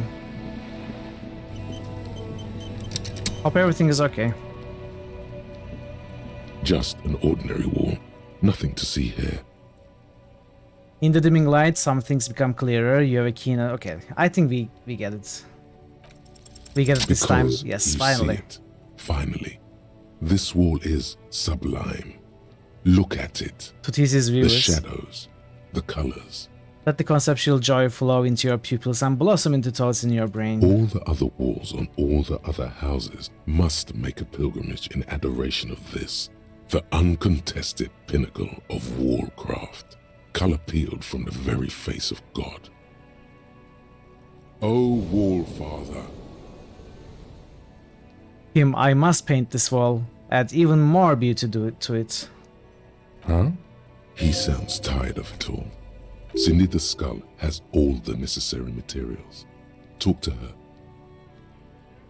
First, I know you're tired, Kim, but take another look at this wall. Draw nourishment from its beauty. Sure. Lieutenant looks up at the wall reluctantly, then back at you. I must talk to Cindy, get the necessary materials from her. If you must. Did I get the sandwich? No. I don't have good enough rhetoric. Let's talk to Cindy. I will try it.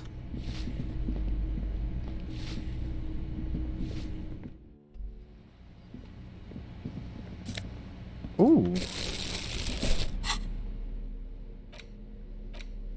What did I loot?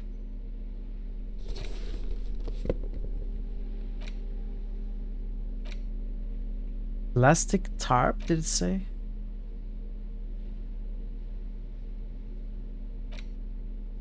I'm not sure. Hello again, officers. Have you come to admire my mural? Cindy, I need some paint and your brush too. You just started a bit later today, so that's why you the shorter stream. Okay, gotcha. What for? For art, it's for art, okay? Well, if it's for art. But what kind of art are we talking about? Grand art, art deluxe, artsiest, the most groundbreaking, the... Everything is sad and shit and we need art to make it okay. Just give me the brush. Sounds like you're just about to live out your self-pity, not make a statement. Aww. I can't have shit art on my conscience. To crush a man's dreams like that, I hope you're happy. There, Piggy. I guess art just isn't really you. 'Cause you suck in life and in everything. It cannot be retried. Hello again. It's a tough check.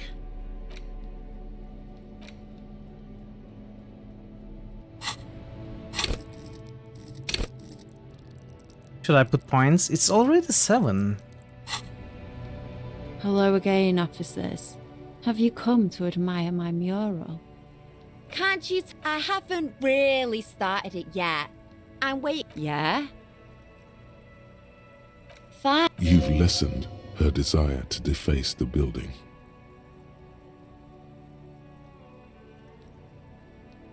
So we need to roll a 10.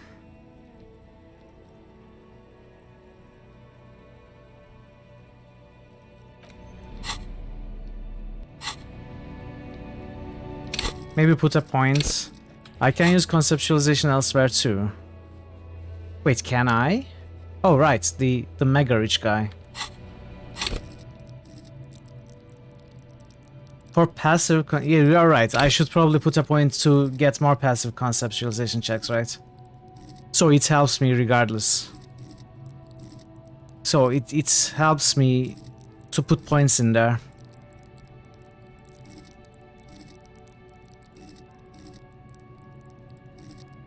Even if I don't get any checks. I guess you're right. We could put the 2 points in here. We should probably put as many points as we can in here right now. Maybe get 10. Hello again, officers. 42. Have you come to admire my mural? So I want to succeed in this. Maybe I should save scan this if I fail. Well, let's try. Maybe we will get it in the first try. They do say the painter always paints his own portrait. I'm going to paint a self-portrait, but sort of, you know, from the inside to show people what it's like. That's pretty fucked up.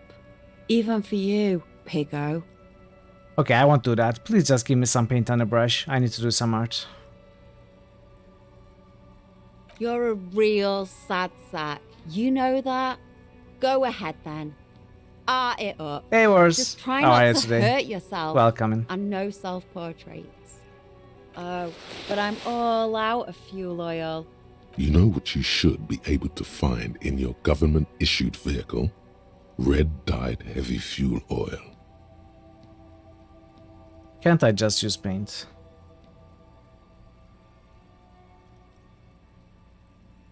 Right on, no way I'm settling for paint if even children are painting with fuel oil. That beautiful wall deserves nothing less. Kim, my friends, would you be willing to sacrifice some of your fuel oil for art? My fuel oil is for my kinema. Use your own fuel if you are unable to contain your artistic impulses, but please, leave my kinema out of it. How evil have you woken up as this morning? I don't know. Let's see. Roll the dice and we'll see. I think it's okay to fail that red check, that's fine. I think he would... Oh, you're not that evil. You are chewy. You are chewy today, Wars. I don't need to save scum that check. We probably lost some extra XP or something. Ruination has come. The broken arches betray the once grand history of this building. It towered over the harbor until it happened. Form a guess about what happens. A great force from the northeast fired into the city. Heavy artillery shelled the coastline. Fired from the water. A straight shot into Revachol. The tenement acted as a defensive wall against the worst of the shelling until it was destroyed, and they had a direct firing line. The wind blows through your hair. The sea breeze cuts around you, high on the balcony as you stare over the edge of the sea. Take in the ocean. The waves of the Martinez Inlet roll over the fallen New remains critical of the hits building. Nomination. The dark Sunniv waters just obscure nominated the better Gloomhaven. part of the Alright, I remains. will take a look at that. Sunniv. What didn't fall into the ocean was used as scrap. What wasn't used as scrap was thrown into the ocean. Look at the ruins in the water. Those arches acted as support for something greater than what you see now. Only 3 stories stand where 9 to 12 once did. Restoration has failed. What the shelling took out was never rebuilt. Who did this damage? A fleet, the combined armies of Occident and Grad, with Mesk volunteers, a 5-nation army, hundreds of vessels. They massed airships further down in the Bay of Revachol. The artillery was so powerful. The ships not only required gyroscopic stabilization, they were anchored into the ocean floor as well. Many are still there to this day. If you squint, you can just barely see the shadow on the water, far in the northeast. Cannons still ready to placate Revachol. Hey Kim, do you know who shelled our city? The coalition. But that was a long time ago. I think we should move on. It's chilly up here. He does not like talking politics of this kind.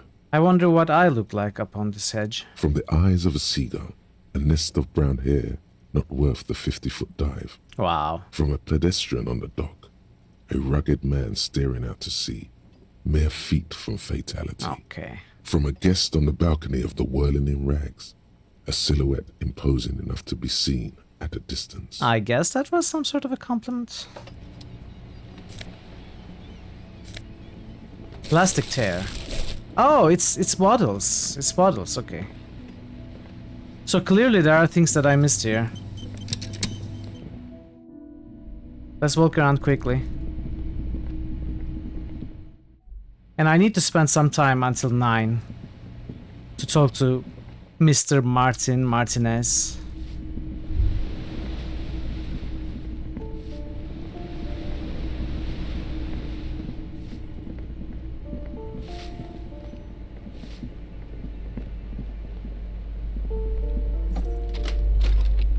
Oh, the woman has left, okay.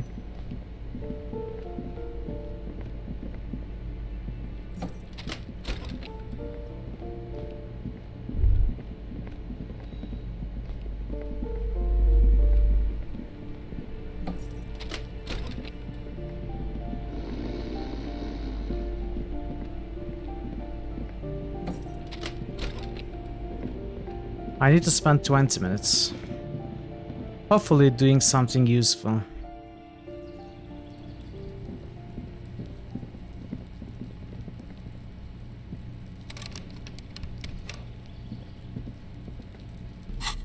Maybe we can oh, why don't we... Alright, we need fuel oil from our car. I guess I can... I was waiting to examine these books. Waiting for the night so that time doesn't pass.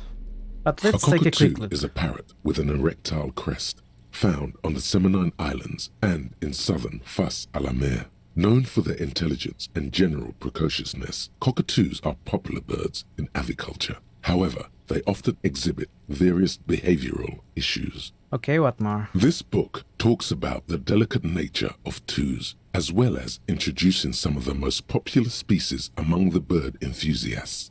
The funeral cockatoo, the major majestic cockatoo, and the most common bang bang cockatoo. It's colorfully illustrated. Alright, what problems do these birds have? Where to even begin? All cockatoos are known for their needy natures, requiring attention for at least 2 full hours a day. They love to talk, and have been described as lovable clowns who just don't know how to wrap up. I could handle that. It would be nice to have someone to talk to when feeling lonely. Pet owners also report moodiness, loudness, and hostility as recurring issues. If left unsatisfied, cockatoos may scream non-stop, pluck their feathers, or become aggressive. Right, that's pretty bad. Anything else? It is not recommended to get a cockatoo if you're not able to cook them food every day and give them the full care that they need. These birds will never understand that you have a life of your own. Yes, but there has to be something great about cockatoos as well. You're right. Cockatoos are magnificent creatures. They love to perform, cuddle, and show off, and will even scream for fun, often as loud as up to 135 decibels. That's loud. Ouch. That must hurt. Not great for the neighbors. Okay, so we are going to read about these later. I need to pass 1 more minute. Never getting a cockatoo.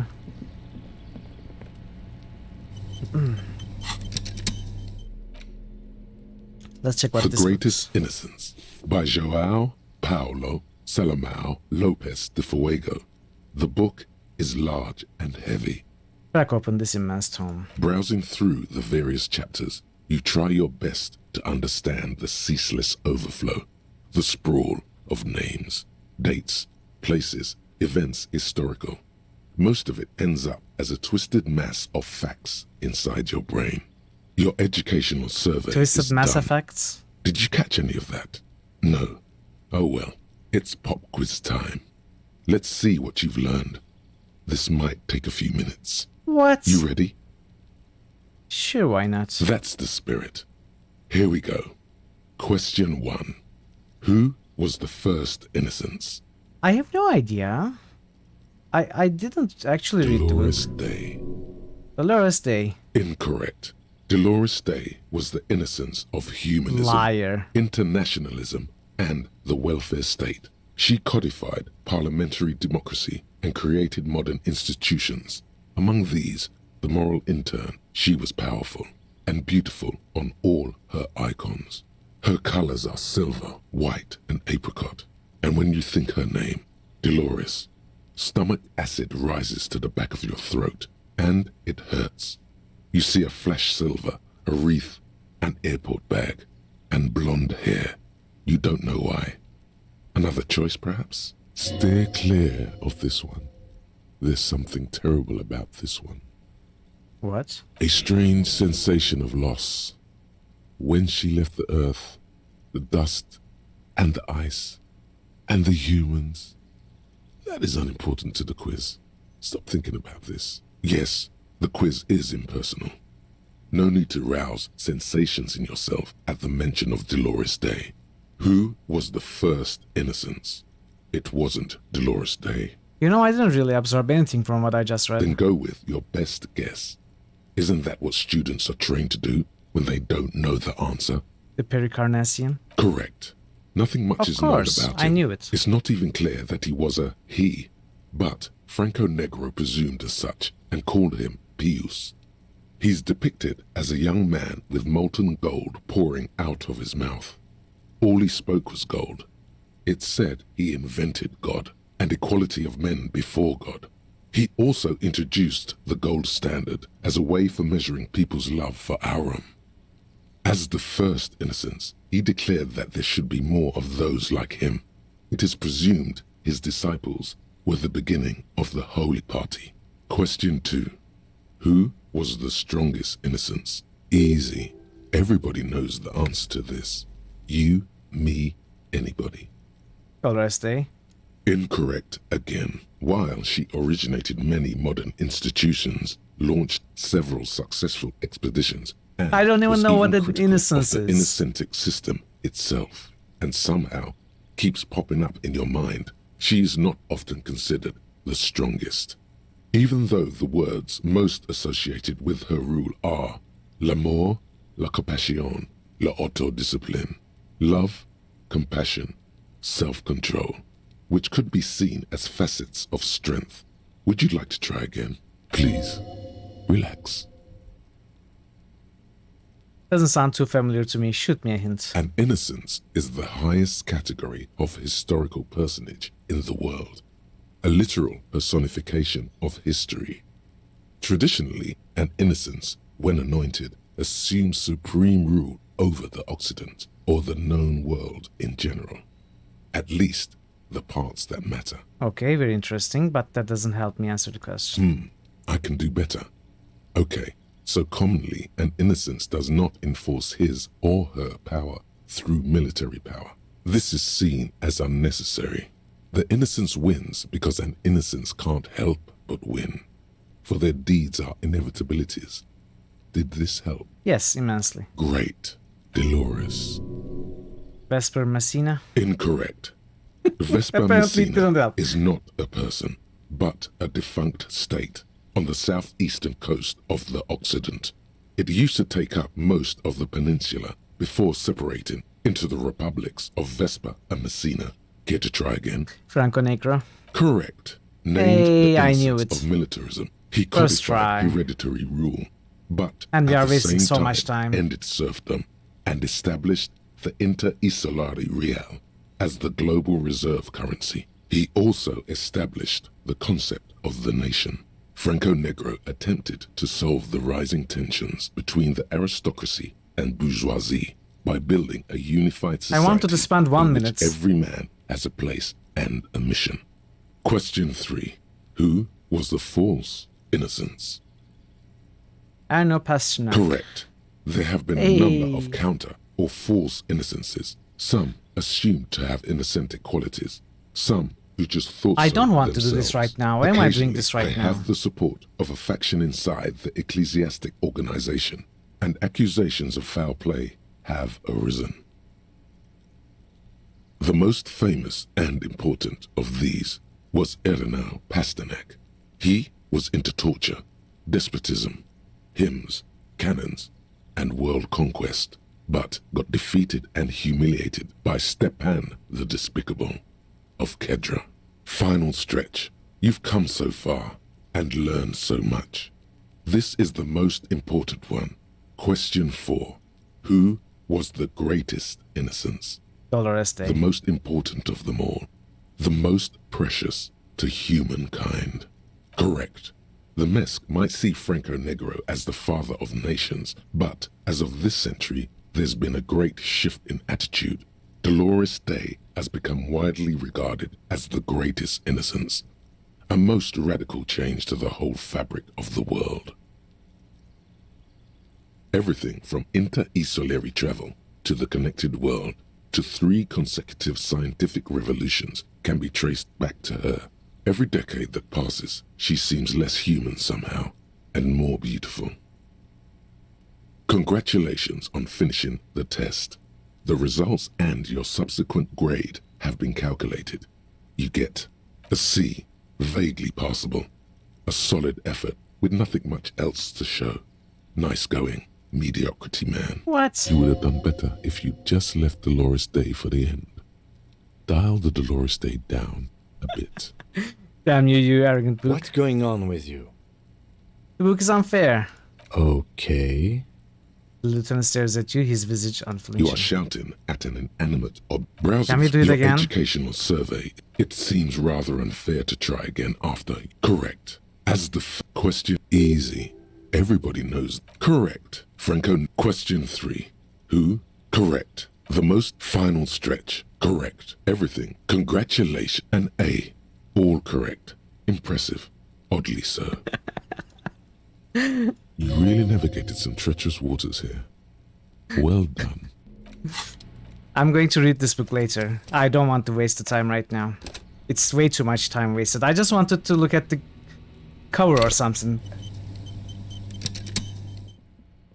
So how do I spend the minutes? Can I walk around and spend the minutes? I don't want to spend more than a minute. Like, can I keep clicking on this or something?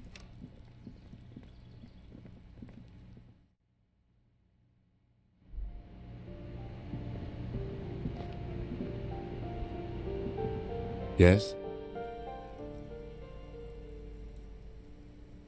What do you want to know? Good. No response. He just arches his brow. A moment passes. What about me? Good. Does real time also pass? Like, if I wait 1 minute in real life, does it pass? Is today Mod Appreciation Day? Happy Mod Appreciation Day.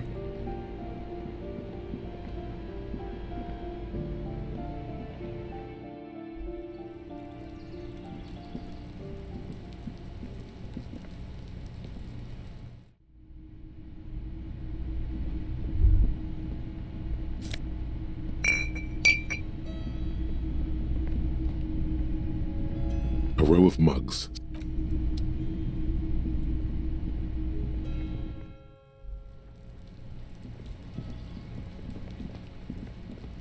Come on, 1 minute. Trying to sneak up on me.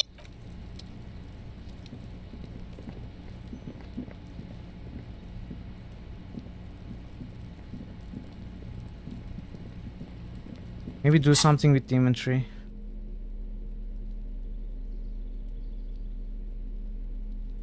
Something I missed. Maybe I can read one chapter from the Cockatoo book, you know, the other book.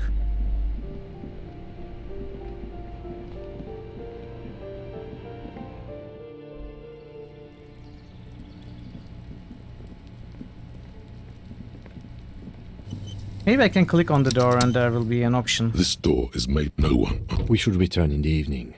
At 9 p.m. the earliest. It's come on, a few seconds. Okay. Let's read about parrots. A cockatoo is Welcome a back, parrot Parrot with Boys. This book talks about the delicate nature of twos, as well as introducing some of the most popular species among the bird enthusiasts. Hopefully this is not the too funeral long. cockatoo, the major majestic cockatoo, Read about the and funeral this cockatoo. is a yellow-tailed black cockatoo. Its specific name, 1 minute. Psittacus venereus, relates to its dark and somber plumage.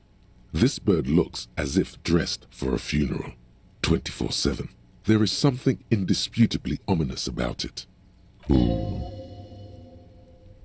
Okay. Gendarmerie, you found me. The young man on the balcony gives you a bright smile before taking another drag from his cigarette. His slender figure is backlit by city lights, its distant streets and motorways flashing like diamonds. It feels like a Friday. He seems to be in a good mood tonight. You found a key hidden under a stone. Was it yours? It was mine. My friends use it from time to time to visit me. As he looks at you, something sparkles in his eyes. So tell me, are you here to make things right again?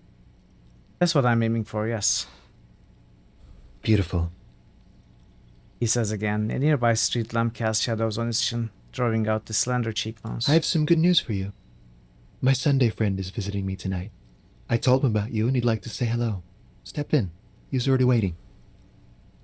He nods towards number 28. By the way, I'm really digging the view here. Mm-hmm. That's why I chose this place. Martinez is special, isn't it? He looks away, his cigarette and glowing in the dark. Wait. Suddenly you are digging things? Is it Friday tonight? I feel like it's Friday. Let's not say weird things like this. Why would I want to meet your friend? Trust me. You do. Very well, I'll talk to him, but first I want to talk to you. I have so many questions. That's nice, but I don't have anything to tell you. It's my friend you're looking for, not me.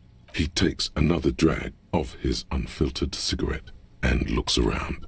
It's getting dark and the neighboring windows have lit up, one by one. Downstairs, a cat crosses the yard. disappearing into the bush. Besides, I've got to run. He's going to leave you alone again. That's sad. Something tells you you're never going to talk to an individual this cool or mysterious ever again. Run where? To the city. It's a beautiful night. Only if you promise that we'll talk again. It's important. Something flutters in the corner of the lieutenant's mouth as you're saying those words. We'll talk. Just not tonight. Smug assures you, brushing his hand through your hair. Take care, alright? I have no idea what's happening. And he's gone again. Looks like it's becoming a theme for him. There's something so different about him that I can't just put my finger on. Different, of course. He's such a good listener. I like talking to him. There's just something so mysterious about the way he talks and moves. Something so mysterious about the way he talks. Lieutenant squints his eyes, trying to hold back the laughter. Very mysterious. Very. He's barely holding it together. It's all he can do to keep from bursting out in laughter. Come on, detective, let's go. We've got a potential witness to interview. His Sunday friend, remember? He nods at the apartment door before you.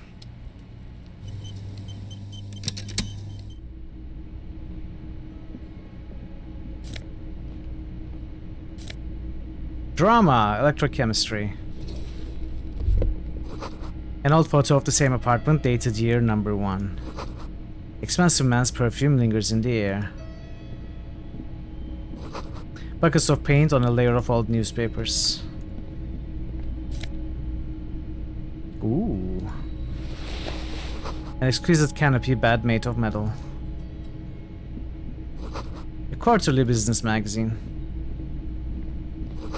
An empty ashtray.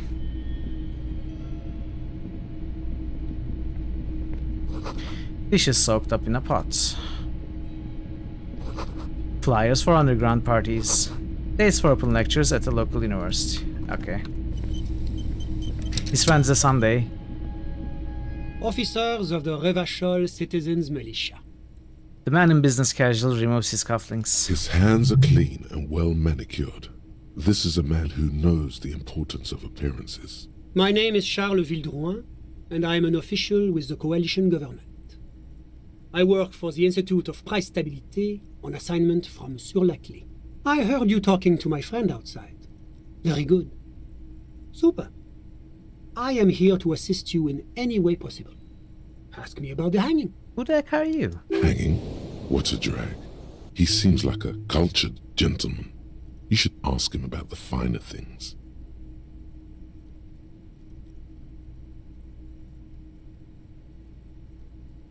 Show him the Samaran hat. We'll get to that right after you tell me the story behind the black Samaran hat. I got it from the head of the Samaran delegation on my trip to Lomantang. It's made from a special charcoal-colored bamboo. It's an emblem of the formal normalization of our diplomatic relations. That's really all I can tell you about it. He forms a little rooftop with his fingers. Cold air sweeps him from the balcony. The lieutenant takes out his notebook and nods to you to proceed. You actually witnessed the lynching? I'm sorry to say I did, officer. Man gives a solemn nod. He didn't see the hanging. He saw the little show staged by the Hardys. Let him talk. He may know more than even he knows. Start from the beginning, if you don't mind. Officer, it's very difficult to describe what I saw that night. It was so surreal to me, like in a play. Yeah. Exactly. A lot of free XP with that. What do you mean, like in a play? It was just so strange. I could barely comprehend what was happening. I was on the balcony. I'll definitely put another point in sitting conceptualization. I remember that first they came in, carrying what looked like a body. And then I saw all the surrounding windows go dead, one by one. That's when I understood. I should not be seeing this. That lines up with previous testimony, doesn't it? Well done, detective. Thank you, sir. I think we've got the picture. Anything else stand out? Only that there were about 8 or 10. I couldn't make out anything. It was so dark. And it was quiet. quietest lynching I've ever heard of, let alone heard. But I suspect you knew that already. I can't say I'm surprised. The fine reputation of the men and women serving in the RCM is well-deserved. What's an official like you doing in Martinez? The Coalition is only looking out for the price stability. Inflation is a killer, like a heart disease blocking the normal circulation of the economy. It must be controlled. The economy impacts the entire international community, which is why it requires international oversight. Okay, but what are you doing here in this apartment? Well, I'm renovating it. It is an interesting project. The building used to be a 12-story skyscraper before the cannons took the top 4 stories off. This, of course, happened when the Coalition forces landed here. You could say I'm undoing some of the material damage the international community caused when we arrived here. So you're some kind of bureaucrat? Yes. As I said before, I am a commissioner from Sur-la-Clé working for the Institute of Price Stability. This is one of the main projects of the Moral Intern. What is this international community? La Communauté Internationale is what Revacholians colloquially call the Coalition. In other words, the nations that stopped the disaster of the revolution. What is the price stability? It is the most important thing. That doesn't tell me anything. It's the central goal of any sound monetary policy. Maintaining the price stability is essential to maintaining high levels of economic activity, which is essential for maintaining high levels of employment, which is essential for maintaining the social stability. Basically, it makes sure the price of bread doesn't change. Précisément. Too much inflation, bread becomes too expensive. Too much deflation, it becomes too cheap for bakers to produce. That's why the Institute of Price Stability works to keep inflation just below 2%. 2% of what? But not too far below, no. Too below is also bad. Below, but close to 2%. You're not answering my questions at all. The Coalition believes in the importance of informing the public about the benefits of the price stability. Transparency is one of our principles. Would you like an informational pamphlet? Okay, sure, give me a leaflet. A What sound the heck? monetary policy is essential for addressing uncertainty. Stability is the raison d'être of the Moral Intern. It's the reason why I identify as a moralist. But oh, I don't have my leaflets on me today. That's too bad. You can always call our information line. Making information available is part of the Moral Intern's commitment to transparency. I've heard about this Moral Intern before, but I want to know more. It's the International Organization for Moralists, hence Moralist International. The Institute of Price Stability is just one of its many mind babies, as is the Coalition. Turns to Kim, so what I'm hearing is that we are Moral Intern bitches? Ooh, it turned to Kim, so we are actually working for the Moral Intern? That doesn't seem so bad. Let's go with the first one. Doing one's job doesn't automatically make one anyone's bitch. Besides, there are more nefarious powers to work for than the Moral Intern. Turn back to Sunday friend. Are you a moralist? But of course. Am I a moralist? Well, do you value freedom? Do you believe in a normal, stable world governed by democratic values? Lieutenant, are you a moralist? Me? You've managed to catch the lieutenant off guard, but only for a moment. He quickly recomposes himself. I'm a lieutenant of the RCM, dedicated to maintaining law and order in Ravachol. A very moralist answer. But what is a normal, stable world? The Occident is part of the normal world. Oranje, Sur-la-Clé. Martinez doesn't seem very normal or stable to me. Martinez? No. Martinez is something else. What about the rest of Revachol? Is it part of the normal world? Revachol is generally difficult. It's led by an interim government, which means it hasn't yet achieved full democracy. But they are working towards it. You're all doing very well here, relatively speaking. He gives you an approving nod.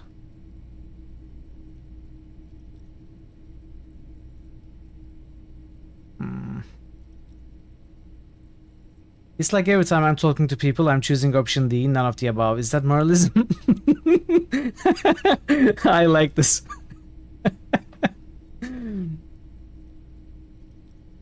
I don't think I'm a moralist. Moralism sounds incredibly boring. I want more action. Do you think peace is boring? What about prosperity? No, peace sounds pretty good. Exactly. I don't find it boring. I find it fulfilling. Peace is what allows me to have my morning coffee, my afternoon golf, my sundown friends.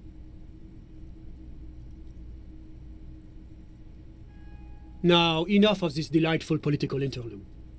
Was there anything else you wanted to ask? 1 second, chat.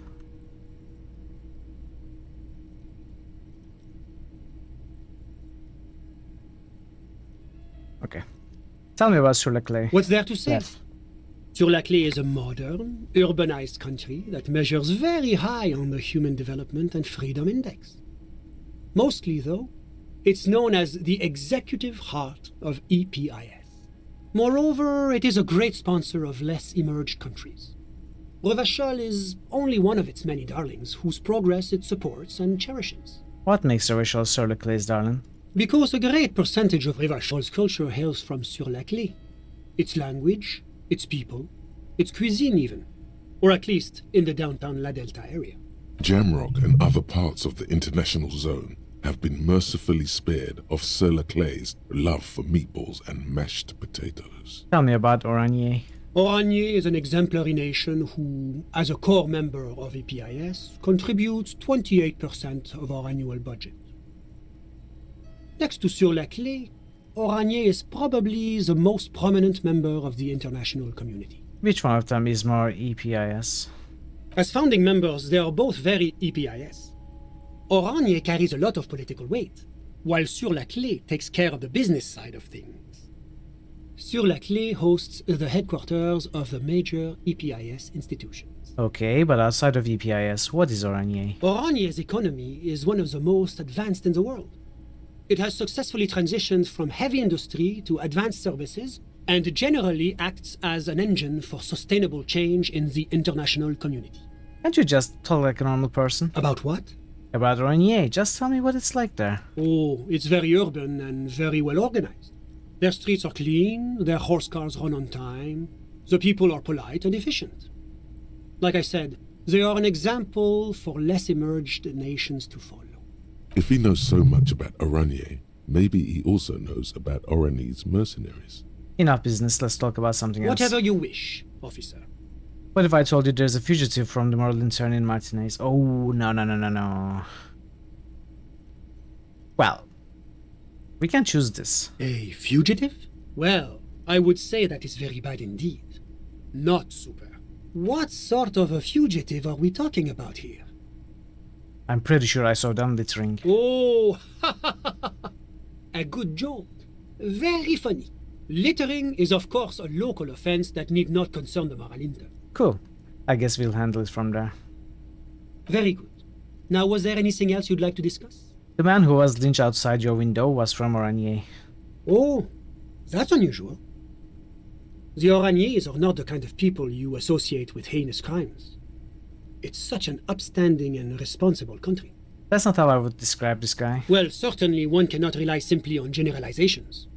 That would go against our commitment to individual freedoms. And, of course, any loss of life is a tragedy. So tell me, what have you learned about the victim? He liked to get high and brag about the war crimes he'd committed. Extremely distasteful behavior. I cannot condone either drug use or needless boasting. Suffice it to say, that is not how we do things in Sur-la-Clay. He was a poor kid before the Oranje's government put him in a military academy. It's the responsibility of any good welfare state to take care of its most unfortunate citizens. They turned him into a psychopathic killing machine. They gave him a successful career. The man holds up a finger as though he's made a brilliant point. What else has your investigation uncovered?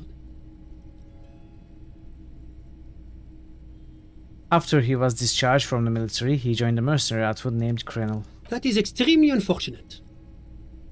Yes, it's regrettable that this practice has a history in certain Occidental nations. Exactly. Even highly advanced members of EPIS. But rest assured, the Oranjese government has committed to producing a timetable that would lay out a path to transition to a professional army.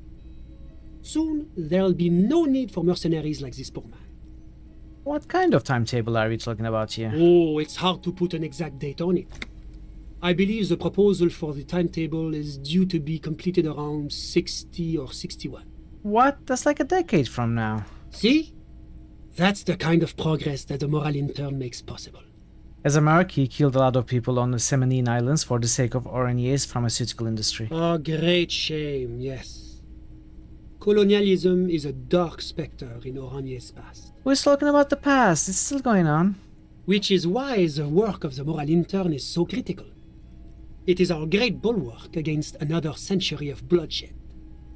His name was Lily and he was 42 years old. Ah, what a shame. A man cut down in his prime earning years. Lily wasn't his real name, it was a nom de guerre.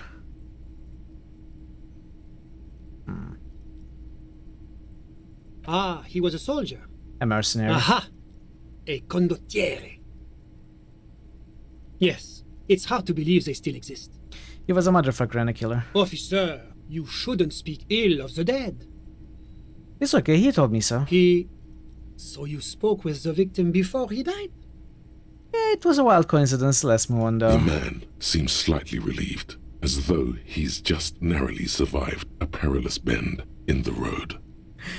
That's all who he was. As I said, the loss of any life is terrible, no matter who the person may have been. I do hope you're able to bring his killer or killers to justice. We must show that the rule of law still applies, even in Rivachol. Can you tell me about your friend? Ah, my friend. My friend is a good young man. His family immigrated here from Kedra, and life has not been easy for him. But he understands the importance of education.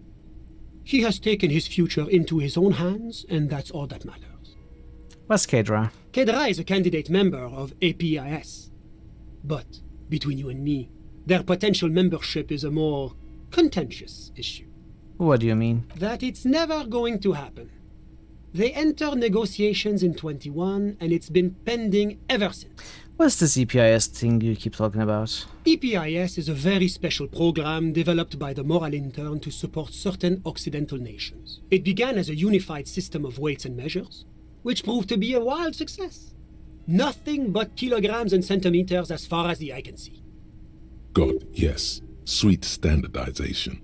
The backbone of rationality and commerce. It was such a wild success that we expanded it into an economic union for the processing of steel. Another success. And between you and me, the moral intern feels emboldened by this success. Emboldened to take EPIS to the next level. Okay, but like, what does it stand for? Why, it stands for progress and stability, like the moral intern as a whole. No, what do the letters stand for? It's been such a wild, extraordinary success thus far. We are very excited to take it to the next level. You don't even hear the words I'm saying, do you? A supranational political alliance. The United States of Occident. Is it going to be like this place here? You mean Rivachol? No, it's going to have transparent democracy. Is Rivachol going to be part of EPIS? It's one day going to be a candidate member of EPIS, sure. Didn't you say the candidate members never become real members? No, candidate members do become members. Why do we even have the whole system in place if they don't? It just takes time. Time and evaluation. But we were talking about my friend here, not politics. How did you two even become friends? How did any of us become friends? Bad things happening on the Insulindian Isola? Oil platforms ablaze in the night? Civil wars lasting for years? Finally, the international community is forced to step in. What are you talking about? No one becomes friends that way. You are describing how the coalition occupied Rivachol. One of the wonders of democracy is that everyone is allowed to have his own opinion. And not just allowed, encouraged even. Have you ever tried debate? Not with There's you. a joke here, and you know what it is. Come on, it's so juvenile. Besides, there's no way this man is going to get it. That's why it's good. Yeah, I'm what they call a masturbator. Press some invisible dart off your shoulder. You're not going to say that. What do you mean? Debating. You should consider joining a debating society for adults. I hear they're oodles of fun. I used to have a flyer for one, but now that I start thinking of it, it was for an improv class anyway. It's this funny theater thing, you know? Very creative. helps relieve stress. A chill runs down your spine as you Yay. envision a half Level up. dozen people in professional attire standing around a chair, awkwardly pretending to be waiting for a motor bus. It's neither funny nor creative. You still haven't told me who he is. Sorry, who? Your friend, the smoker on the balcony. We were just talking about him. But I told you, officer.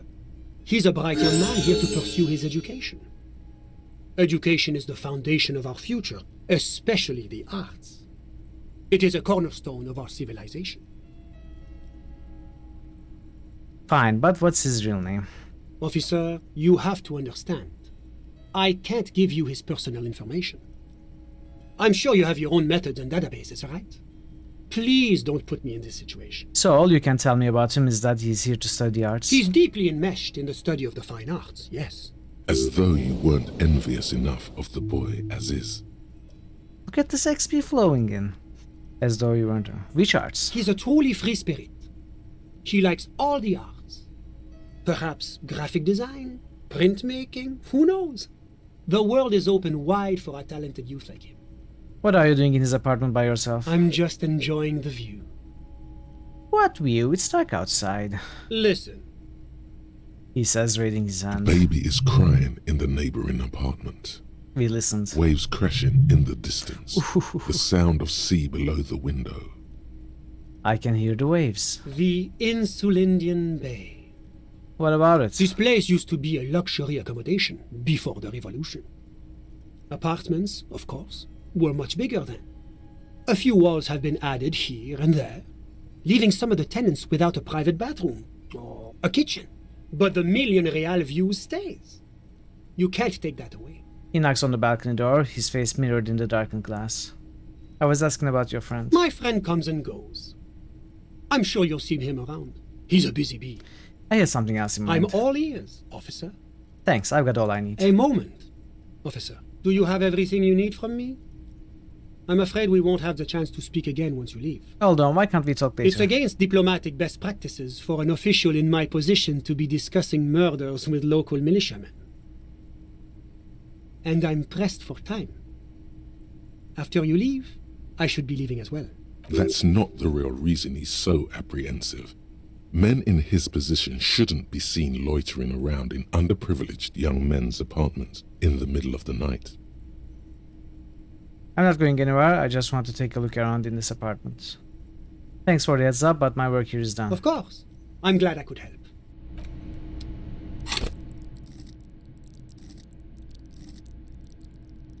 Okay, so do I want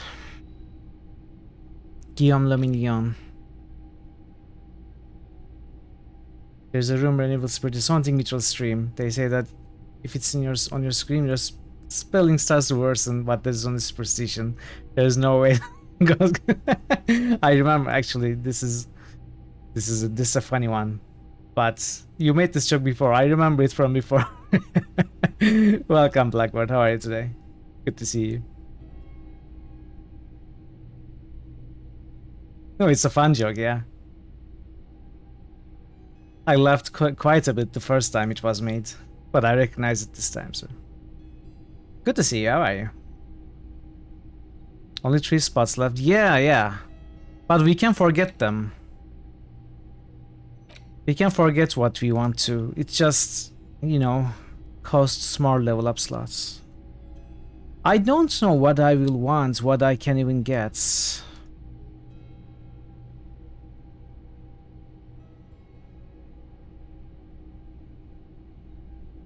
You know, the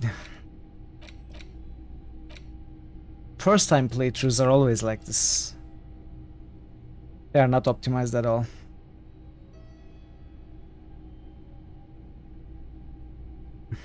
However, according to what Verum said, that was important because there are very few ways for us to raise our empathy. And I think empathy is important. So do I want this?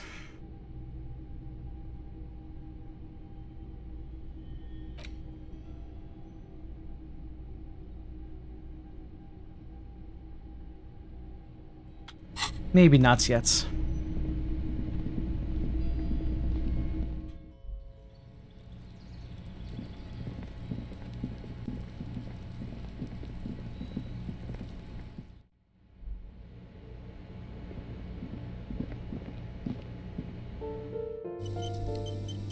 So I maxed my conceptualization. It's not going to get any better than that.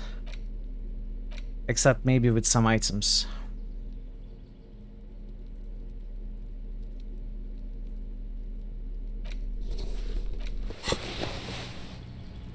I think I have to try the light bending rich guys checks, even though we will most probably fail. Like they are, I don't know, 42% right now, I think. We could save scum, you know. They could be good checks to save scum. Maybe we can try one if we fail save scums either. Something like that.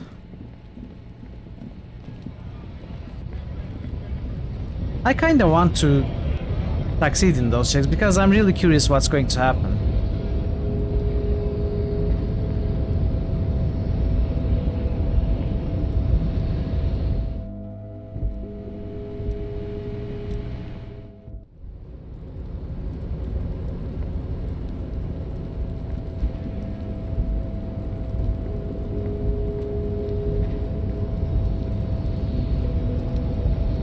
And I don't know how long we are going to have the chance.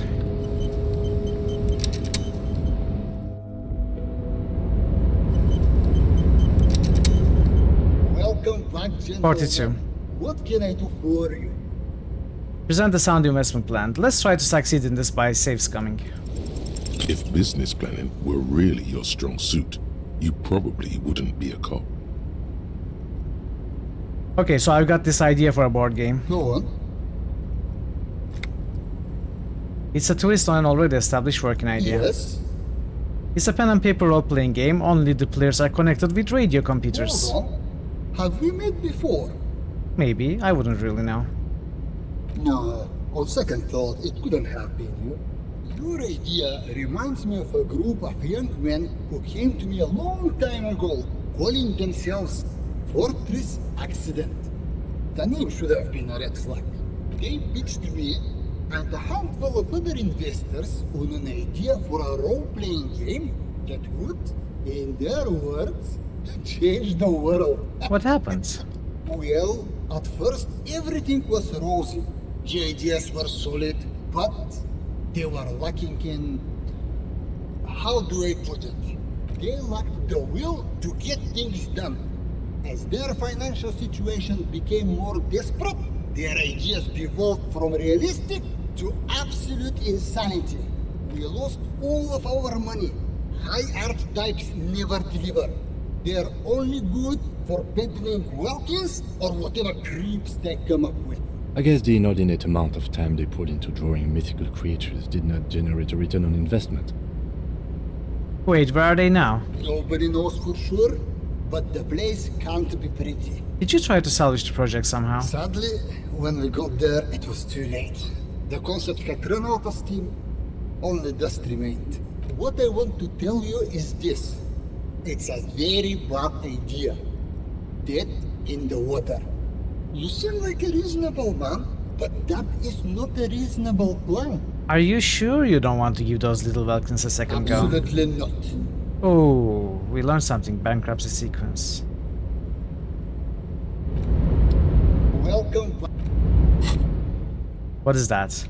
Business loves silence, second loudest sound in the world, eclipsed only by the collective screams of market crash victims. So let me whisper to you, do you feel the veil of sun god slip in? Are the better days gone? Are we entering bankruptcy? Is the company gonna go down and leave you in the gutter with the rest of the dredges, delivering parcels for soup money? You need to crisis manage your way out of this. And -1 empathy. I think I'm going to want to... I want to succeed on that, so we are going to try. 42% shouldn't be so difficult. If business planning... He should. The volunteer... I don't... Tell me. The latest... If I couldn't... Let's just... Yes, yes. The lieutenants...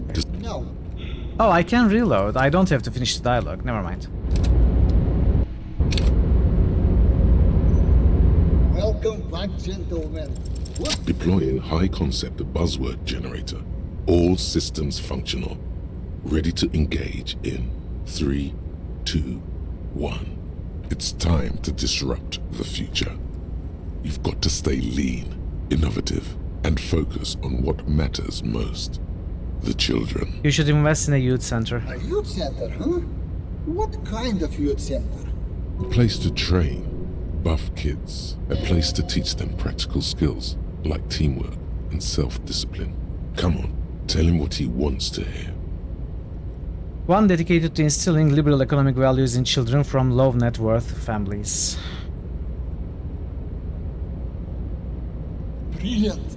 Without children, who'll be there to buy stuff in the future? Yes, and if it doesn't work out, we can always repurpose the center as a shopping mall or private equity firm. When life closes a door, it opens a window, yes? What's the expected return on this? Highly educated, work-ready, human capital ready to be directed toward any number of your vast interests.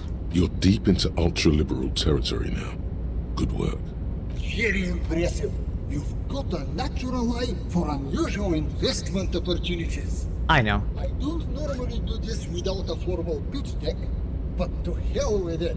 What's the point of being rich if you have to follow all the rules? Here's the rule. Yes. Funding. Yes. This will be enough to prove out the concept and get things off the ground. I'm definitely getting things off the ground with this money. Thank you for placing your unwavering trust in me. Remember, it's not a handout. It's an investment. Sure. Expect to see returns. Oh, I'm definitely going to see returns, but probably not you. There, dumbfounded. His mouth opens slightly, then closes again. Is he having a stroke? What do you think, Kim? Not bad, huh? Kim, are you alright? Yes, I'm alright. Can we get going now? Now, was there anything else I could help you gentlemen with? Leave. So what should we buy, chat? What should we buy with our trust money? I think we should buy everything.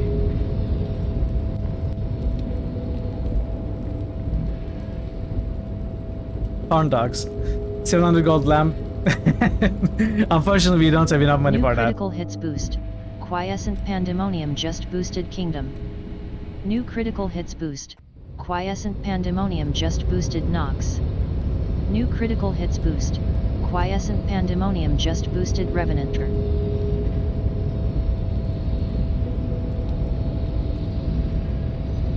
Thanks for the boost, QP.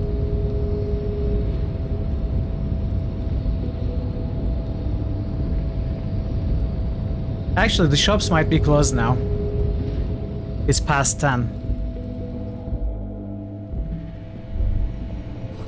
Yellow roses in the window. Those aren't the flowers that are left for class here. To the left. Look at it, detective. I want to buy a Don't be raincoat. ashamed. Yes, buy it, please. Don't steal it. The clerk removes the garment from the dusty floor and hands it A over. wrong has been made right. You may rest easy now. I was resting easy.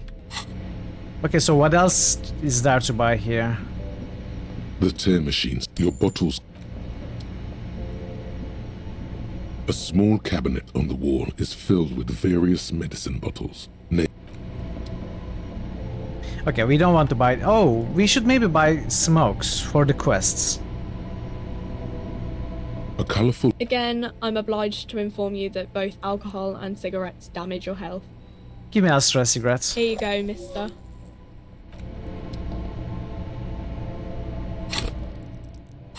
Oh, am I supposed to smoke them also?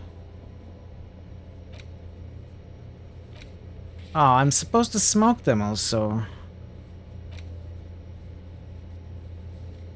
You need to get your hands on some cigarettes and then smoke them for those massive bonuses. Find a pack, put it in your hand, keep it in the health slot in your inventory.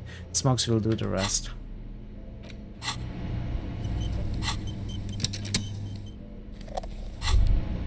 There it is. A brave little army in your pocket. The first Smokes platoon. 20 brave souls standing in salute, ready to step into fire for you, sir. Pull one out of the pack. You picked the best one. This soldier is fat and succulent. What are you waiting for? Light up. Re-become yourself. Re-become yourself? Is this how it starts? You know what? Maybe if we... I'm going to see. I'm going to reload. I don't want to smoke it. I just want to see what happens. But I bet it's going to start with a cigarette. And then electrochemistry will ask us to, you know, find some speed and use it and something. Get a load of this rock and roll cop here, people. Johnny Thundercop fishes a cheap lighter out of his pants. With a flick of the thumb, there's fire.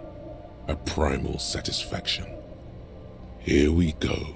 The lighter's dark green disposable plastic. Safety's off.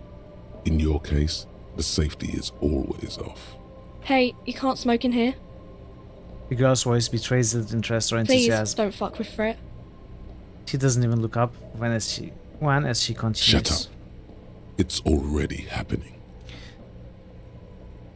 Keep that bad boy in the flame and breathe in. Thick, warm smoke gets sucked down into your lungs. Immediately, you feel a warm nostalgia fill your head, body, and soul. Third experience. A nostalgia for yourself. The man you were in your youth. Johnny Thundercop is back, and he's chill as balls. In the bottom right corner of the screen, there's a cigarettes button. Okay. No other quests? Just experience?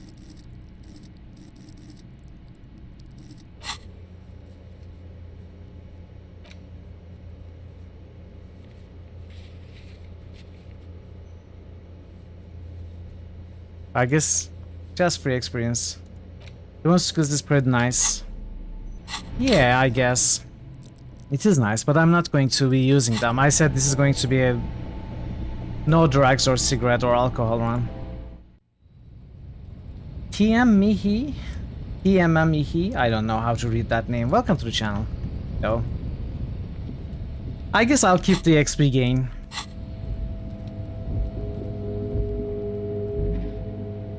You know, we finished the quest, so... And that doesn't seem to be a follow-up to that, so... Hey, Marto. Good to see you. How are you today? How are you today, Marto? Is this guy here? No, we are late for that guy.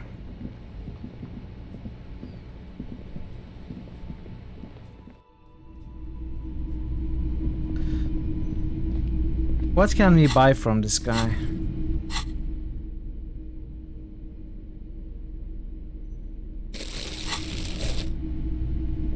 Hello, hello.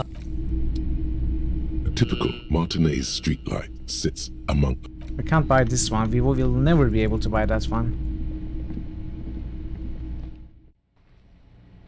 I'm doing well. I'm doing alright. How are you doing, Marto? What do you mean an interesting look? What look? Oh, the jacket? Shirt? Yeah, we got our conceptualization stuff on. I maxed oh. Wait, how long does this last?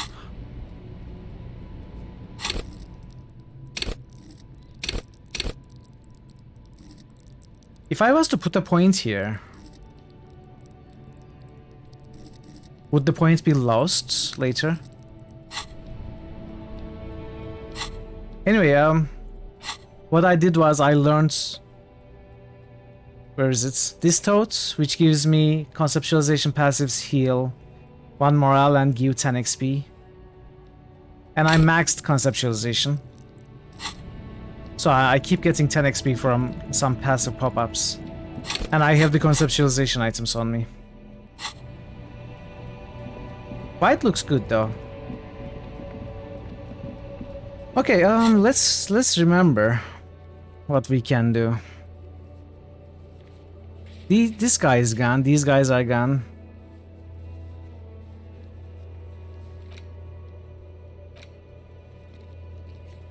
West of the boardwalk on the coast, somewhere in the reeds, okay. Boardwalk, Land's End Islands. All of these are across, right? Find government marked heavy fuel oil and return to the wall. I have to find my car, or can I steal from Kim's car? He didn't like it.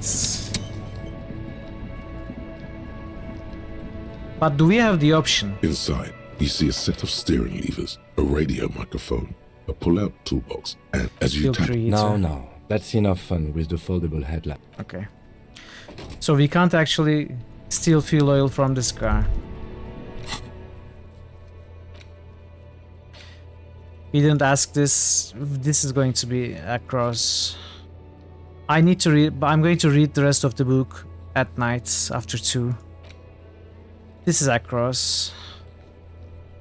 This is the same thing. This I have no clue.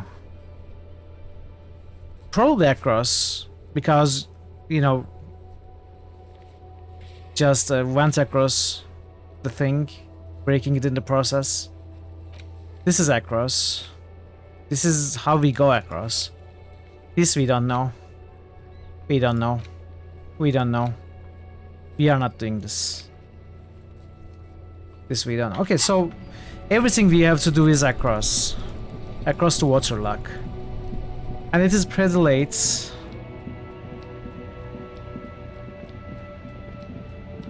But there's nothing else we can do. A rusting control panel with Pull the lever again. You grab the handle and pull the lever up. As soon as the metal connects against the contact pins, you hear a loud clunk. Then, the water lock starts moving.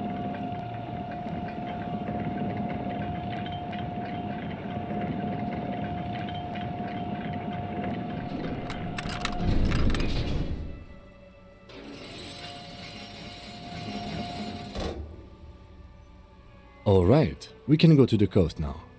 Expect rugged terrain and drunks. And if you wanted to forge that document for Evrard, now you can. I do want to forge. That's what I want to do, in fact, right now.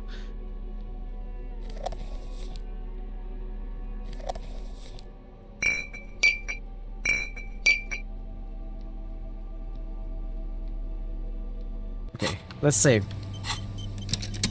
Let's check what that is.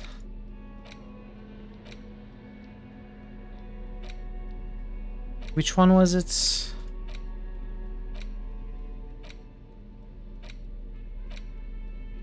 This one. You take the legal documents out of the envelope. A 12 to 40 month construction period and the zoning plan in the addendum. Whereas people could be watching you here. +1 interact modes of taxation. Oh, actually, you know what? Would this help with that check? You take the legal documents It out doesn't. It doesn't. Okay, so we need to be inside, possibly our room. But if I go into my room right now, the day will end with Kim. So we are going to do that later.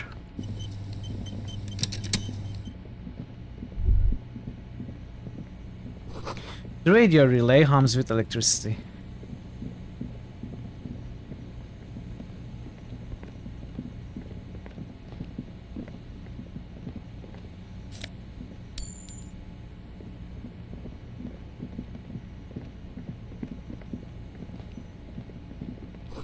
A breaker box to power the radio pylon above you. Maybe there's something inside. Ahead, decades-old concrete defenses. Children play on them now. So we can go here. Let's go here first.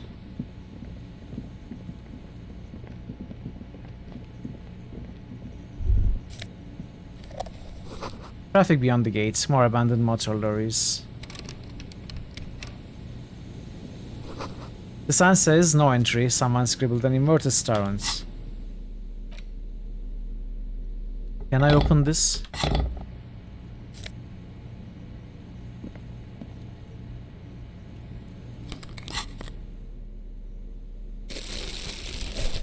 Empathy.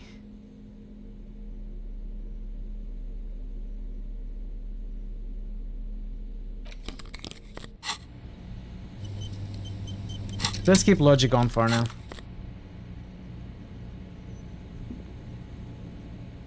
That was great. We found an empathy item. That's our weak point.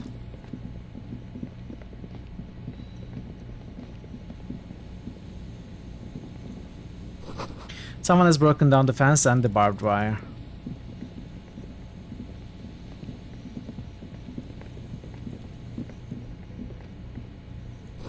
Swing is missing. No one's been here a long time. Rust peels off the bent iron posts of the swing. The wind whistles through the skeleton of the small house behind you. There's desolation everywhere. What happened here? In this yard? Lieutenant looks at the small building. A flock of grey swallows takes off in the distance. He's assessing the situation.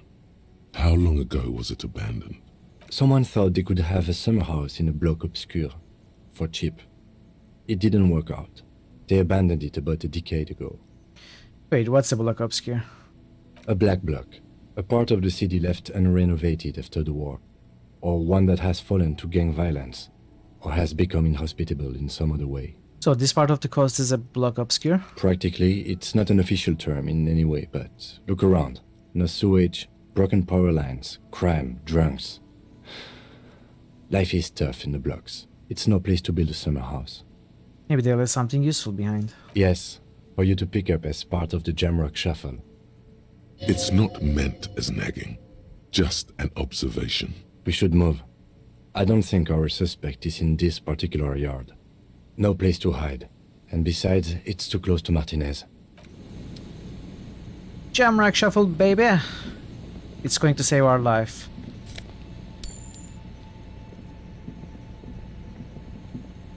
I don't know why you say Jamrock Shuffle is a useless toad. Very mamo. I think it's the best one. Someone has left their music collection beneath the tarpaulin. Oh, can we find the sad song here? Smallest church in Sanson. We found it. We can karaoke now. Birds in the birch tree, barely audible coos come from above.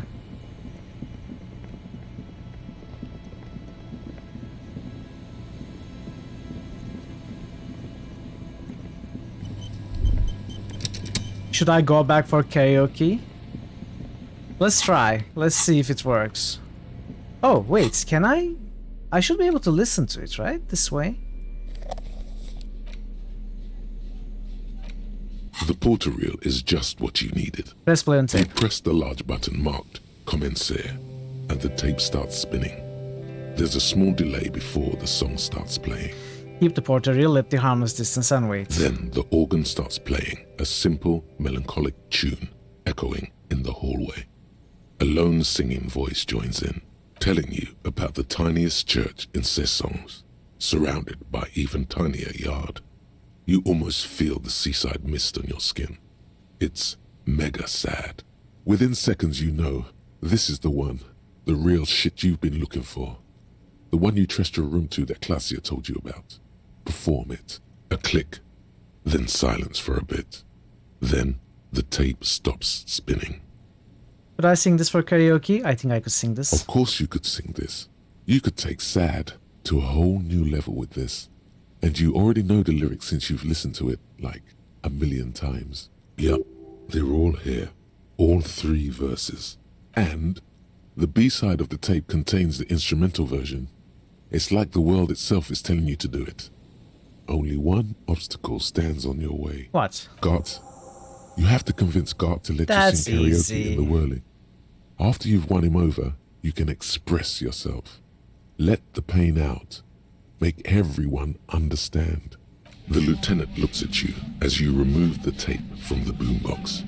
He doesn't say anything. That is easy. Let's do that. Then we are going to come back here. Karaoke time.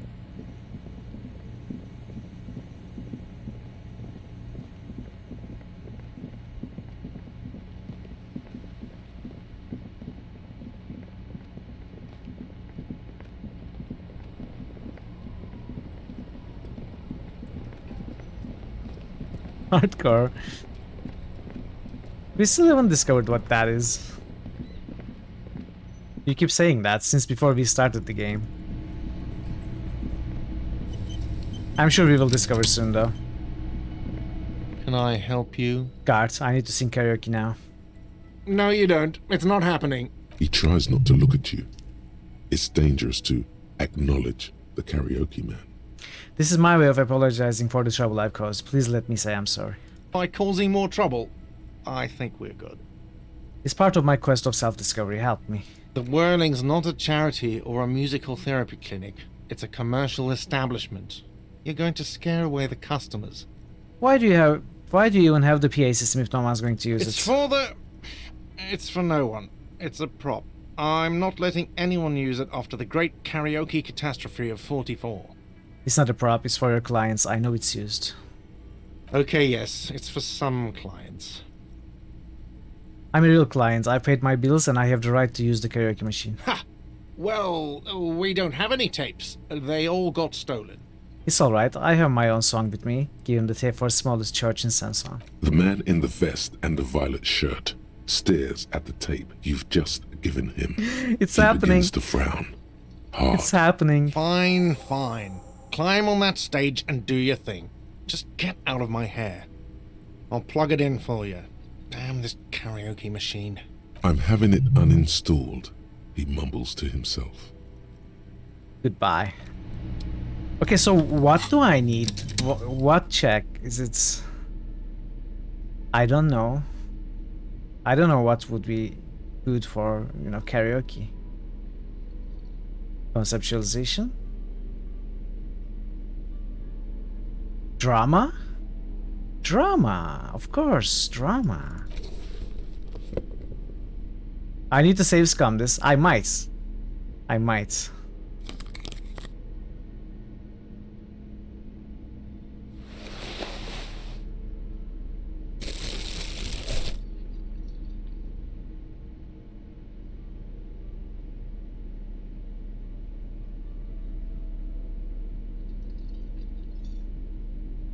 Do I have anything that gives minor drama?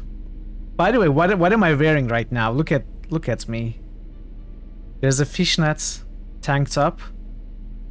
Andre, I don't even know what this is. Party Dragon silk robe. Handsome devil, yes, about to sing karaoke.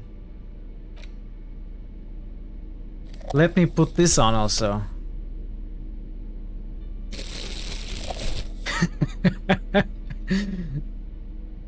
Okay.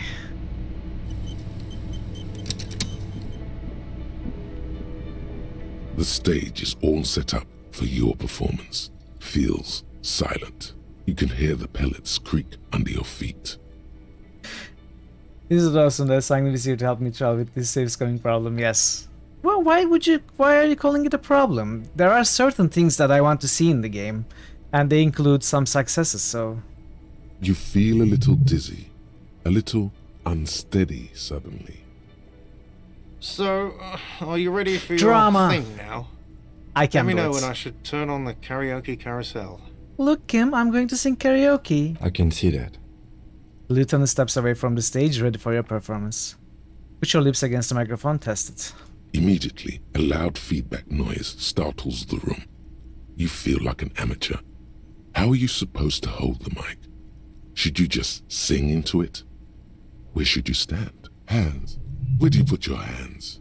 No, come on. I broke it. Dress code, insane silk dragon. By the way, we had that. Look around the room first. The bar is full and buzzing with chatter. No one is paying you any attention. But still you feel your knees turn to noodles. Okay, now a couple is looking at you. Even worse, you're sweating. They are going to hate you. Just make sure you move, okay? Don't be stiff. Okay, let's try this. If we fail, I'm going to try again, but we are going to also see what happens when we fail. The air is thick we did it. with anticipation. Someone dims the lights as the music starts. Okay, here we go.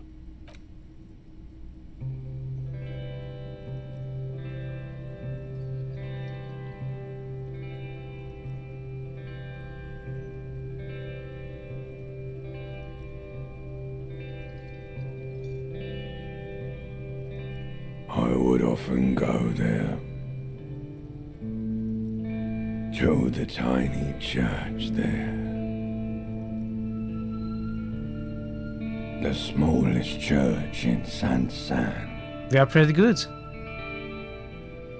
Though it once was larger. How the realm may rest there. Down through the mist there. Toward the Seven Sisters. Toward those pale cliffs there.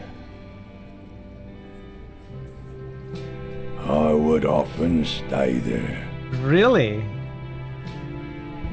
Which band is that? Tiny yard there. Yeah, it is Ancient Reptilian Brain sound. I have been so glad here. Looking forward to the past here. But now, you are all alone. It is really good, yeah. None of this matters. No, none of this matters at all. Amazing, amazing.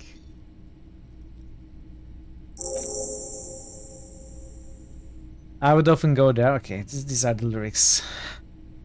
A lazy applause fills the room. You feel and shake as awareness of your body returns to you.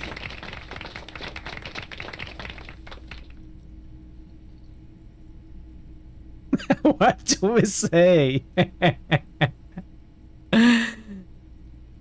I'd like to dedicate this song to the RCM, please don't fire me. I'd like to dedicate this song to the pale nothing that will devour the world. I'd like to dedicate this song to Guard for letting me sing it. It's all shit, Guard. I'd like to dedicate this song to my partner Kim Kitsuragi, not to the lieutenant. I want to dedicate this song to whoever wrote me that fucking letter. I still love you. Thank you very much, asshole. Thank you, ancient reptilian brain. Should we say that?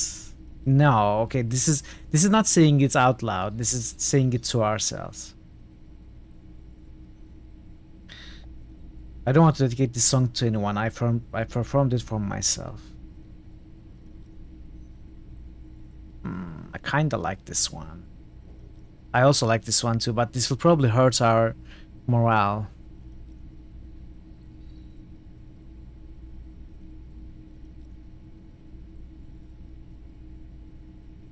I don't know, I can't decide.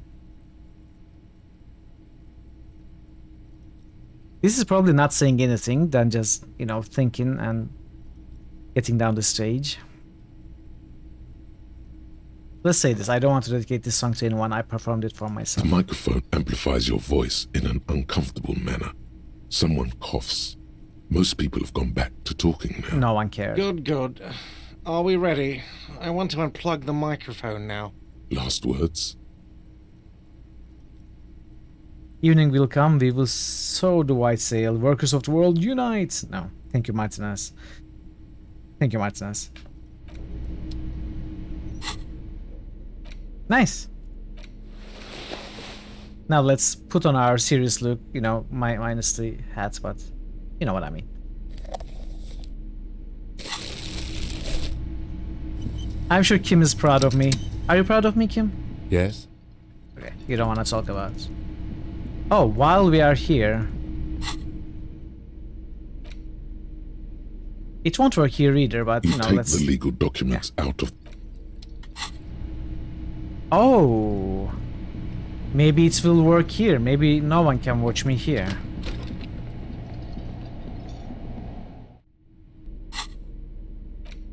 You take the legal documents out of the... What are you talking about? How would ever else people be watching me here?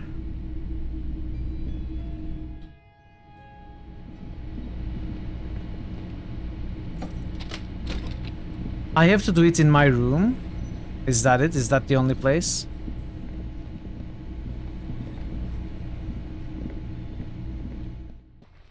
Let's try this apartment.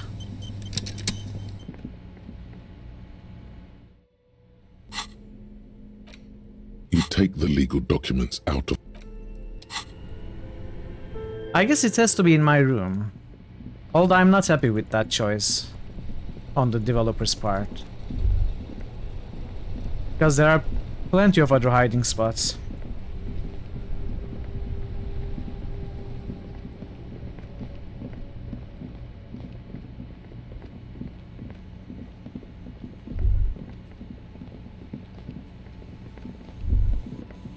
So at this hour of the day, probably there are no NPCs to talk to around the place.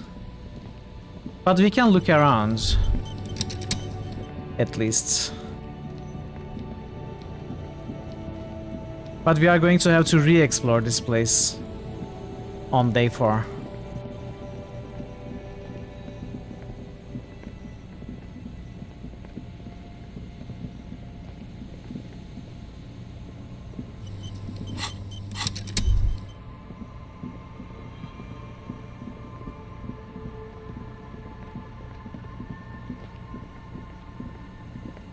And it's also good to explore the place at night also, in case something's different at night.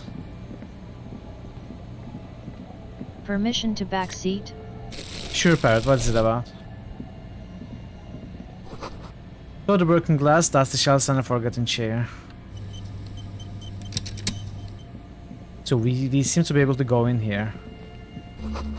Wanna see me try something? Okay, sure.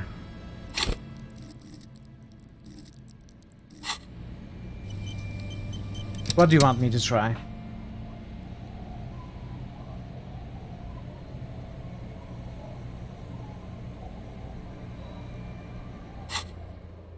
What did I put points in? Composure, rhetoric, pain threshold, volition? I'm starting to have my doubts about high volition. Since Kim said now you can do the forgery, you were about to pass the waterlock. Yeah. That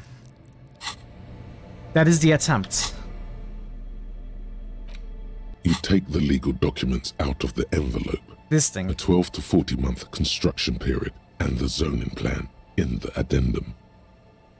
So the reason for Kim saying that is the people we have to get signature from are on this side, and if we did the forgery before actually, you know, pulling the lever and enabling the waterlock, opening up the bridge, Everard would clearly know that we didn't go to this side to talk to them. That is why Kim said, okay, now we got it open, we can go across, so if you're going to forge it, it's safe.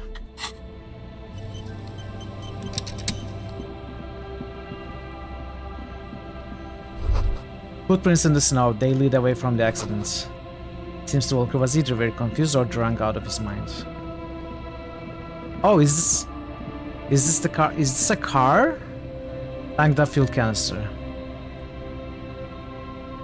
Looks like a car. This is the car that flew, right? A banged up motor carriage lies half submerged in the icy water, slowly sinking into the Insulindian Ocean. Only the cabin top, rear wheels, and the engine remain visible. It must be cold and lonely down there, in the icy water. The seawater has already started to corrode the metalworks. Remember the tire tracks in Martinez? This is where they were leading. So this is where all the tracks are leading to. It appears to be so. The lieutenant has a peculiar look in his eyes as he inspects the wreckage. Let's investigate. I agree. We should definitely investigate. The lieutenant replies, his eyes never leave the sunken vehicle. You get a sudden, sinking feeling. Stomach acid comes up as you look at the motor carriage in the deep, dark, cold water. Why the doom and gloom? It's just a sunken motor carriage. Some motor carriages are bound to end up in the sea. This is our car, isn't it? When we were talking to Kim's car, we asked the car, where are you? And it said, at the bottom of the sea or something like that.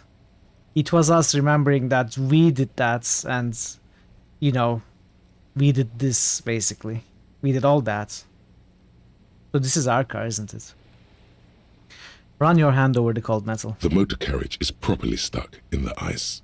Getting it out would require a team of specialists. A single day in the salty seawater would ruin most vehicles. but this one looks worn even in places the salt water hasn't touched it. What is the make of this MC? Can I see a logo? The logo is too deep in the murky water. You can't make it out, but you do see a monkfish float by. How long has it been here? The ice hasn't closed around the vehicle yet. My guess is it's been here since last Saturday or Sunday. Sunday. The estimate is correct.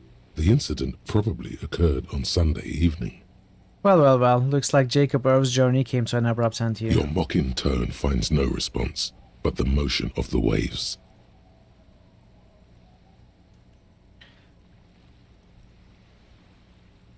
Yes. Crazy recklessness.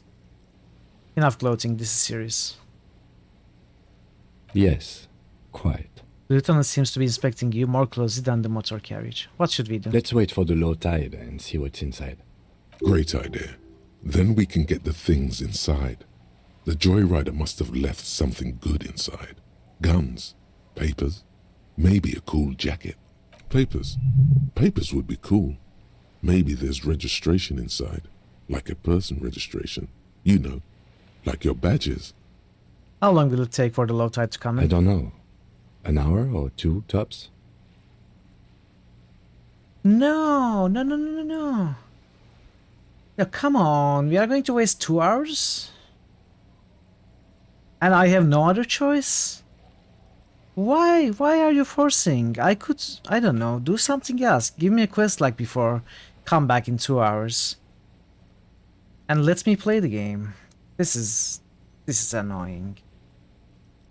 2 hours wasted like this. As you sit down in the old rusty playground, the world around you becomes very silent.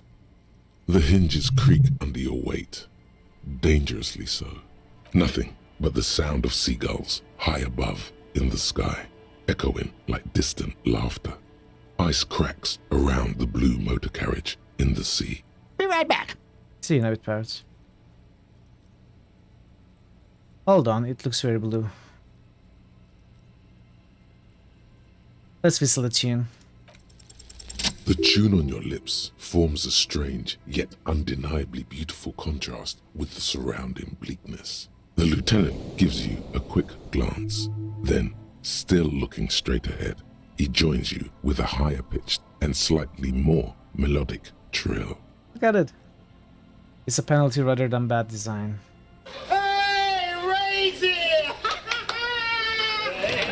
Hey Ray, it's great to see you. Thanks for the lurk. Thank you so much, and good night. Have a great night. It's a penalty rather than bad design. Why though? Why do you force the player to wait if the player wants to do something else in the meanwhile? They could give me the option to wait. And I think there's going to be a cool scene here, and there certainly is a cool scene here while waiting. But it should have been an option. It's not a penalty or bad design, it's just a thing that happens. This is the best possible time for it to happen. I see that, but the game can also be unforgiving for when the player misses things, right? We could have missed this cool scene if we chose not to wait. That could have been a decision. And I would have missed it with the way I play. Yeah, okay, that's alright, we can work with it for sure. It's not a big deal. It's just weird that it's not a choice, because everything else in this game is a choice, almost.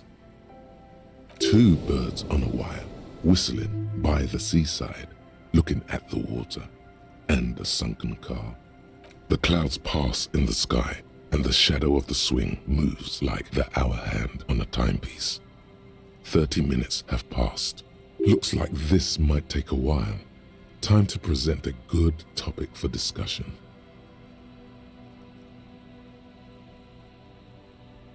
So, was your dad also, you know, point your eyes? What does it mean?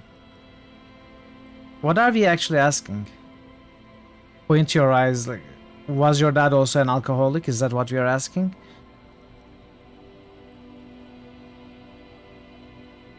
I'm pretty sure I told you already, didn't I? My dad and mom are both half Celite. I miss my parents. Clouds on the horizon grow darker, and the shadow of the swing set keeps climbing. You hear the distant rumble of the city. 30 minutes pass. And that I miss my mom. All I'm saying is I'm surprised the people's skin color varies so drastically. And that I miss my mom. Okay, this is a boring choice. If you had to side with either the strikers or the shipping company, who would you choose? Luckily, I am already a member of an independent organization, and therefore do not have to choose between a rock and a hard place.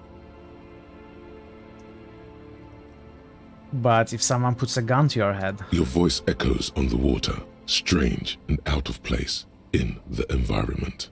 30 more minutes pass. Can you make out the Mark Quay now? Detective, I've been able to make out the mark ever since we arrived. Mark. I find it odd that you haven't. It's a Capri, Model 40. Yes. Why haven't you? Because we wanted to. Not, I mean, okay. Failing to English.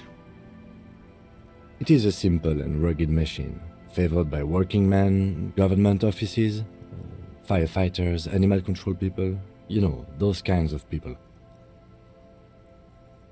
Is it a number on the side? Yes, 41. What do you think it stands for? Does he know something about that speed racer? Okay. You're not going to fool around. Oh god, no. I'm sorry, Harry. I'm so sorry. 41. Precinct 41. A massive pit opens up in your stomach, and the most terrible feeling comes over you. No. Just nope. Say no to this, Harry.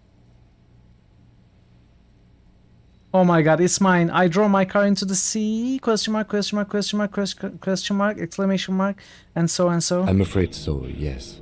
It looks like you started in front of the whirling, jumped over the canal, and then drove your vehicle in the sea right here. The badge, the gun, and now this. The lieutenant adjusts his glasses and doesn't say anything. How do we get it out? Detective, we don't. A rescue operation really isn't viable at this point. So it's just going to be there like that? I'm afraid it will have to be there like that for many years. Look at it.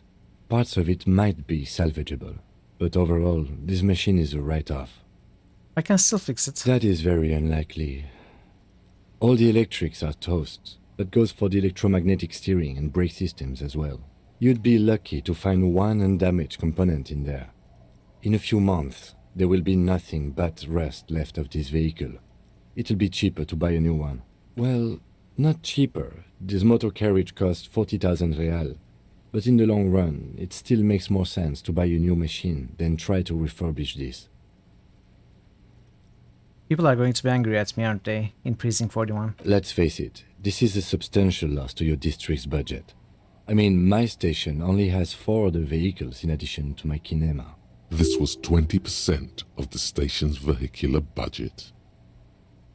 You're not going to take me back after this, are they? People are more valuable than machines. Training a police officer is even more costly. Well, at least I can see what's in there now.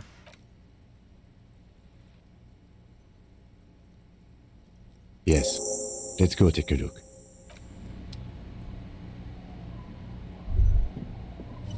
Harry has such a sad story. I wonder what actually happened. You know, in his past. Maybe we'll find out. Hey, we got our badge! And commander's jacket. Were we a commander? Bottle drained of all its booze is frozen to the ice.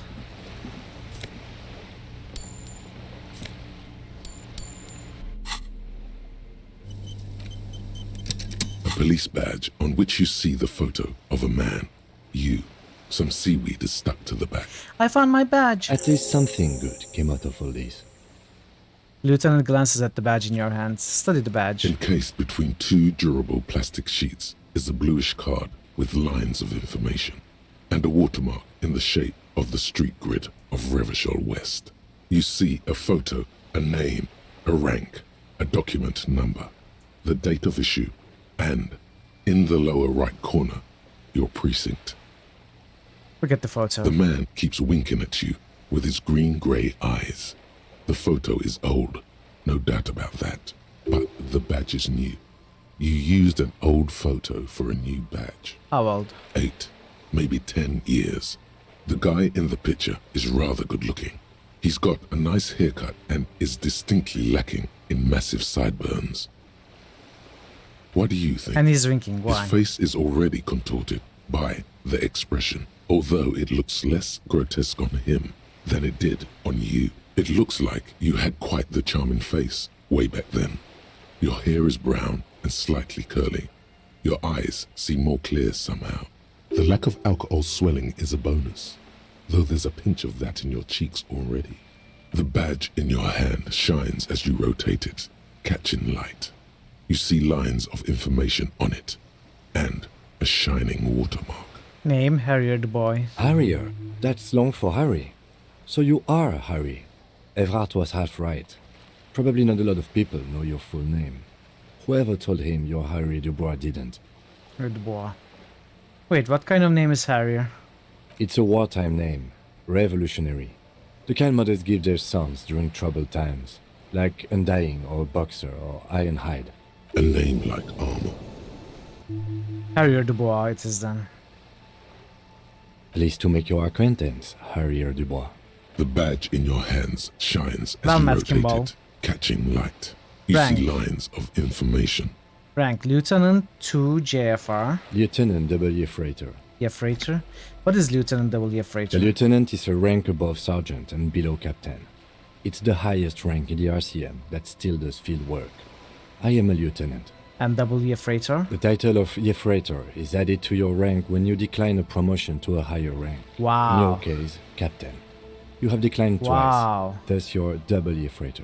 Blind? There are many reasons one would do this. The rank above you in your precinct's decomptage might be taken, or sometimes promoted officers do not want to replace their superiors, out of respect. And sometimes they just prefer the type of police work available to their current rank, in your case, lieutenant. What is a decomptage? Decomptage is the hierarchical system employed by the Revachol Citizens Militia. It means counting down to twos. The lowest rank is junior officer, usually teenagers. Then there are the patrol officers, then sergeants, lieutenants, and then a captain. That's basically it, except for a few kings. What kings? Kings like satellite officers and the additional freighter rank I already explained. Wait, satellite officers? You are given the title of satellite officer if your partner is quickly promoted through the ranks and you rise with him. You don't seem to be a satellite. So you've been putting up with all my bullshit because I'm your superior? I'm not his superior. So you've been putting up with me because we are of the same rank? No, I've been putting up with you because despite an unconventional approach, you are doing good police work. It matters more than driving your motor carriage into the sea. And now we've even found your badge. He trusts you, for now. Try not to spoil it. Turn back to the document. Such a small yet precious thing. Expensive paper caught between thick plastic, like a fly in amber. It reads... Serial. Long. That's just the serial number. Revachol, Jamrock, Precinct 41, with some numbers thrown in there for good measure. The numbers are not there for good measure. They have an administrative purpose, one that's unfortunately been erased from your memory. Date of issue, 7th of November, 50. 4 months ago. I'm guessing that's when you were promoted to the rank of Lieutenant W. Freighter. A new badge usually comes with a new rank. You seem to have been doing well then. You're pretty sure you weren't doing well, but better? Probably yes. Precinct 41? Yes, it's the designation of your precinct. 41. Like mine says 57. The 57th is mostly industrial harbor. A lot of asphalt. The 41st is... It's a tough station to work in. You have all of Jamrock to cover. That district should have 3 precincts, but money is what it is. But then again, it's a legendary district, and a hell of a station too. It must be an honor and a curse to work with people like Price, McCoy, Berdiaeva. He knew all those people, although they're not from his station. They must be big. The badge in your hand shines as you rotate it, catching light. You see lines of information on it, and a shining watermark. Put the badge away.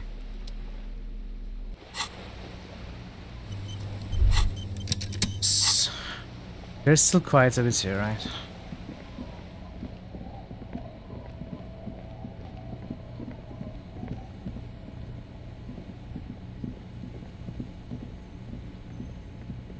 So this building and then okay.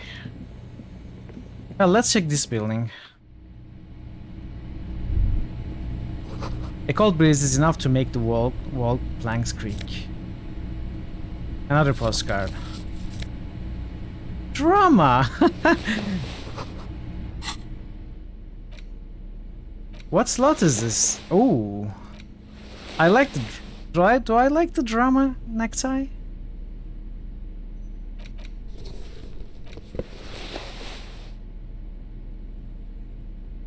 I really like this one, but I'm going to keep conceptualization.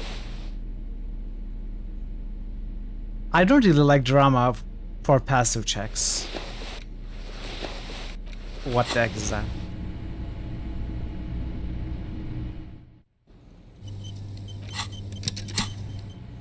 I'm not going to explore all of this today.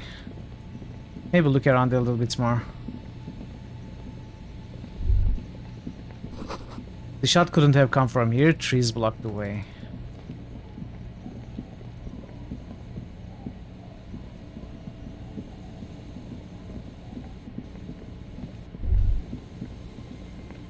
Sounds of life in the north, a washboard scrubs filth from fabric. Let's not go there today. Oh, okay. Buildings all over here. +1 to Kingdom of Conscience. Oh, really? Another toad equipment. Cinder blocks charred. A makeshift fire pit with magazines for lighting. The worn and beaten wooden planks of the bench do not look overly comforting. We can sit on benches after we've solved the murder. Let's go. You can revisit the bench. Okay. His iPod, iMac, iPhone, and Apple Watch because iWatch sounds way too creepy. That makes sense actually, never thought of that. White curtains have been drawn shut, no looking in.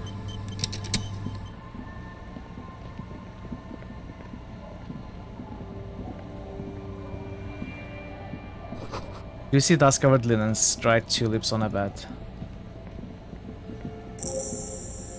Quick travel unlock. Quick travel? I didn't realize we had quick travel.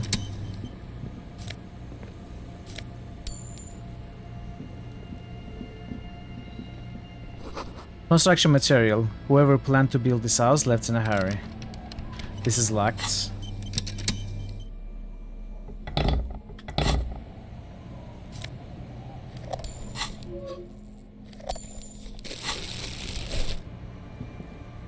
But there's a person there.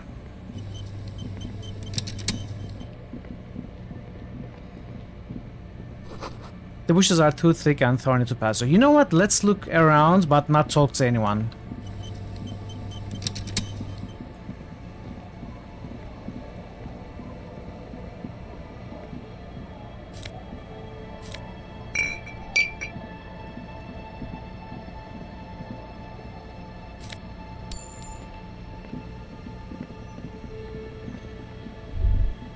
A drop in temperature, an easy flow of air, an empty street, before you, a thoroughfare unjammed with lorries.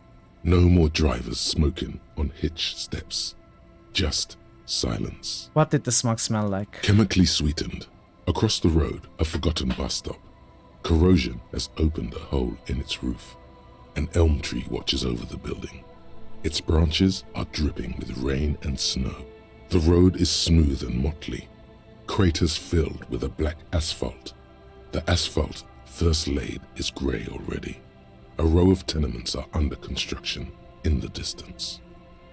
Who are the people who live across the road? A tub warm with water, white with soap. A man bathes while radio waves transmit the lottery numbers. 4, 18, 21, 4, 1. A modern washing machine rattles a drawer full of silverware. What about the bus stop? Number 312D. Young girls used to come here, huddled up, hoping for more warmth than their thin coats give them. The bus took them to school. It has not run for 8 years. There were not enough girls to sustain its cost. What about the road? Craters pocked the surface. Children played in them until heavy trucks full of black pitch rolled in. The landowners have filled the craters with money. It is a vital artery of the flow of trade. There's one bump on the road. A dead dog lies flat about 200 paces away, right at the turn. At that dog? Tragedy comes from the wheels of a fast RCM vehicle, hurrying to work. The cold washes over you. The sound of the sea has grown distant. Is it us that killed the dog? Did we kill the dog too? That is enough. The wind moves the aerosol.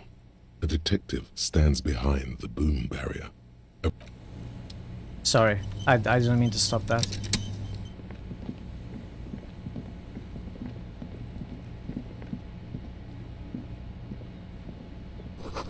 A flower trough where nothing really grows, maybe in spring.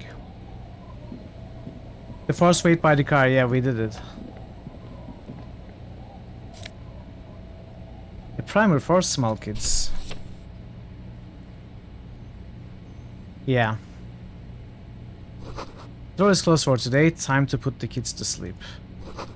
Hard to see the details, the colors, all warm and welcoming, are cozy too.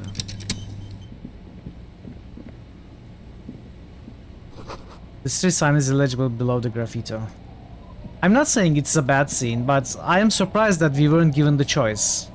Because the game is big on choices, and there is no other example of that happening.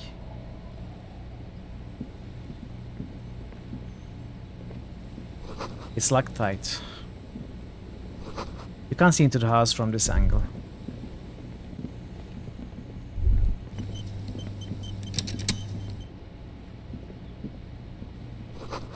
The underside of the boat has recently been tarred.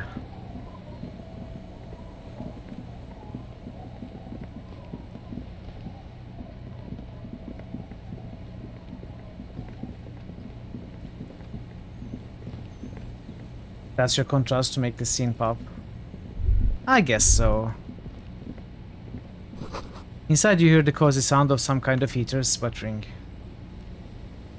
You will concede that the game allows you to make extremely questionable choices, yeah.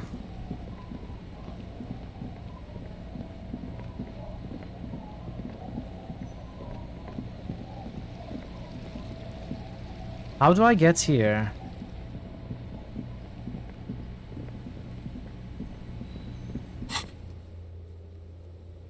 I am here.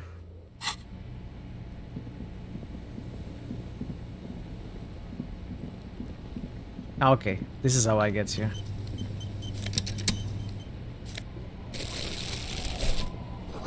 What are these doing in the fish?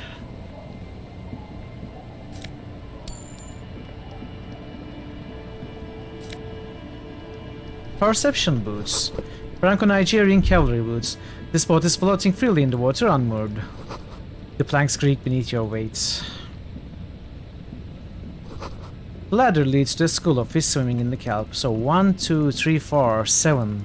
I think we have seen 7 living things, 7 characters, NPCs that we might potentially be able to talk to. I wonder if I should stop here or if I should look around a bit more. Little black swallow circles above you. You hear it chirp.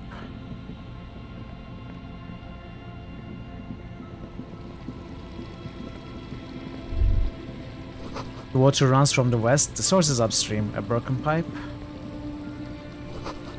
The beams are splintered. The bridge didn't collapse on its own. Artillery broke it.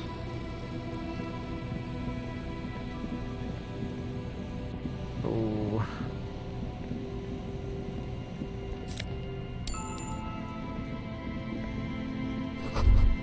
No boat in the boathouse today.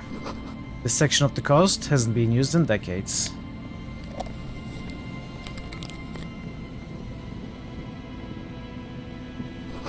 The boathouse is shoddily constructed, a strong breeze might blow it over.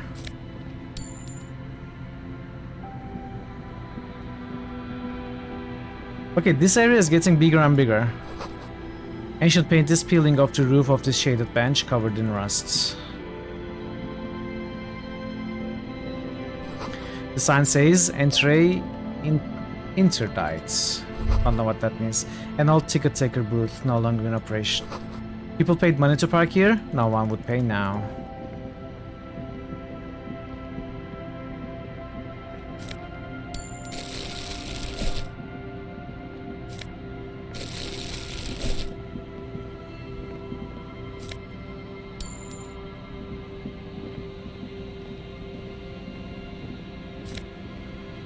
+2 logic, wow. A door, a building, a hiding place. Could the instigator be inside? The door is not only barred shut, it is inaccessible.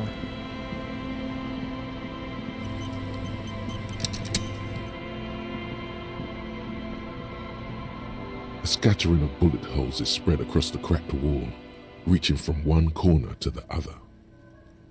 Okay, I'm going to stop now. I'm going to stop right here. There is so much else to explore here, I don't want to rush it. I want to do it tomorrow. In a fresh stream, in a fresh day. We are going to do it like how it deserves. Yeah. We are going to continue tomorrow. For today, we are going to find someone to raid. Hope everyone has a great day. Thank you, Vincent. I hope you have a great day too, and everyone else also. So who do we raid?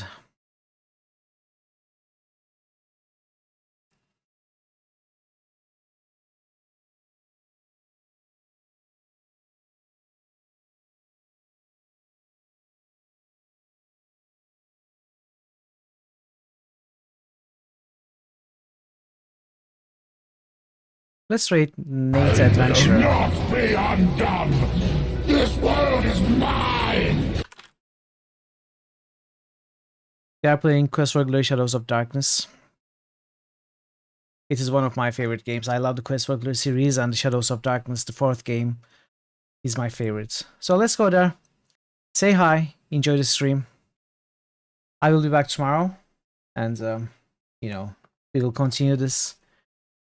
Continue exploring that part at night. Then The pain will only be passing. read all You the should books and survive so. the process. Finish the day. Start the new day. And then re-explore those areas again during the day and see where we go from there. Thank you so much for today. I hope you enjoyed the stream. If you did, and if you haven't given me a follow yet, consider doing so to come back. I will be excitedly waiting to come back to this stream, to this game for tomorrow. Until then, take care of yourselves and be well. For now, goodbye.